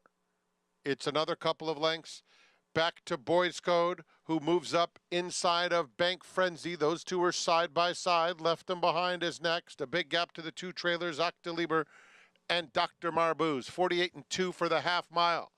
And it is Chichabello, but G. Munning is moving up on the outside. G. Munning is being worked upon pretty hard. And Pineapple Man in between those two. They're followed by a 4-wide Bank Frenzy. On the inside of him comes Boys Co. They line up behind Chichabello, who will come to the 8th pole with the lead by 2. Pineapple Man 2nd, G. Munning all out 3rd. Bank Frenzy in the center of the racetrack. They're coming to the 16th pole, and Chichabello had another gear. 4 lengths in front of Bank Frenzy, who finishes nicely, but no match for Chichabello. Chichabello all the way. Bank Frenzy was 2nd, then Pineapple Man and G. Munning. Chichabello gets his 2nd win of his career. Javier Castellano for trainer Derek Ryan. Yeah, Javier continuing his role and showed great speed leaving there. And Pineapple Man showed good speed today as well. And your favorite, G. Munning, he was in the perfect spot. But Javier, he had another gear left. Make a good point, because Javier pushed underneath, and you're wondering to yourself, okay, is this the same racetrack as yesterday? Then I looked at you guys, and I said, you know what? I think the 3 is gone, because everybody was kind of just spinning their wheels, and the 2 was the only one that was kind of trucking along here, JK. This horse just got away, and nobody else really fired. Look, in Chichabello's race 2 back, the figure that this horse earned 2 races back was the best buyer speed figure that any of these horses had been running. The problem was it was a little bit of an outlier, so I didn't necessarily trust it, despite the fact that Drake's Passage kind of confirmed the number. I was just hoping that G. Munning would take a little bit of an improving move off of there, but Chichabello was best today, and there's no doubt about it. Wins it 2-1, second choice on the board. He's now won 2 of his last 4 starts and a runner-up finish to the stakes winner just last week at the meet. And we touched upon at Drake's Passage, Javier Castellano just continuing to have an incredible year. And Gary's keeping himself really in the conversation, even though he doesn't get those kind of mounts, as Irad Ortiz Jr.'s for an Eclipse Award at the end of the year. Listen, he should be, just based if they ended the year right now, he should be considered for the Eclipse Award. They always seem to coast towards the voters, towards the money earnings. And the type of year he's had has been spectacular, and he definitely needs to be mentioned in that talk come the end of the year. I'm going to say that a little bit differently, Gary. If you vote and you just vote for the money earner, it's lazy. Yep. Take some consideration into what's going on here. Irad's going to always kind of win the money thing and the rates he's going. But take into consideration what Javier has accomplished this year, winning the Derby, winning the Preakness, winning his 7th Travers, winning, Derby and Belmont, winning his 7th Travers, winning a number of other Grade 1 races. It's just lazy to look at the money earned and then say, oh, that guy. Well put. I totally agree. Yeah. He's had an amazing, amazing not year. agree more. And if he has a couple more big wins to end it out, I mean, it's going to be hard to say it's not him. At the end of the day, I mean, he's been Derek Jeter. It's not flashy, but he's doing it. He's getting it done in the big lights. There's zero issue with Irad winning again, but just take some consideration when you're looking at whatever you're looking at: horses, trainer, owners, breeder. Respect your vote and do the work. Exactly. Chichabello, the win. We're going to look ahead to the Saranac on tomorrow's card. The Hall of Fame winner, Carl Spackler, impressive in that win. Can he go back-to-back?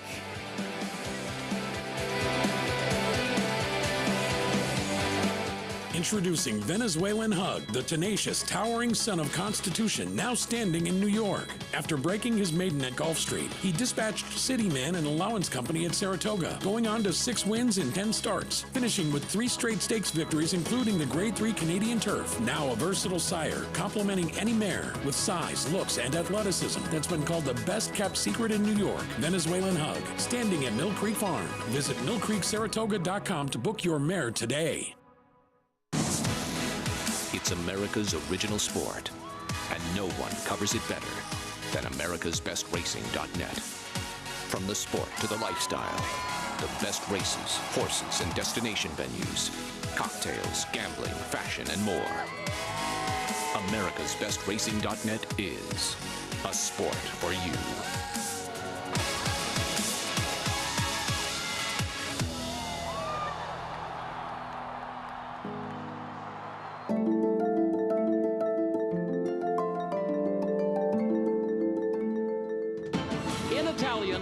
To win it. And here is domestic spending. And Merle with plenty left in the tank. Program trading. Ocean Road. It will be McCulloch. Victoria Road down to the line. Will be State of Rest.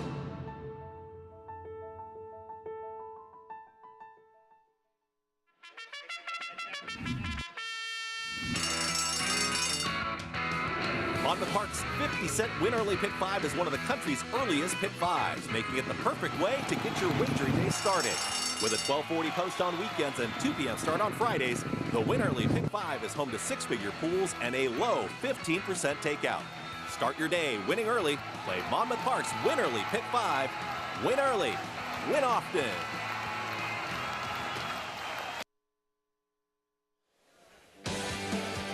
Back with you on Saratoga Live on our FS2 coverage. And Saratoga Lake, I know someone who's got a spot right on the lake there this summer. He's not invited us over all meet long. Really? Yeah, he's producing the show. Little late, Evan. Wow. And then he wants to challenge me in pickleball and get embarrassed.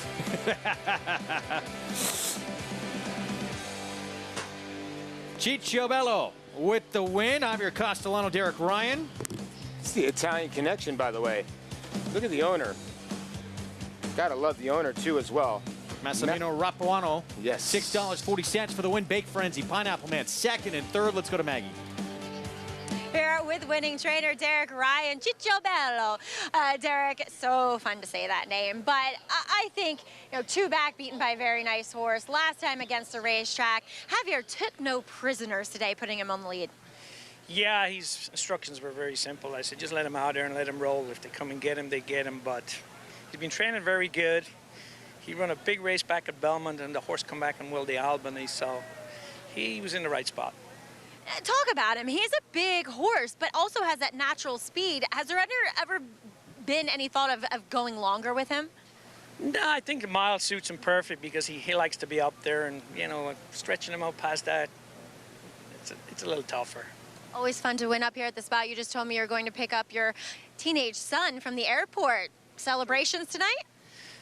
No, because it's 11:30 at night at Newark, so it'll probably be late. I'll get home at 2 o'clock probably. I do not envy you right now, but congratulations here with Ciccio Bello. Really impressive win, Derek. Cheers, thank you. All right, Derek Ryan getting the win here with Ciccio Bello. Very popular victory as well. Good for these connections. Nice win from this horse who certainly relished the mile, Paulie.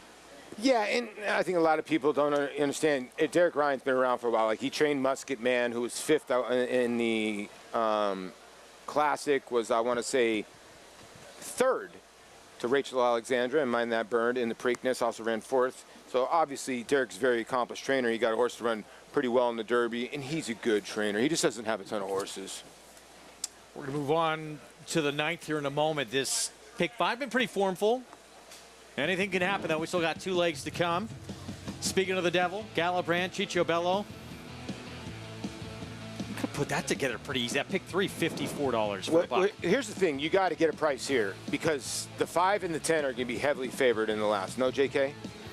Yeah, I would need the 5 and the 10. Right? I thought the 8 was interesting in the last as well. I think the 5, I singled the 5 here in the pick 6 that I played. I thought Ice Road was going to be tough to beat.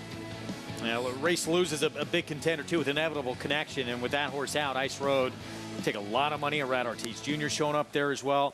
As we talked about going to break, we're going to look ahead to a race on tomorrow's card. Grade 3 Saranac. And I'll tell you about a Cinderella story out of nowhere. And then Hall of Fame win for Carl Spackler. Gary got it. Nobody else did. I got it. Chad Brown, Tyler Gaffleone. What a performance in the Hall of Fame. Yeah, I mean, huge performance. He's 4 to 5 on the morning line. He deserves to be 4 to 5 on the morning line. This run that he puts in through the stretch was pretty devastating. Kicks in gear right here. And a little bit green late in the race, but this is huge right here. Yeah, I tell you what, these Lope de Vegas have come over here, and they're running son of a guns. This one for E5 thoroughbreds.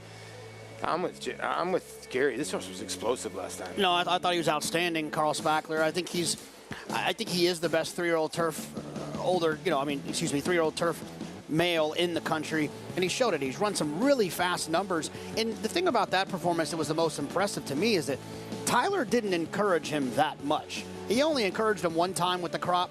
And to win the way that he did. And I also think it's interesting that he comes back so quickly for Chad in 21 days. Chad doesn't usually run horses back this fast. And the fact that he is bringing him back so quickly, to me, indicates that he didn't take a lot out of himself in his last race.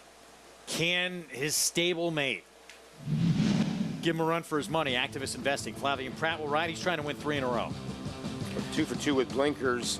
Since Chad has changed the blinkers, and then he gave this horse a layoff, came right back off the layoff and exploded. So, when Chad makes a move like this and the horse has responded with 2 in a row, I would think this horse is, the worry would be, is this horse going to regress? No, horse could move forward and got Lasix last time. Now that Lasix does come off, but this horse is improving. It was his first start back that Saratoga win August 13th since October, Gary, of last year. He comes with the best figure of his career. If he can't move forward off that, maybe he is in the realm of Carl Spackler type figures. Look, if they're coming from the Chad Brown stable, you've got to respect them. How many times have we seen the other Chad Brown beat a heavy favorite? But to me, he is going to have to take another step forward to be able to beat Carl Spackler. The other question with Activist Investing, though, is his big race, his big comeback race, was at 1 1/8. He'll be going a little bit shorter now. So you have to ask yourself, did the 1 1/8 move him up? You can also ask the same question for Carl Spackler. Does the mile hit him right between the eyes? Both of them will be running at new distances of the mile and the 16th, right in between. Early on the card tomorrow. That's race 4 on our Friday program. September 1st tomorrow.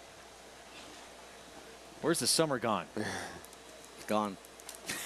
Autumn. Few more days to enjoy up here at this horse racing paradise before we head back downstate. We're going to enjoy it. Ice Road, the favorite. There he is, 2 to 1.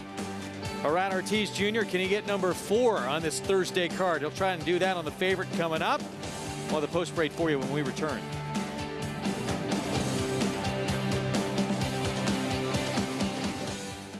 Liam's Map, a 2-time Grade 1 winner with 6 consecutive triple-digit buyers, including a 114 to win the Breeders' Cup Dirt Mile. He's already taking the lead as a sire with Grade 1 winners Basin, Wicked Whisper, Colonel Liam, and Juju's Map, plus multiple 6-figure yearling sales and 2-year-old sales up to $1.2 million. Proven on the track, proven in the sales ring. Liam's Map, only at Lane's End.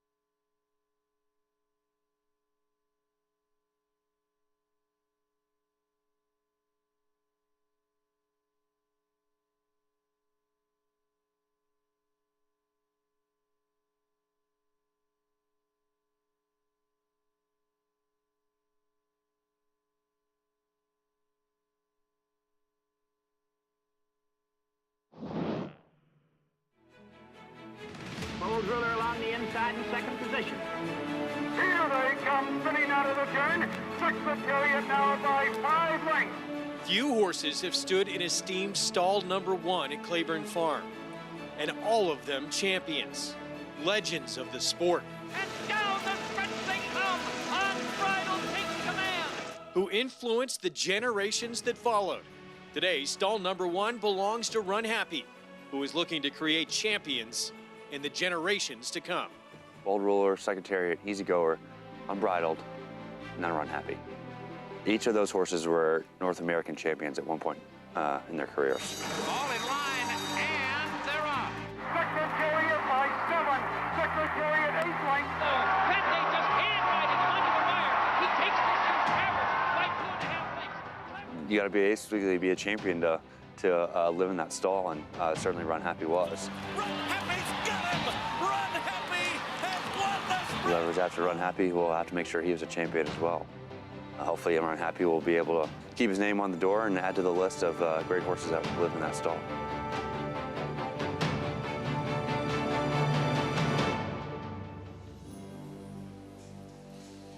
Our program brought to you in part by a legendary Claiborne Farm. 100 years of doing the usual, unusually well. Go back to 1972. We're going to see the hopeful on closing day here. And this was the great Secretariat. It went from last on the turn to first in about a blink of an eye to win by 5 lengths. Had been coming off a Stanford victory. They won by 3 lengths. Had a pretty good Saratoga summer and a pretty incredible career. Yeah, I guess you could say a great career. Kind of the benchmark of any horse that when people were comparing Flightline to Secretariat, that's a tough benchmark too. In a lot of people's eyes, he's the greatest horse to ever wear a bridle. I mean, still one of the top 50th athletes, and the horse isn't, you know, he's an equine athlete, but he's one of the top 50th athletes of all time in Sports Illustrated. And I think that will remain because, you know, there's certain things, you know, people will associate baseball. You got Babe Ruth. You associate, you know, sometimes you associate boxing. It's Muhammad Ali. You associate horse racing, and the common person will say Secretariat. Absolutely. It's hard for people not to recognize what he's meant to this game. It's true greatness. And we're going to see this year's edition of the Hopeful, traditional closing day feature for 2-year-olds as they go 7 furlongs. Can't wait for that on Monday, but let's go slow. We got time. We want to enjoy each and every moment at this meet before we wrap up this 2023 season. We have a terrific card on Saturday. We preview that Saranac we have tomorrow for you. But 3 graded stakes in the Harvey Pack as well on that Saturday card. Fillies in the Spinaway on Sunday. And then that Hopeful to close things out on the final day of the meet. This 9th race, 7/8 of a mile, main track. 50,000 starter allowance race coming up. And there's Ice Road, our 2-to-1 favorite. Again, Arad Ortiz Jr. for looking for number 4 on today's card with this one here. Let's take a look at him. He ran second earlier on at the meet back on August 12th. And he ran well this day. Chileno won. Chileno came back and ran well also. And look, I think this cutback, and he moved a little early here too. I think the cutback to the 7/8 is going to help him quite a bit. And he's got a back race down at Belmont going 7 furlongs that also is the best race that any of these have run in quite some time. That's a game effort. I mean, you look like at one point the 5 was going to keep on trying to truck with Chileno, but it was the Ice Road that kind of stayed on. 3 straight seconds worries you a tiny bit, but the horse is knocking on the door. He took a big move forward, too, figures-wise, in that performance. See if he can do it again. Back with us, Acacia Clement for Paddock Report. And taking a look at Ice Road, Greg, as you mentioned, he did run a much faster figure last time, but his last 3 races do look very much the same, for lack of a better word. And so you do start to wonder with a horse like that has run 3 races that look quite similar and finishing second in all of them. He looks tremendous once again for Jose D'Angelo, who has come up with a limited number of horses, and while he's only had the 1 win, he's had horses run well too. And I think this guy is in the right spot. He's strong, he's fit, he's everything that he was in his last effort as well. If anything, I do actually prefer the slight cutback to a sprint distance. He's just so rounded in his build and compact and built downhill that he's built a little bit more like a sprinter, if anything. So I do prefer the 7 slightly to the mile that he ran last time out, but we'll see if he can get over that seconditis that he has been facing. The 7, Garuvan, Rob Falcone got his first win of the meet earlier today, which I know was a big weight off his shoulders. And this was a horse that had run such a fast race 2 starts back when taking a big drop for previous connections. And then last time was in a chasing spot, and the winner was 8-5 that day. And this one was just kind of second best in there with Win for Gold, who's been in good form. Can he keep the good momentum going? Can he repeat a big effort, one with a buyer speed figure like we saw 2 starts back?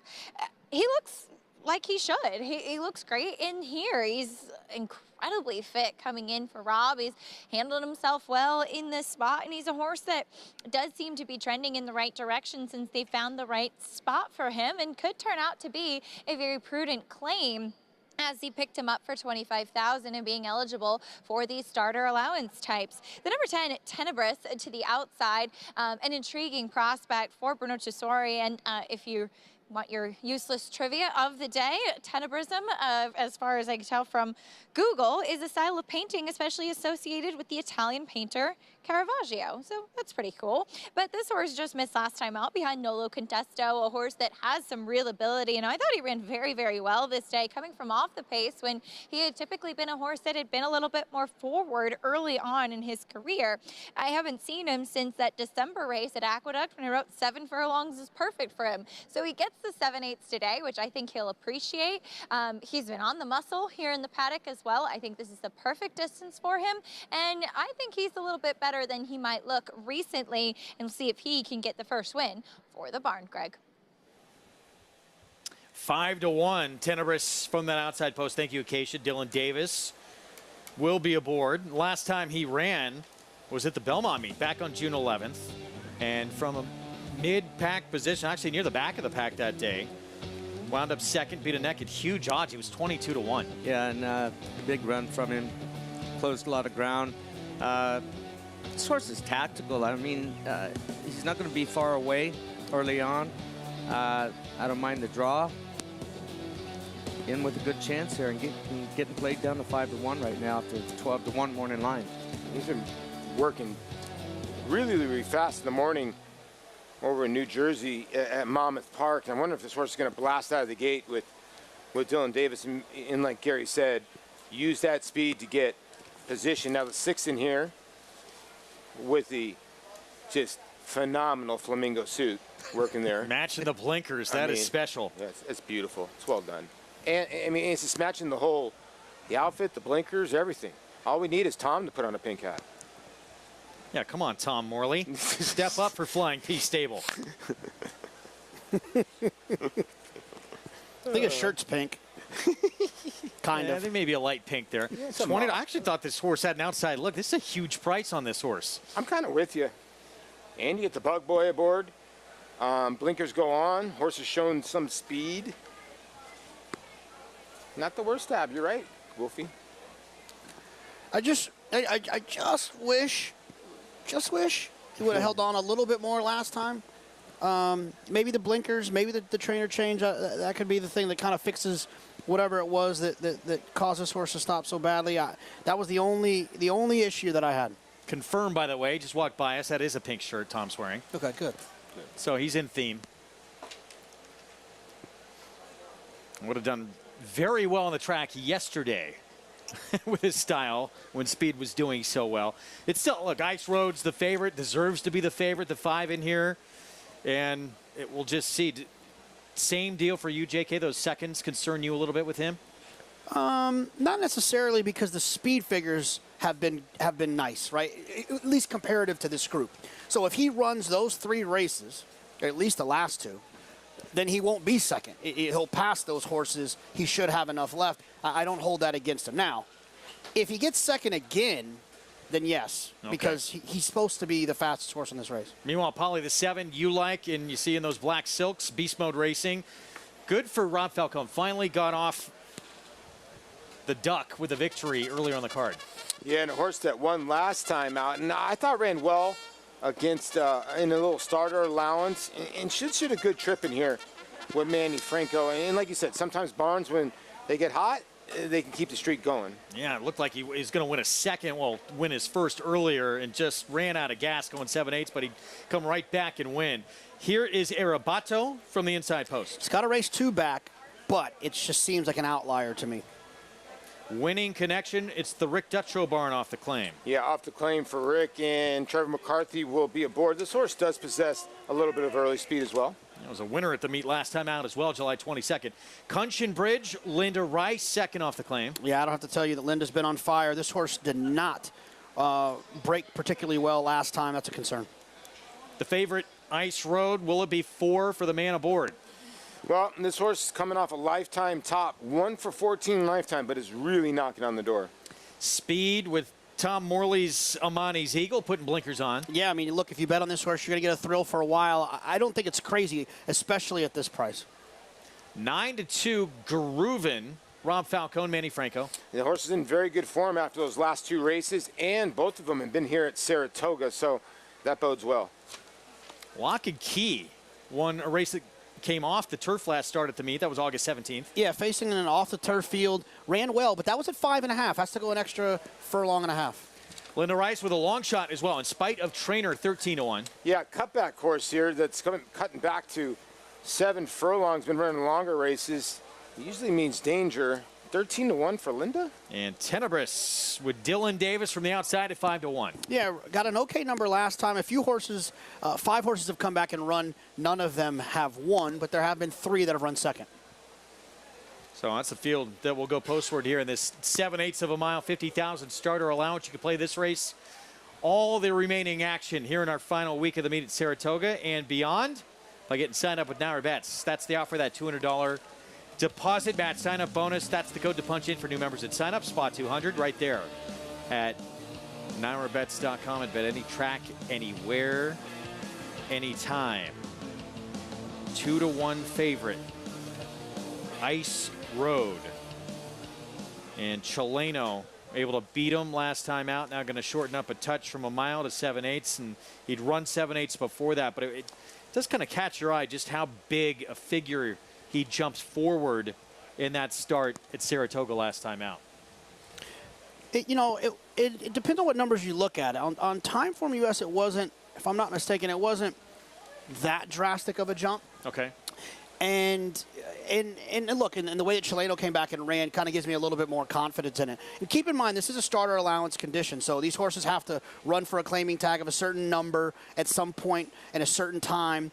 And then they qualify here. A lot of times in starter allowances, you can get horses that can just get significantly better than everyone else. I think that outside of grade 1 races, starter allowances, to me, feel like the most formful of races. And I should clarify, I just thought at Sandpoint, too, a 4-year-old hasn't been on dirt a ton, but maybe he's just kind of coming to his own now, and maybe that start sort of signified that. We'll see if he can move forward again. Let's go back to Acacia. And I took a shot with the number 3 Winning Connection in here. Again, did the Talking Horses handicapping show earlier, and I was just looking for an alternative to your favorite in the number 5 Ice Road, because he did have that string of second place finishes, and I was hoping that this guy, first off the claim for Rick Dutrow, could potentially find himself in a good spot. He had a big warm-up from Trevor McCarthy. He's been a horse that in the past has been a little bit tricky to get the tack on. He was fine today. He got himself a little bit warm. He was moving well out there. He does have to take a big jump up, but I thought from a handicapping perspective and looking for a price, going to the Dutrow barn, he was one that seemed to be trending in the right direction. I think finding himself perhaps in the right spot. I think the scratch of the number 1 Inevitable Connection makes things very interesting for the 6 Amani's Eagle. I tried to make a case for him. He could just get loose in here, and They add the blinkers on. He's been sharp. Jamie Torres has kept him with the pony out on the racetrack, but he has that early speed. Now, that was an off-the-turf race last time out, and he was actually entered in the body of the race, and he has run on the turf before, and he just was disappointing in that effort. But I think it could be a really interesting claim for Tom Morley, especially how this race might set up. If others aren't aggressive, we know this guy is quick early. He's sharp out there, and between the front wraps, the blinkers, the silks, and John Atfield's pink suit, you gotta give him extra props, Greg, for the fashion. That was just standout stuff from these connections. And of course, Guns N' Roses coming to Saratoga Springs, playing at SPAC tomorrow. Gonna Axl Rose Slash. Where are they gonna after party, do you think? Saratoga. Wherever they want. That is true. No, not my house, Mitch. Should we just throw it out there? Everyone invited to Gary's house after the concert? Got work to do. We got to finish this meet up with a bang. Well, that'll be fun, having Guns N' Roses at SPAC. Oh, it's going to be great. See Axl, a little November Rain. My closet favorite Guns N' Roses song. Sweet Child of Mine's up there, too. Great one. Yeah. So many good ones. So many good ones, true. This horse here for Tom Morley, 20-1. We'll see, this has been the favorite, though, throughout. So Ice Road, 4-year-old son of Keen Ice. 9-5 now as the favorite, deservedly so. By the way, like, should the two be 40-1 in here? No. Absolutely not. I get it. That one race could be like JK said, it could just be one of those things where it was an outlier. It's just hard to trust a lot of horses in here. But if the 5 runs his last race, I understand the horse got a lot of seconds, but I just don't know how they closed the gap on him. You know, the 2 has that one number that maybe can, and that's crazy that horse is 41-1. He's a huge price. Tom Morley's Monty's Eagle, a huge price. But they do got to beat Ice Road. Can he repeat what he did here back on August 12th? What about the 8 horse, Lock and Key? Stretch it back out. James Bay, second race for him. We saw him win a race yesterday. Ricardo's having a sneakily good meet.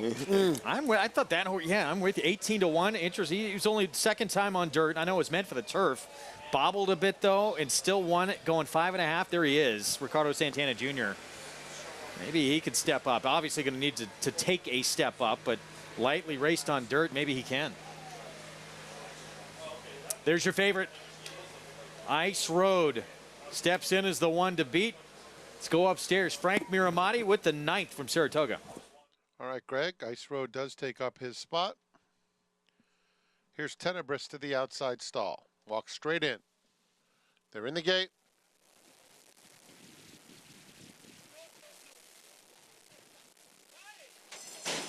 And they're off.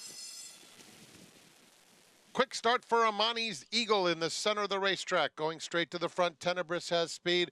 Cunchen Bridge is now moving through in between horses and down at the rail. Arabato is in the mix too. Down the back stretch, and it's Amani's Eagle uncontested. Leads it by almost 3.5 lengths. Ice Road puts his head into the second spot. Cunchen Bridge is one from the rail. Arabato is down on the inside. Garuvan in the black colors moves up now to claim third while being pushed along for a bit more speed. Tenebris is on the outside of him. It's another 2 back to Lock and Key, then quite a gap back to In Spite of Trainer and Winning Connection. 22 2/5 seconds for the opening quarter mile. And the field moves around the far turn. And it's a battle on the front end as Amani's Eagle is under siege now. Tenebris with a 4-wide bid, yellow colors covering a lot of real estate. Garuvan white blinkers going with him. And down to their inside, it's Ice Road. Just behind them, Cunchen Bridge is in fourth. And here comes Lock and Key in the center of the racetrack. And Lock and Key has stormed to the front inside the final 1/8 of a mile. Garuvan is in second, but it's Lock and Key and Ricardo Santana Jr. Nice stretch kick to win it by 3 lengths. Garuvan was second, Kunchenbridge third, and Tenebris. Lock and Key, just his third try on a dirt surface, and now back-to-back wins on dirt, 2 wins at the meet. Look, he's the lightest. Good call, Gary. He's the lightest raced horse. I wish I would have thought of it before they were going into the starting gate. But I told Paulie as soon as they cut our mics that I don't trust any horse in here, and Lock and Key is the lightest raced horse in here. The only one that was improving, coming off a win, going 5.5 furlongs. And James Begg wins back-to-back days, Wednesday and Thursday. I looked at you and I said, who's the 8? You go, the one I was just talking about, you dummy. I go, this thing is loaded at the top of the lane, and my goodness, he just never looked like the loser. Ricardo made the right move, just didn't want to fool around. I'll just go 4 or 5 wide. I know the track hasn't been playing that way the last couple of days. When you got that much horse, just go. Wow. And all of a sudden, the pick 5 is opened up. 17-1 here. Yeah, it has. This horse, he actually, one thing I was looking for, I found him back in the back of the pack, and he's covered with dirt. He was taking the kick back good, not a bother with that, and he was comfortable, really comfortable. And, yeah, he's cruised up there on the outside, 5 wide when it was time to go, and let him wind up. 17-1. James Begg does a really nice job. And has a good one here that they've, looks like, finally found the right surface for this horse. Debuted on dirt, they went to synthetic, and then really tried to keep him on turf. I think that was the key, too, because they were going long on the turf. So that just showed you right there that he's a horse that they knew could go long. Now, going 7 furlongs, now on his right surface, he knew he could finish, and that's exactly what happened today. 8, 7, 4, 10. It's Lock and Key. Ricardo Santana Jr. for Jamie Begg. Backward stable. All the prices and set up the nightcap. When we return, Lock and Key has found what he wants to do. We'll be back.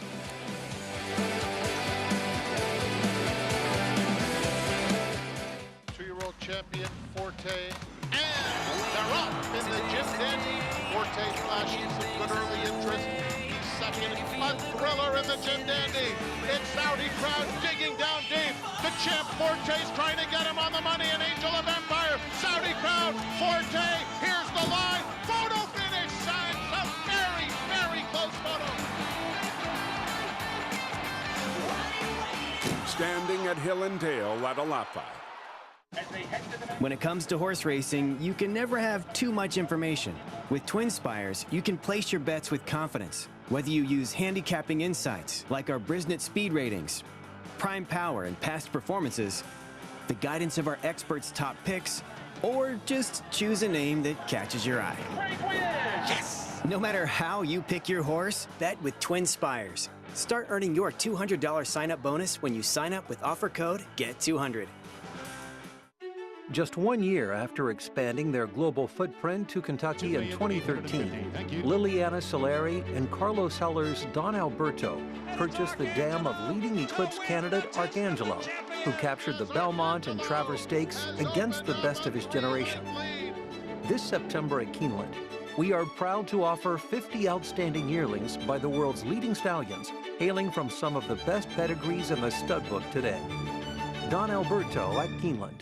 How do you become the gold standard in racing partnerships? One horse, one partner, one victory at a time. Congratulations to all our partners who have made West Point the gold standard for the last 3 decades.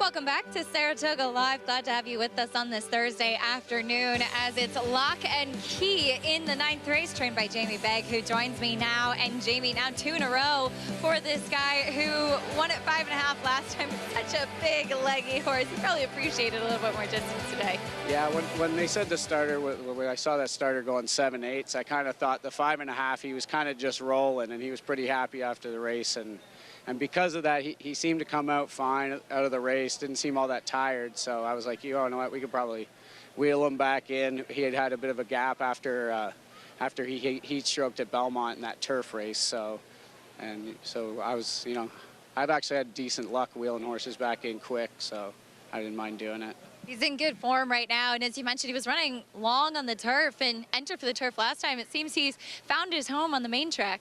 Yeah, his sister was a really good dirt sprinter, so I could see why they thought turf with him, because he's big, he's long, he's got big feet on him. But just the way he ran last time, it wasn't like, it kind of seemed like a horse that had kind of relished on the surface. So when his owner called me and he goes, what do you think about wheeling him back in 2 weeks? I'm like, if you're game, I'm down, I'll do it. So. And it seems like he's relaxed up here in Saratoga, too. It seems like he's really done well in this area. Yeah, he appreciates it. Like, the thing is, he was actually up in Saratoga with his last trainer, Joey Catney's, and he would have to ship down, and I think that may have led a little bit to the when he ran that bad race 3 back. So I think running out of his stall, he appreciates that, because he's not, he's a pretty keyed up horse coming over here. He kind of takes a couple guys to get him over here, so I think he likes that. So. Well, job well done to your team for 2 wins with him at the meet. I appreciate it. Jamie Begg with Lock and Key, getting out to run out of your own stall. Greg, always a benefit. Nice job. Trainer just went out on his own end of 2020. Former assistant to Mark Cassie did a tremendous job with so many of those horses from that barn in New York, including Belmont Stakes winner Sir Winston. And now doing a nice job out on his own, including, 2 wins here at the meet with Lock and Key.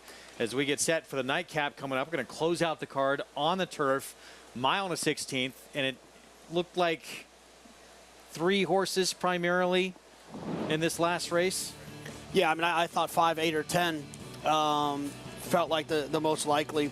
The rest of them just seem like they're a cut below. I guess you can make a case for the 2 home for Christmas, but yeah, I thought 5, 8, or 10 made the most sense. We're taking time out. We'll talk more about the nightcap when we return, and we'll look ahead to the Saturday program and the Grade 2 Flower Bowl. McCulloch for Chad Brown, Klarvich, Rat Ortiz Jr. will ride, coming off that Glens Falls win earlier in the meet.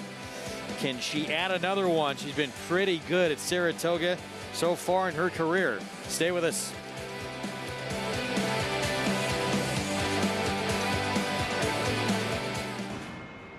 Catholic Boy, a Grade 1 winner on both dirt and turf, including this romp in the Run Happy Travers Stakes. He's so impressive today, the others didn't even have a prayer. This 6-time graded stakes winner was the fastest 3-year-old of his crop over 10 furlongs. Now his first runners are hitting the track. Dual surface Grade 1 winner Catholic Boy, standing at Claiborne Park. She's all the talk. I bet 5 million, 3 in the ring, 3 in the ring, 2 here in the ring, 3. Where 5 million, 2, 5 million, 3. On his seat now, 5 million, 3, 4. Go ahead, he's 4 million, 5, 4 million, 4 million, 5. Oh my, 4 million, 4. I got 5 million, 5, 5 million, 6. Ready, 6, all through. Well, thank you what you did do. 5 million, 5, and in the back, 5,500,000. And good luck.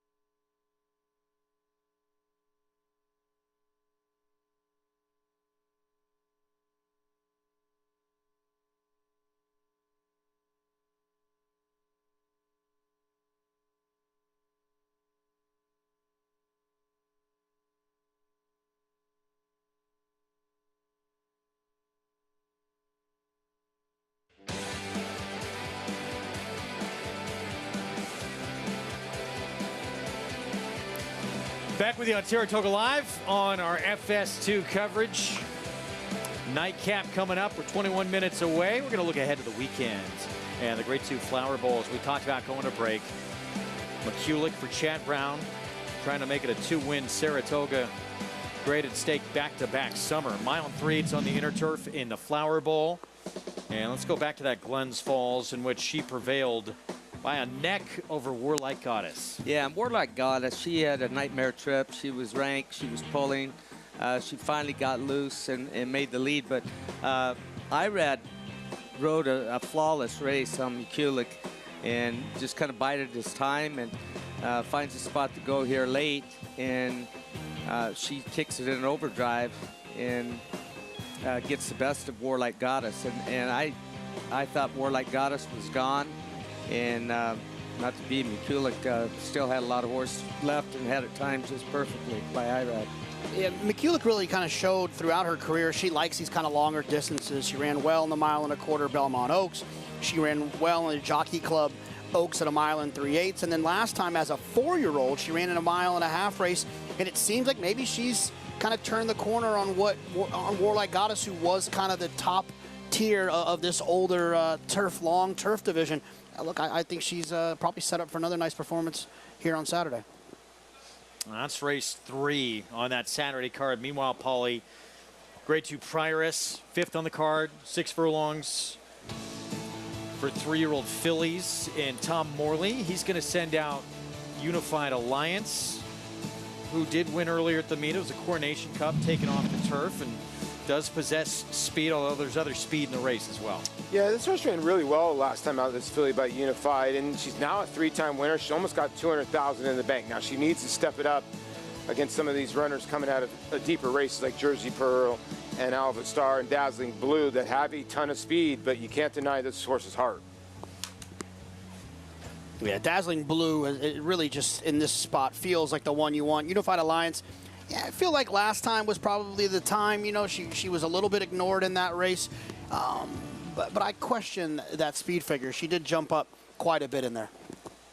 Gets that cozy outside post as well, Gary. Dazzling Blue with Rosario. She's going to be tough to beat. She's got speed, doesn't need the lead. She can sit over.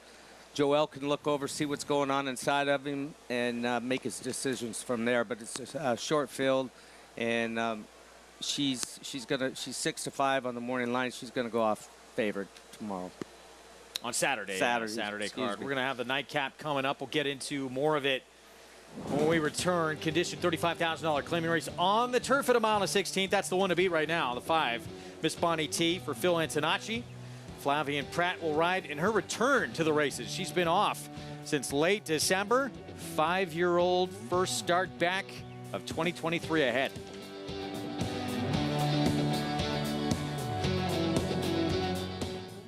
The momentum continues for War Dancer as War Smoke delivers at Finger Lakes. War Smoke in front, another one for Andre Worry. Barrage runs down the field at Saratoga. Here's Barrage with a final surge. Barrage got up. And Born Dancer goes wire to wire, outlasting all comers. It's going to get close. Be of Courage coming inside Born Dancer. Photo finish.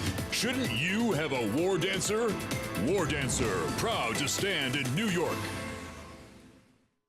On a perfect day, there is no finer place in all of sports.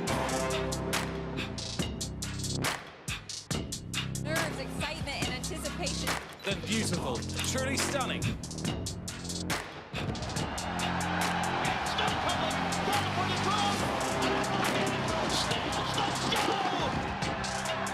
For the Breeders' Cup World Championships. Now more than ever, it's time to get with the program. When shopping for your next race prospect, consider that New York breds start with an advantage. Our New York breds run for serious green. At Saratoga Race Meet, New York bred maidens run for up to $88,000. New York bred allowance horses run for up to $100,000. And New York bred owners can collect awards of up to $20,000 per horse per race. So get back with the program. Seriously. Racetrack Television Network brings you every race, from every track, on every screen, every day.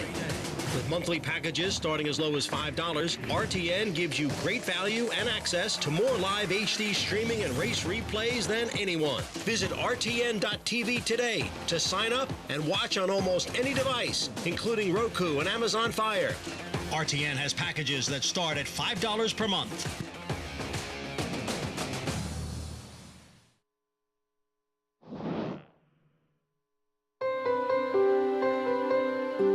Curlin's obviously one of the great sires today. He's currently the second leading sire. He's a horse that gets Grade 1 winners, he gets champions, he gets classic winners, so he's really, you know, in a league of his own. I'm very excited about Army Mule, off to a great start at stud as well. His first crop are 3-year-olds like Good Magic, and you know, he's getting stakes winners and a very good progeny that can really run from a book that probably wasn't of the highest quality. So we think that he's a very good sire in the making. McLean's Music, top sire of Jackie's Warrior, and other Grade 1 winners. Cantharos is having a big year this year. The Charlatans are foals this year, who we're very excited about. Violence had a champion last year, or second forte in Belmont, so he's having a great year. So we've really had a great representation right across the board on really all of our stallions. Good Magic looks like he can be special. The newest horse is Loggins. So Loggins is a horse that I thought had tremendous ability. He got hurt, and you know, in his second start, he was just beating a Forte, who I think is a very good champion. And he's a great horse to look at. He's well bred. He's got the right names in his pedigree. I know there's always a critique when horses have a limited career that you're bringing unsoundness into the gene pool, or you know, those kind of things. But you know, if a horse takes a funny step or hurts himself, for me that doesn't demonstrate unsoundness or a genetic predisposition for unsoundness. You know, you take a funny step, you get hurt. That's bad luck more than anything. So, you know, we've had good luck with you know, horses like McLean's Music and even Candy Ride, who raced limited number of times. So, you know, we don't specifically look for horses with abbreviated careers, but I wouldn't discount those horses either because something went wrong. So it's very rewarding when they separate from their peers and they look like they're going to be very important stallions. And you know, the hope is always that you'll stand a breed-shaping stallion like Curlin. Our show brought to you in part by Hillendale at Alapa. We had two winners on today's card. From Hillendale Stallions, Galabrand, of course, by Violence, and Disappearance by Good Magic, winning earlier on, giving Rob Falcone his first winner of the Saratoga season. Our nightcap coming up on the turf at 1 1/16. It's going to be actually on the Mellon turf. It was scheduled for the inner. It's on the Mellon turf, rails at 0 feet, condition $35,000 claiming race. There is the favorite, Miss Bonnie T, making her 5-year-old return to the races. Let's go to Acacia. And she does have the layoff to contend with, but Miss Bonnie T has just been facing significantly tougher horses than what she finds today. And Phil Antonacci's horses have come in ready to run this meet, and I guess it's just by virtue of the way the cards have fallen, but both wins he's had this meet so far have been in the last race. So he's in the right spot today with Miss Bonnie T, but she takes a drop in class. And look, this is a filly, a mare now that they claimed for $75,000. It took her a while. She was a non-winning type, and then she won two in a row. And I think even two back down at Gulfstream ran quite well. She comes back here, and she's always been a lighter frame type, but she's very fit off the layoff. And she was one that used to get very tricky mentally before the races, and while she's forward, she's not doing too much, which I appreciate. I just think she really finds herself in the right spot today. The 10, Lady Hamilton, is a new face for Saffie Joseph Jr., and you could say, well, why is she taking such a big drop in class after running well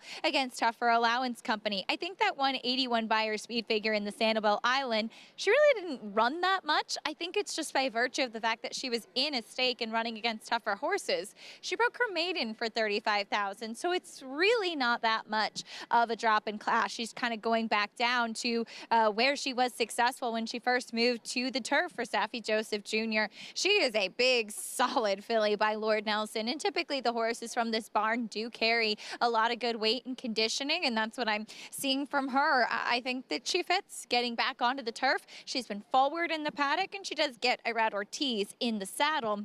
The number 8, Miss M, just missed last time out, and I know that it was against comparable competition to what she faces today, but I thought that she actually ran really well and stretching out in distance, and I'm glad that she had that race on her past performances, because looking at her initially, I wouldn't really have pegged her from a physical standpoint as a horse that wants to go long. I can see why they keep shortening her up, because she's very small. She's a teeny filly by Protonico, and she's super fit coming in here. She's dappled out. There's just not much of her. So I am encouraged by the fact that she ran so well last time out. We'll see if she can build off of that effort. And she has some tactical speed as well, which certainly cannot hurt. Greg? All right, Acacia, thanks. I mean, Paula, she has legit sprint speed, but they didn't choose really to use it last time out. Could they be the one on the front end today? It could be. You know, you make a good point. 21 and 344 in her race at Monmouth, and then she did this, and she just fought all the way to the wire. JK, I know you like this horse a little bit. She showed a lot of grit last time. Yeah, I mean, look, I think that this is a 3-horse race, and I thought the 8 might be the biggest price in a race where I couldn't really separate them. That's where I landed. This horse is tactical. You get Manny Franco, who I love to see when he can find himself forward, because he's such a great finisher. When his partner in crime, the horse, starts to get a little tired, he can really kind of finish with the best of them. So this wasn't a love situation. This was the best price of the 3 I think can win. Well, this is the favorite, though. The 5, Miss Bonnie T. So Flavia Pratt, and big question marks, the layoff, but big drop from when we last saw her running against allowance optional 62. Yeah, and this was back at Belmont. A long time ago. Yeah. That's like actually Saratoga. This was when this horse actually won, broke her maiden at 75. She was 5 or 4 at that. You know, they put blinkers on her. She's gotten a little bit better. But now at age 5, have we seen this? Do we want to take maybe some of these other horses that are a little bit younger at 4? The 8's 3. The 10 is 3. That would be my worry with Miss Bonnie T. And look, at this meet, you know you're getting claimed, right? Like, you can't be 9 to 5 in a claiming race at Saratoga and not get claimed. You're going to get claimed. So, to me, you got to ask yourself: is that what the connections want? Do they want to drop, get claimed, and win, or do they want to get claimed and move on? That's the mental Olympics you have to play when you're playing claiming races. Look, I just watched her walk by. Miss Bonnie T, she looks great. I mean, she looks fit. She's tight and right, tucked up. Pick 5 to her. She's the favorite. The 5, $1,900. The 8, $3,100 is on your screen, and then $2,300 plus to the 10. Those look like really the main 3 players in this race. It just shows you what a bomb could do for you, right? I mean, you basically got Speak of the Devil, who was your favorite. You came back with Galabrand, who was your favorite. Chachiabella ended up going off as your slight check and choice at 2 to 1. So you're thinking, okay, you're getting nothing for this pick 5, and boom goes the dynamite. Wow. With Gary's selection, price. Lock and key, and no pun intended, opened up the pick 5. Unlocking untold riches. I've been listening to Miggy. I've been listening to Mig too much. Sharing an office with him all summer. 7 minutes to post. Call to post coming up for our finale on this Thursday card. And, as we look at this post parade, let's try and find if there is one other. But I think everyone feels it's those 3, the 5, 8, and 10. Let's take a look at the group. Here's Redzilla, 39 to 1. Yeah, tough to get to. 1 for 12 over the turf course, and a horse just tough to get to at 39 to 1. You do see Jeremy Laprida on the horse. Home for Christmas, Trevor McCarthy for Gregory DePrima. Yeah, I mean, I wanted to give you this one, but if you look a little, the harder I look, this horse got a setup last time. I'll give you one, but it's not this one. Synonymous, huge price with Jose Gomez. This horse runs her races upside down. She comes from way out of it, but no placings here at Saratoga. Clarabelle coming out of a 2.25 mile race. Yeah, this is For the the interesting jumps. one. While the rest of them might be getting a little bit tired, this one won't. Back to Mike Maker. Miss Bonnie T, the favorite, 9-5. Yeah, I mean, her numbers stick up in this race, and one of her 2 wins was here locally. Russia, Kinder Carmouche for Rob Atras. Trainer change, back to the turf. Not bad, not interesting at 8-1. Okay, I got it. You see what I'm saying? More Mango. Jimmy Ferraro with Jamie Torres. Yeah, Jamie Torres looking for another one in this meet. 2 for 26 lifetime. The 1 win was here. A real long shot here. Miss MM, Manny Franco. Yeah, this is the one that makes the most sense to me at the price. Should be forwardly placed. And a 2-time winner for 4 tries on the grass, Lady Hamilton for Saffie Joseph Jr. Yeah, I mean, another one that makes sense is going to have to work out a trip from the outside, but you get the best rider at the meet. 5 minutes away from this finale on our Thursday card coming up. You take home your share of $7,500 today when you play with Naira Bets. Hit a trifecta on Saratoga's final race coming up here. And Del Mar's first race today, you'll win a share of $7,500. Opt in at NairaBets.com now to take advantage of that promotion. Good luck, everybody. All right, Paul, you're going outside with a 10. Lady Hamilton and Arad Ortiz Jr. here coming in from Gulfstream. Last time we saw this filly was on synthetic. Yeah, and you know, when I look at her, I think, okay, why is she dropping in for 35? Well, she broke her maiden for 35, so she's right where she belongs, right? And then she came back and won again. Didn't disgrace herself in a mini stakes race. I thought her race 2 back might have been her best one from the 11 hole. She was hung out really wide. Then they went on the synthetic. Now Saffie comes here and goes, let's drop down to where she was at 35.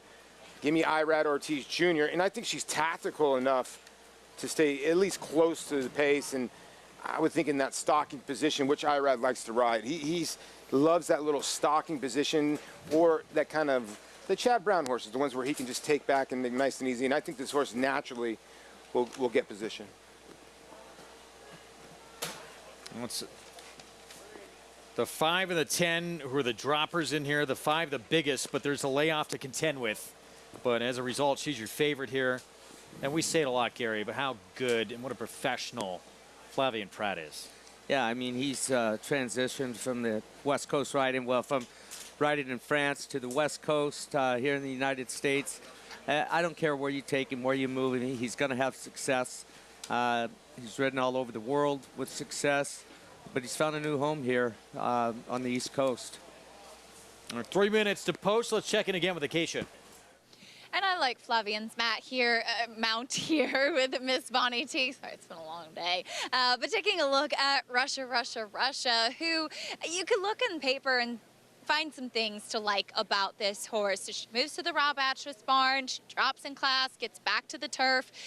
But looking at her turf races, even when she was with Chad Brown, she just wasn't necessarily that quick. And I actually thought that she'd take a little bit more money than she has in here. And she was just a little underwhelming to me out on the racetrack. She's a bit of a lighter frame type as well. If anything, I do think that getting back to the turf should suit her. Kendra Carmouche, who typically takes a horse away from the ponies, actually kept her pretty quiet out on the racetrack. And she's a horse that never really carried a ton of condition. We'll see if this is the right spot for her. Like I said, maybe she's getting back onto her preferred surface, but she'd really need to turn things around and run some quicker races versus the big 3. See if Miss Bonnie T off the layoff, who's your favorite, who continued to look well out on the track and probably looks the best on that big drop in class, Greg. All right, Acacia, thank you. Can I bring it back to Guns N' Roses?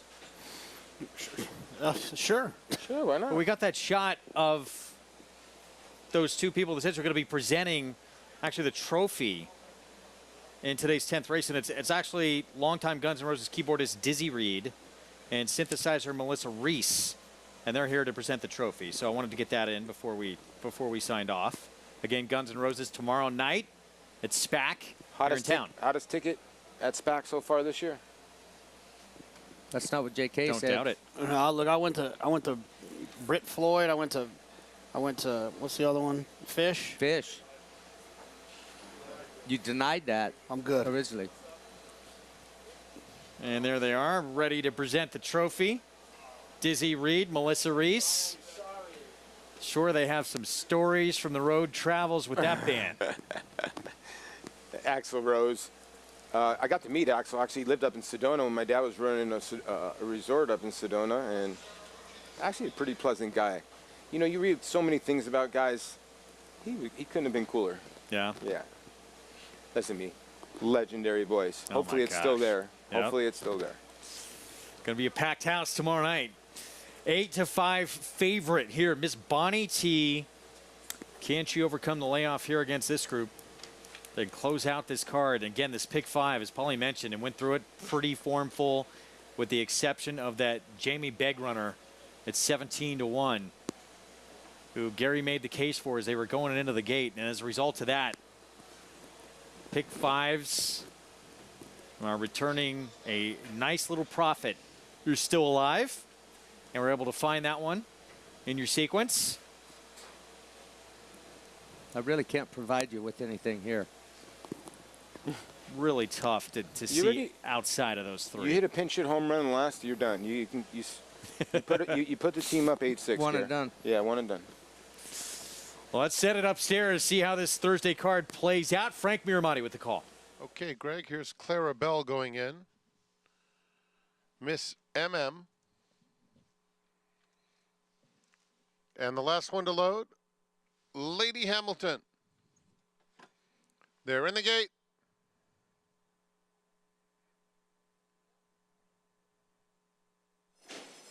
And they're off. Lady Hamilton is out quickly, home for Christmas. Redzilla along the inside has some speed too. Miss MM comes away in 4th. Miss Bonnie T settles nicely in mid-pack. Racing about a length in front of both Synonymous and Clara Bell, who are side by side rounding the first turn. More Mango is just outside of them, and Russia trails. Lady Hamilton sets the pace and leads the way by about a length and a half as they swing onto the backstretch. Miss MM second. Redzilla is racing in 3rd. Miss Bonnie T under a very strong hold in 4th. The opening quarter went in 23 and 4/5 seconds. They're followed by Home for Christmas in 5th. Then it's More Mango rather, about 6 lengths off the lead. Another length back comes Clara Bell. Synonymous is second to last and was just passed by Russia. They have less than a half mile to travel. The first half went in 48 and 4. Lady Hamilton, Miss MM, asked to get after her in second, within a neck of the front runner. Redzilla a ground-saving 3rd. Then comes Miss Bonnie T, inching up on the outside, taking the 3rd spot, as Redzilla is dropping right out of it with a 1/4 mile to go. 3 lengths back, Home for Christmas and More Mango. They have a 1/4 mile to go. Miss MM, but here comes Miss Bonnie T, who's been threatening throughout and is cut loose with a furlong left to go. And Miss Bonnie T has stormed to the front. Miss MM in second. Russia rallying along with More Mango. A 16th to go. Miss Bonnie T, 2-length lead. More Mango's coming. Here comes More Mango. And More Mango runs right by Miss Bonnie T to pull it off. Russia was 3rd, 4th between Home for Christmas and Clara Bell. More Mango, Jimmy Ferraro, Jamie Torres, and apparently there was another horse in this 44-1 to close out this Thursday card. Yeah, and I'm sitting the trip. I'm watching the trip that Jamie was getting. He was just tracking Flavia and Miss Bonnie T the entire way. It looked like he had horse. Wasn't sure. And when Miss Bonnie T, she was pulling a little bit down the backside, maybe weakened a little bit from her time off. But when the 6 horse comes outside, Russia comes outside of Miss Bonnie T, it got her running again. And it's great riding, a great performance at 44-1. She went easy. She had a race 3 back that made her a major player in here. The problem was the next 2 starts. I mean, the layoff kicked in, obviously, for the 5 Miss Bonnie T, but you're supposed to win that race from there. But, again, I don't like when people look at the odds and go, okay, whatever. The 7 just flat ran by the 5. That's just the bottom line. I mean, I understand this is 44-1, and none of us got to this horse. This horse is a tough horse to get to.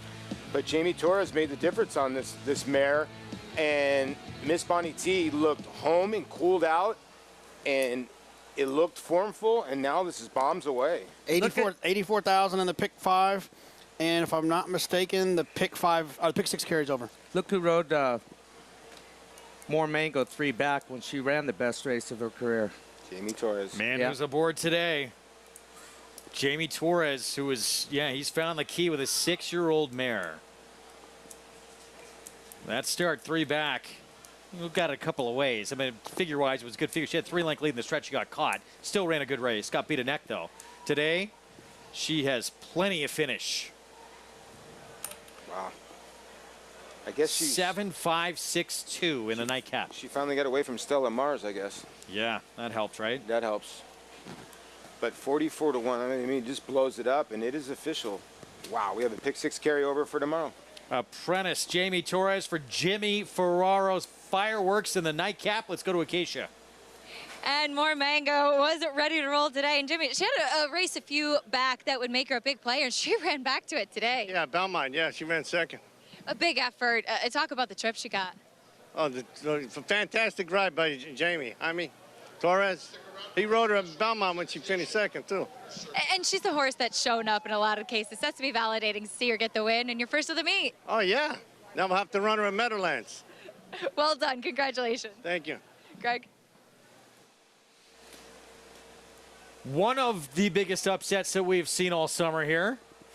44 to 1, and an apprentice rider.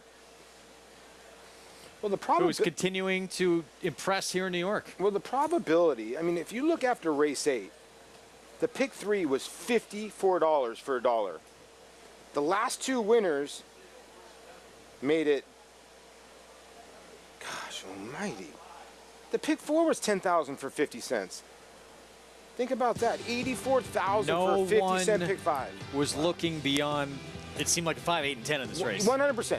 And you know, like JK said, the 2, but this horse, if you look 3 back, like Gary said, if you reach to it and you get to it, good handicapping, really good handicapping, because you just got rewarded. 44 to 1 on more Mango.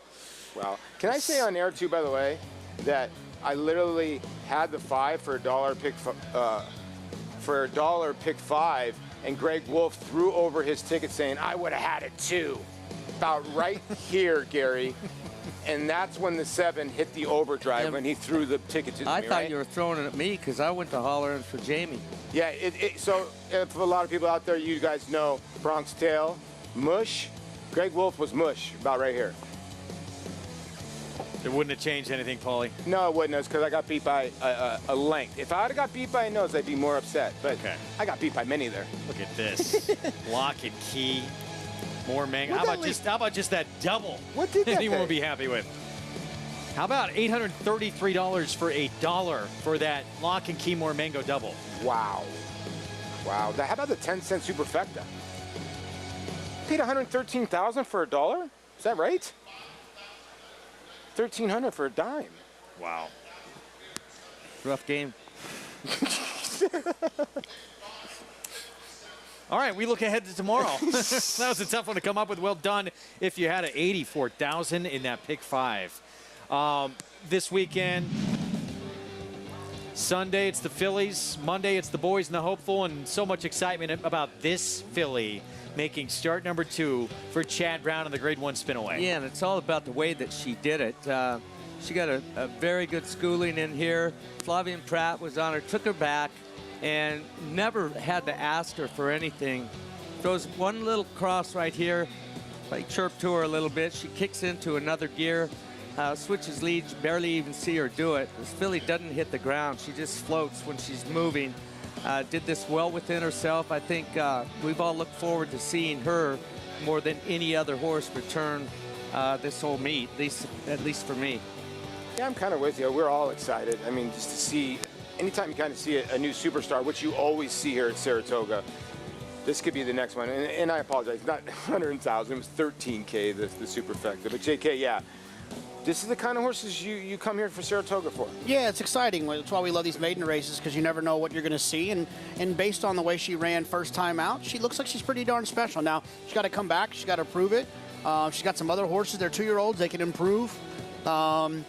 But I tell you one thing, she really looks like she's going to take another step forward the way that she had won so easily. So with another step forward from her, they're going to need to improve. Does this remind you a little bit of what Echo Zulu did here a few summers ago when she was a 2-year-old? Yeah, I mean, it reminds you of a lot of things. It reminds you of Echo Zulu, reminds you of Uncle Mo. It reminds you of lots of great horses that we've seen get their debut here in recent years. Going to be fun. Meanwhile, Sugar High going to line up in this race as well for Bill Mott. She wins first time out. Daughter of Twirling Candy was the favorite and an 80 buyer, and she dominated this field to win by 6 lengths. She was impressive in this race. To me, she was 2-3 wide most of the way, and I thought she held the pressure and just kept on motoring here, Gary, and she's just going to outfinish the horse onto the inside of her. Professional effort. She moves on with it, and you can see at the end of this race, she starts to take off now. Junior's going to put the crop away, and she's just going to gallop home. Yeah, and you got to figure that she's going to enjoy the extra ground off that race. And Billy Mott's, we always see him improve second time out and continue to improve. He doesn't get to the bottom of them in the morning when they're preparing for their first race. And when they win the first race like they did, like she did, like Sugar High did, they're for real. It's going to be fun. That happens on Sunday. Then the boys turn in the hopeful on Monday, closing day on Labor Day.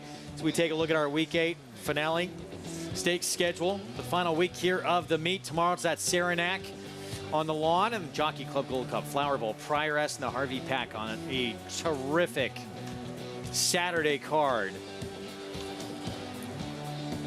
What we saw earlier from this filly with Galabrand beating the boys, what do you think is her potential as we get to the Breeders' Cup? I think it's unlimited. I mean, when you have a horse, like I said, sometimes can fool you a little bit, flying from way back, going 5.5 furlongs, and then repeat it, going a mile and 16th against winners, which is the hardest thing to do. And for me in racing, when horses face winners for the first time and do it the way she did, and like Jonathan said, beat a quality horse too. I need to see what the figure comes back, because of all the divisions that we see, right, the juvenile turf and the juvenile fillies turf, is when those 2-year-olds come over from Europe that can sometimes be tough for our horses to handle. Pretty amazing, too, with all the shots they had in today. 2 trainers going for this training title. Chad Brown, Linda Rice.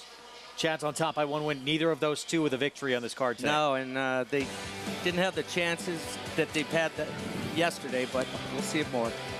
Going to be fun. Final 4 days of the meet coming up. Galabrand stretching out and taking it to the boys with that performance of the Grade 3 with anticipation for Bill Mott. What a performance.